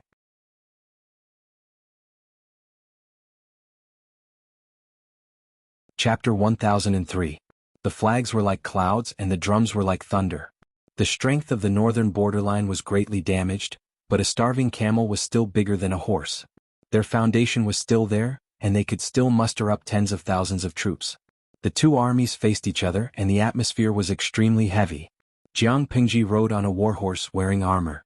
She held a broad-backed long sword in her right hand, and looked like she was ready to strike. "Lord, it looks like the northern borderline has indeed been damaged." Feng Jin rode beside Jiang Pingji. He used his right hand to shield his forehead from the sun, avoiding the overly hot light. The two armies were far apart, and they maintained a safe distance to prevent the enemy from charging without saying a word and catching them off guard. Feng Jin squinted with difficulty, trying to discern the structure of the enemy's troops. Because of the outdated lighting equipment, most people in the ancient times were short-sighted, especially scholars. Feng Jin was no exception. Jiang Pingji was different. Her eyesight was very good and she could clearly see things far away. Although there aren't as many cavalry as we imagined, we can't underestimate them. Even if there were only 10% of the cavalry, it was still more than 10,000 cavalry. If they charged together, the impact would be huge. Jiang Pingji tilted her head and glanced at Feng Zhen, whose clothes were puffed up by the wind. She said angrily, "Zisher should stay at the back to hold the line. I can't take care of you here. If you get hurt or captured, no one will feel sorry for you." Feng Jin only knew some martial arts. Calling him a weakling was already a compliment, and he still wanted to run to the front line to face the cavalry charge of the northern borderline? She was cold and heartless, and the livestream viewers felt sorry for him every day. "Game, streamer, I think Feng Tiantian really loves you. You criticize him every day but he doesn't leave you." Kong Dandan, "That's impossible. Feng Tiantian only likes mature women with voluptuous breasts. Don't you think the streamer looks like a woman?" Marnyang, "Upstairs you're making trouble. Although the streamer is quite manly, she has voluptuous breasts too. You're criticizing two people." The viewers on the red bullet screen laughed and laughed, but the viewers on the blue bullet screen didn't understand what they were so happy about. It couldn't be helped. They joined too late, so they didn't know that Feng Jin really loved the joke of an older sister disliking a lowly. Feng Jin didn't get angry even though he was rebuked. Instead, he thickened his skin and went along with the flow. He laughed and said, "My lord, you're wrong. If something really happened to me, the children at home would definitely cry. How could you say that no one would feel sorry for them?"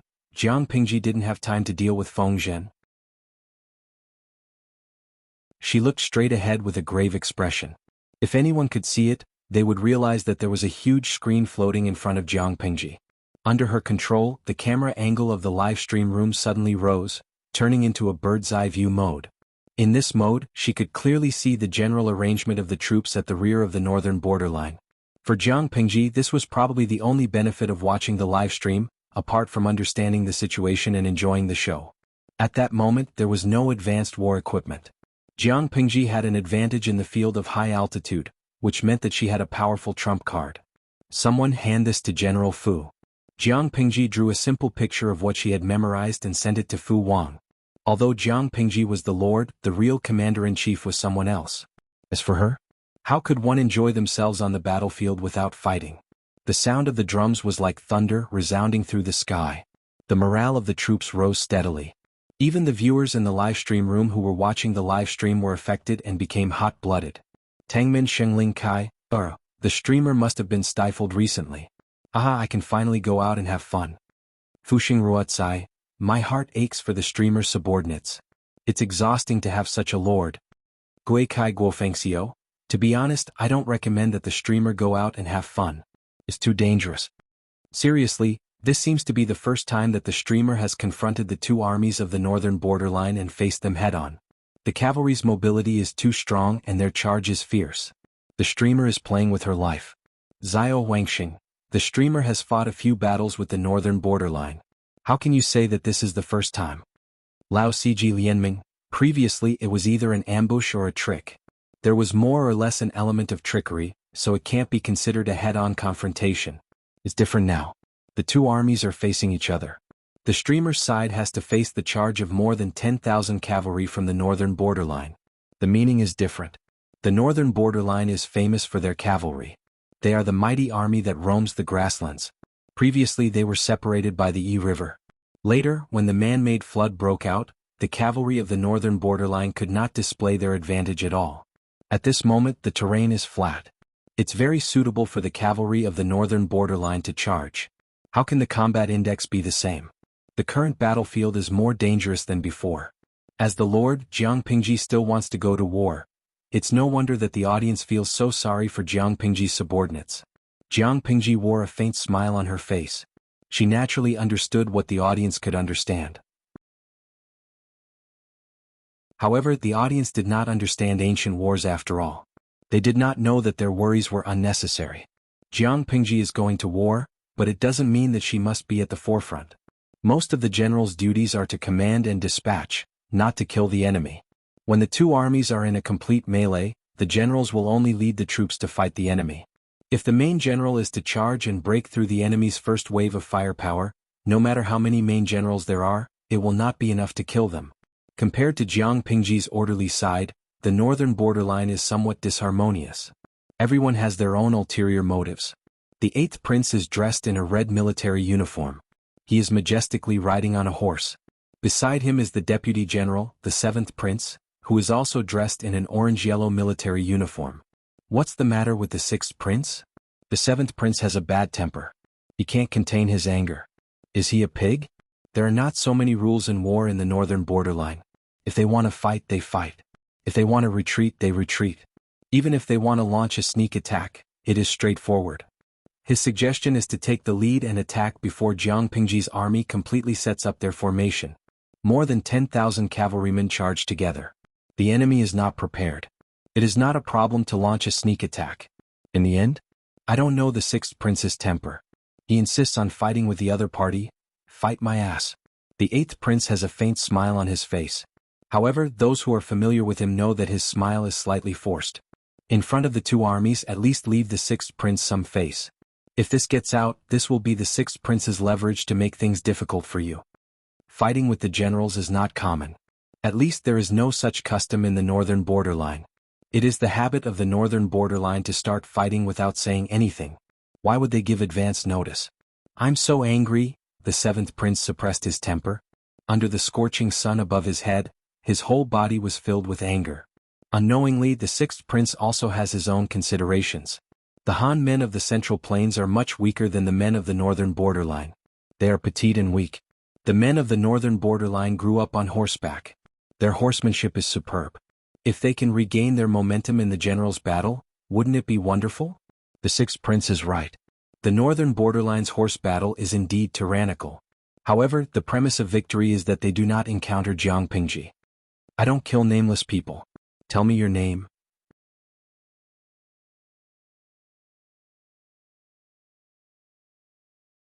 Chapter 1004. The northern borderline general's long hair was braided into countless small braids at the back of his head. He had a full beard that covered most of his face. His right ear was pierced 3 times. 3 earrings made of human bones hung from each hole. He held a heavy long axe in his hand. His voice was like a large bell. It could be heard from afar.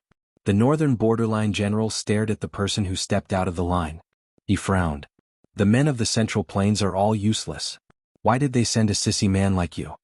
The northern borderline general sneered disdainfully. You're as thin as firewood. Your legs aren't even as thick as my arms. Look at you. I'm afraid you can't even satisfy your wife. Your legs will go weak after 1 round on the Kong bed, right? Ah. If you can't satisfy her, I'll help you. The northern borderline general said obscenities, but his eyes did not change. Obviously, his words were just to disturb the enemy's mood. The greater the emotional fluctuation, the easier it was to reveal flaws. Jiang Pingji rode Little White forward slowly. She stopped more than 100 meters away from the other party.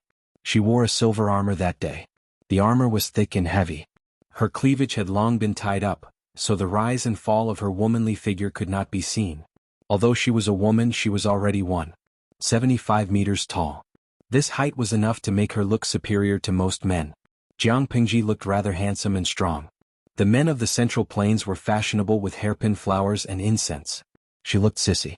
Comparing the two, Jiang Pingji, a real woman, was more manly than many men. The people of the northern borderline had never seen her before. She also did not engrave her name on her face. Who would know that she was the leader of the 150,000 troops behind her? She was the real lord. Jiang Pingji lowered her voice and said seriously, "What does it have to do with you whether I can satisfy a woman or not? I only want to satisfy the man at home. Look at how ugly you are. I'm afraid you're so ugly that you can't even find a wife. Why don't you consider finding a male partner? Anyway, with your appearance, having a child will be a scourge to future generations. It's better to have fun in time. At least you're not alone." Jiang Pingji was really a man, driving a train in front of more than 300,000 people from the two armies. Because they were far away, the army behind them did not know what they said, but the audience in the streaming room knew. For a moment, the entire screen was filled with praises for Jiang Pingji. "Fix all high-definition loopholes? That's amazing. My streamer, when did you sleep with Beauty CI? Oh, Christmas Day, sob, I've been cuckolded by both my idol and my goddess. It's so sad. Jing was Xingxi, Beauty CI wants to beat someone up after hearing this. I bet that the streamer hasn't eaten anyone yet." When the northern borderline general heard this, he immediately revealed a disgusted expression. "Bah, you're actually a rabbit. Tell me your name, I'm going to chop your bones and feed them to the dogs." He had long heard that the men of the Central Plains were very popular, but he did not expect to meet a young general of the Central Plains who was also a man. "Uncle Rabbit? Did Lord Rabbit eat your rice?" She teased him with a smile. Her casual attitude made him so angry that he felt as if he had been born into the world. She said, "Speaking of which, you have a strange habit. Every time you kill someone you always ask for their name before you do it?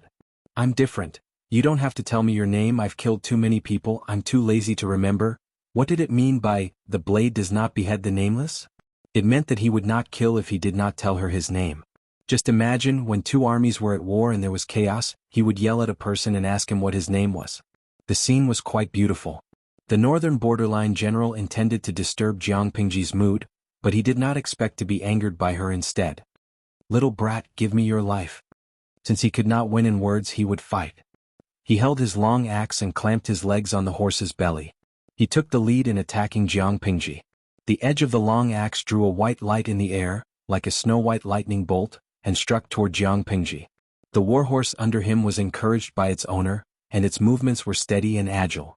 The warhorse of the northern borderline had a good bloodline. Even if the owner on its back was extremely heavy, its movements were not slow. Little White was not willing to fall behind a horse. It had the advantages of the northern borderline warhorse and the Fergana horse of Shalon. Whether it was endurance or explosive power, it was one of the best. Except for White, it had never been afraid of any warhorse. Jiang Pingji smiled and said, "Little White, take it easy." Compared to Little White's high fighting spirit as the owner, she was a little lazy, as if the horse was free to do whatever it wanted. Seeing this, the northern borderline general's anger rose high. How could this slender Central Plains rookie look down on him so much?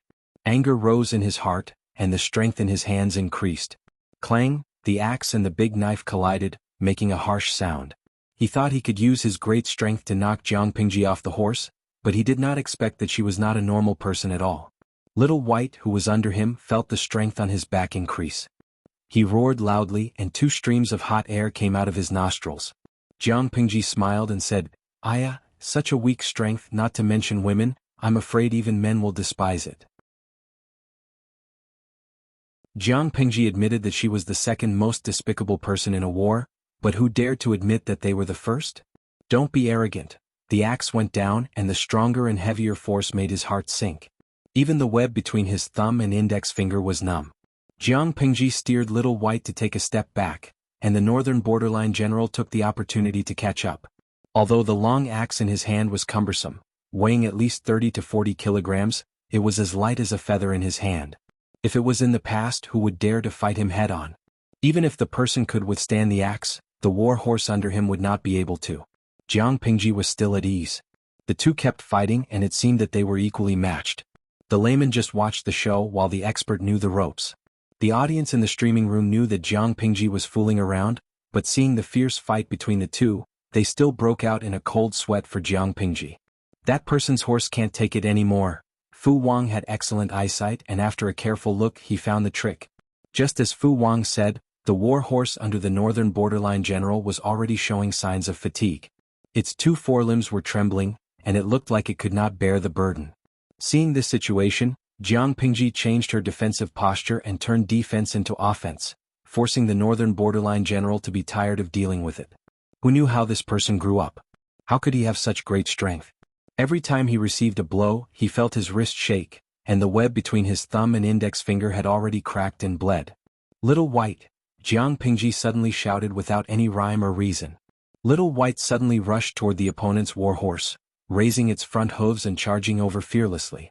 Not good. The warhorse under the northern borderline general was so scared that it retreated. It did not care about its owner's orders at all. Little White took advantage of the situation and rammed into the opponent, causing him and his horse to tilt to the side. Jiang Pingji smiled, revealing her white teeth. The long sword drew a cold and brilliant white light in the air. Poof! The long sword slashed diagonally down from the general's neck, and it easily split open like a knife cutting through tofu. The war horse under it lost control and fell to the side, whining. The two halves of the corpse fell to the ground, making a dull sound. The pair of eyes on the head that were filled with fear lost their spirit in a few breaths. Jiang Pingji carried the sword on her shoulder and pointed her finger at the northern borderline.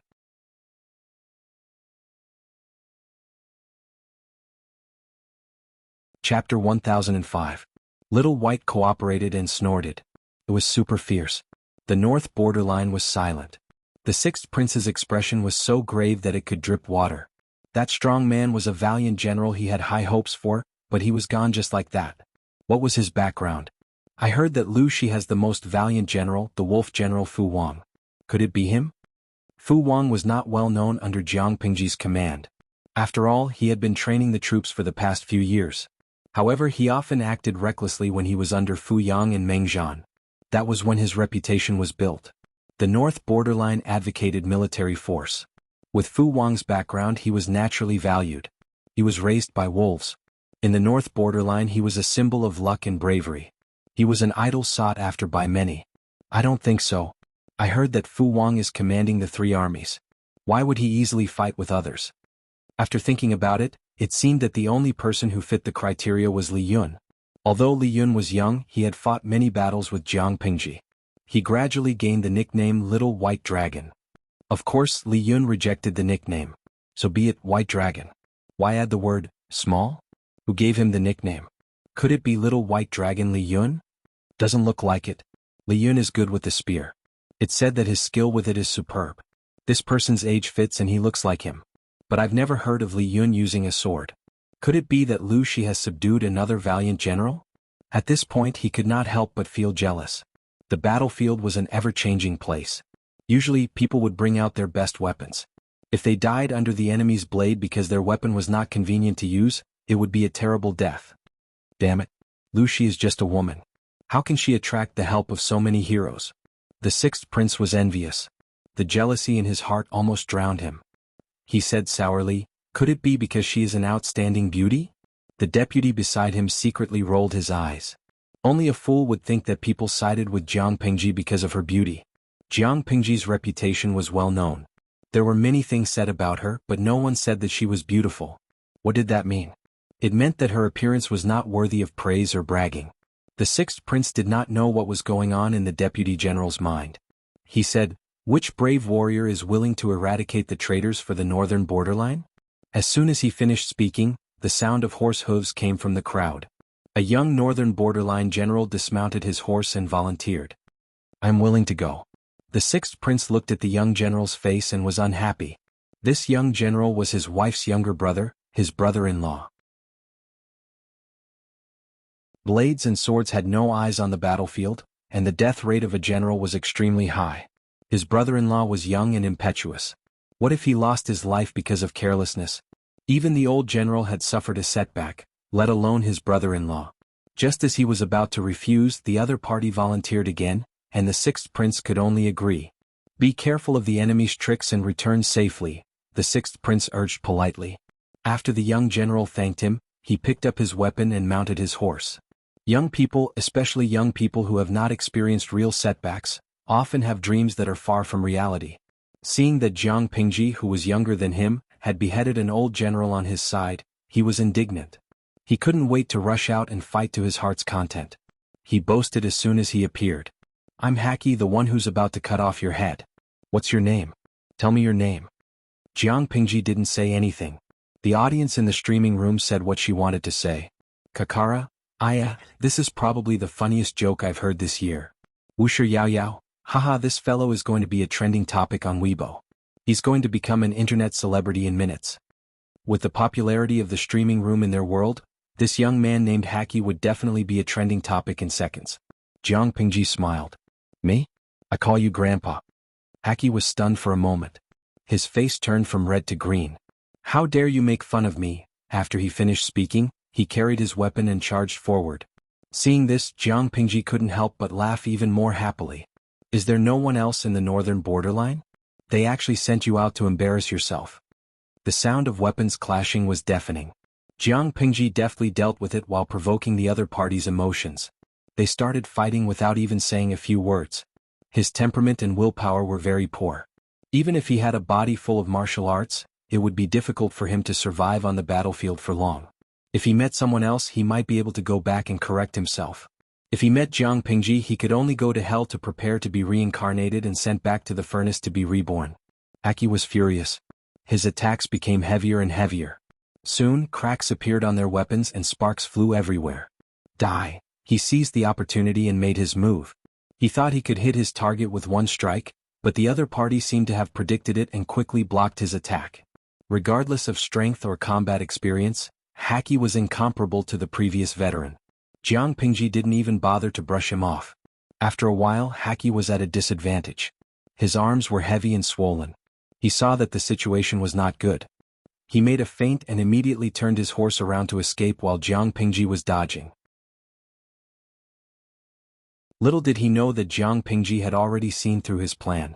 As he turned around, Jiang Pingji bent down and raised her hand to retrieve the bow and arrow on the back of the little white horse. In the time it took to get up, she knocked the arrow and drew the bow in one go. When Jiang Pingji released the arrow, Haki had only taken a few steps. Haki looked at his army and secretly heaved a sigh of relief. Before he could let out this sigh of relief, a cold wind hit his back. No, the sixth prince didn't see Jiang Pingji's action. Or rather, he couldn't react at all. In the blink of an eye, he saw Haki's body being pierced through by the arrow. His body fell forward violently. Quickly send someone to bring General Haki back. The sixth prince almost broke his voice as he shouted. This was his wife's younger brother, his brother-in-law. It wasn't that he had a good relationship with this brother-in-law. It was just that the sixth prince needed the power of his wife's family. If Haki died on the battlefield, the sixth prince could foresee the trouble he would face. His wife's noise was secondary. He was afraid that his father-in-law would put the blame on his head and no longer support him. The sixth prince roared anxiously. Immediately, someone rode out and brought Haki's body back. Yes, a body. No one in the world knew the structure of the human body better than her. No one knew better than her where life could be taken. This was a battlefield. The enemy standing in front of her had to die. When Haki was brought back, his body was still warm, but the gaping hole in his body couldn't be plugged. Haki. The sixth prince hurriedly got off the carriage, but Haki's pupils were already unfocused. He was no longer breathing. Seeing this, the sixth prince felt as if he had been hit hard with a sledgehammer. He stood rooted to the ground, stunned. He's gone? Dead. The sixth prince's heart rose and fell violently. His mind was in a mess. Haki was dead. Someone had to take responsibility for this. A stern look flashed in his eyes. He shouted, Abalu. The general who had been called stepped forward. Here. Kill that man. Abalu was stunned. He couldn't even defeat the first veteran general who fought generals. How could he kill the enemy's general? Wasn't he courting death by going up to fight?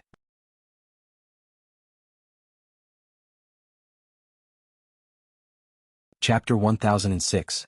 TSK. Another one is here to die. If you die too, won't the morale of the north borderline collapse?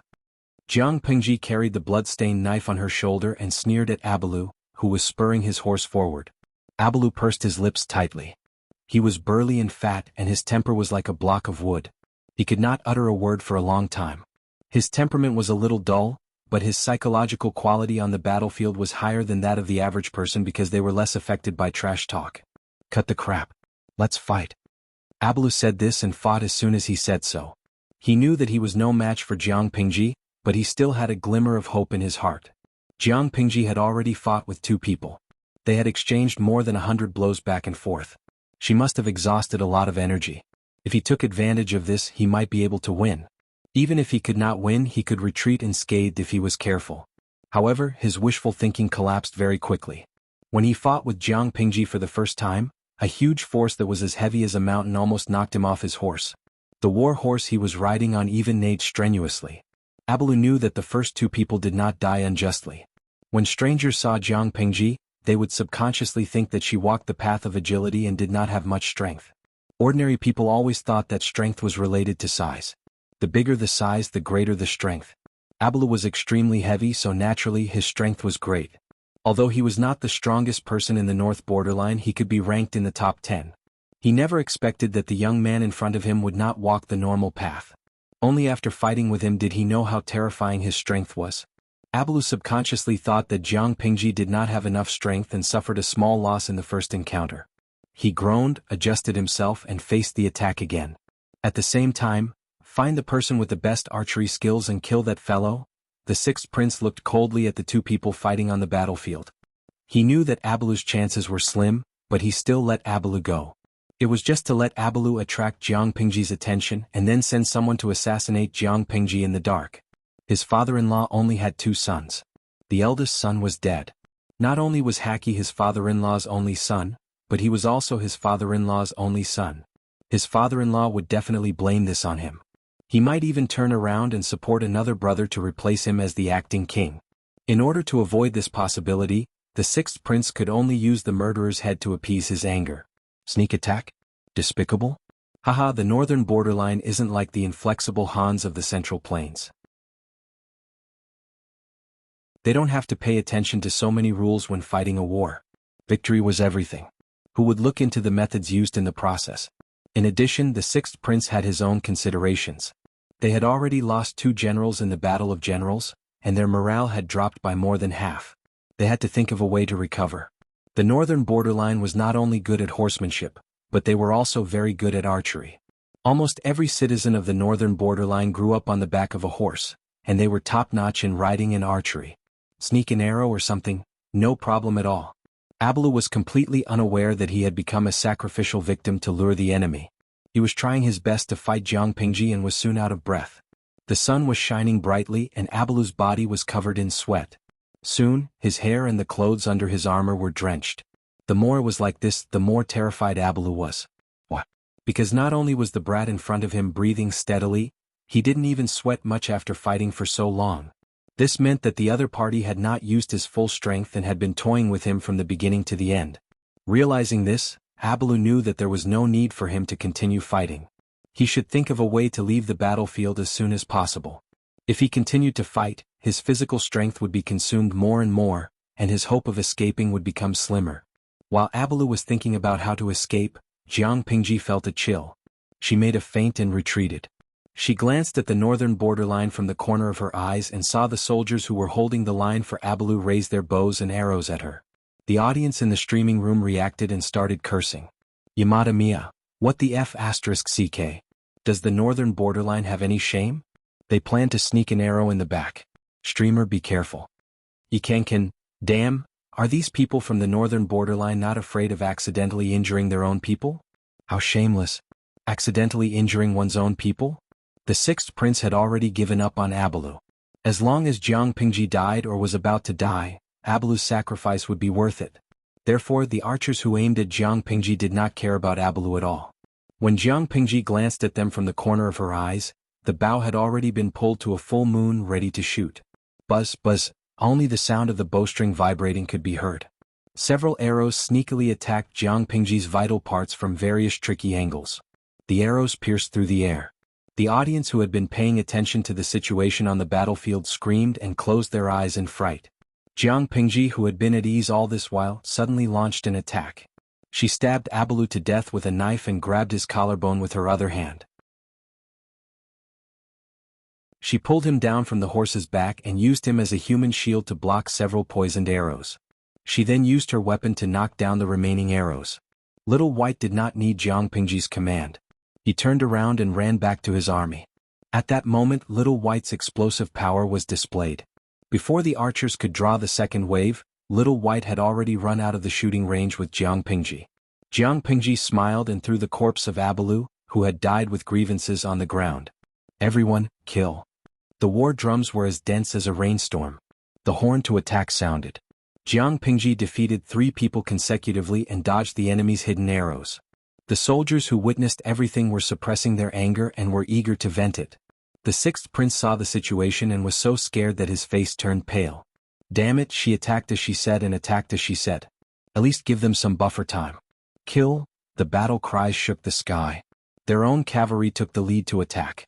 Countless horse hooves passed by and Abalu's corpse was trampled into meat paste. Jiang Pingji seized the initiative. The northern borderline was slightly hasty in meeting the enemy. By the time the northern borderline cavalry reacted, Jiang Pingji's cavalry had already charged for quite a distance.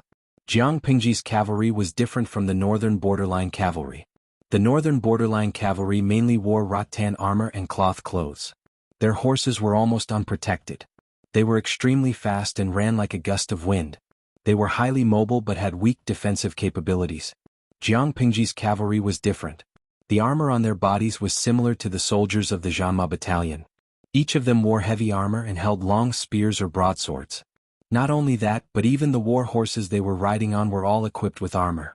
The war horses were not considered fast, but their load-bearing and endurance were much better than other horses of the same kind. This was one of Jiang Pingji's trump cards to deal with the northern borderline. There were only about 3,000 people, which was even fewer than the Zhanma battalion. Each of them was like a small moving silver mountain. If the northern borderline cavalry was said to be the wind that roamed and fought, this cavalry troop was a heavy hammer that faced them head-on. Fu Wang was the commander in the middle. He had already received a small piece of paper from Jiang Pingji. On it was a drawing of the military formation in the northern borderline. After Fu Wang looked at it carefully, he had an idea. You're tuning in to the Han Li's Wuxia Adventures YouTube channel. We're so grateful for your support and don't forget to subscribe to join us on this incredible journey through captivating stories. Your generosity through donations truly makes a world of difference, as it's the primary source of revenue that allows me to expand and enhance this channel for you. Thank you from the bottom of my heart for being a part of this adventure.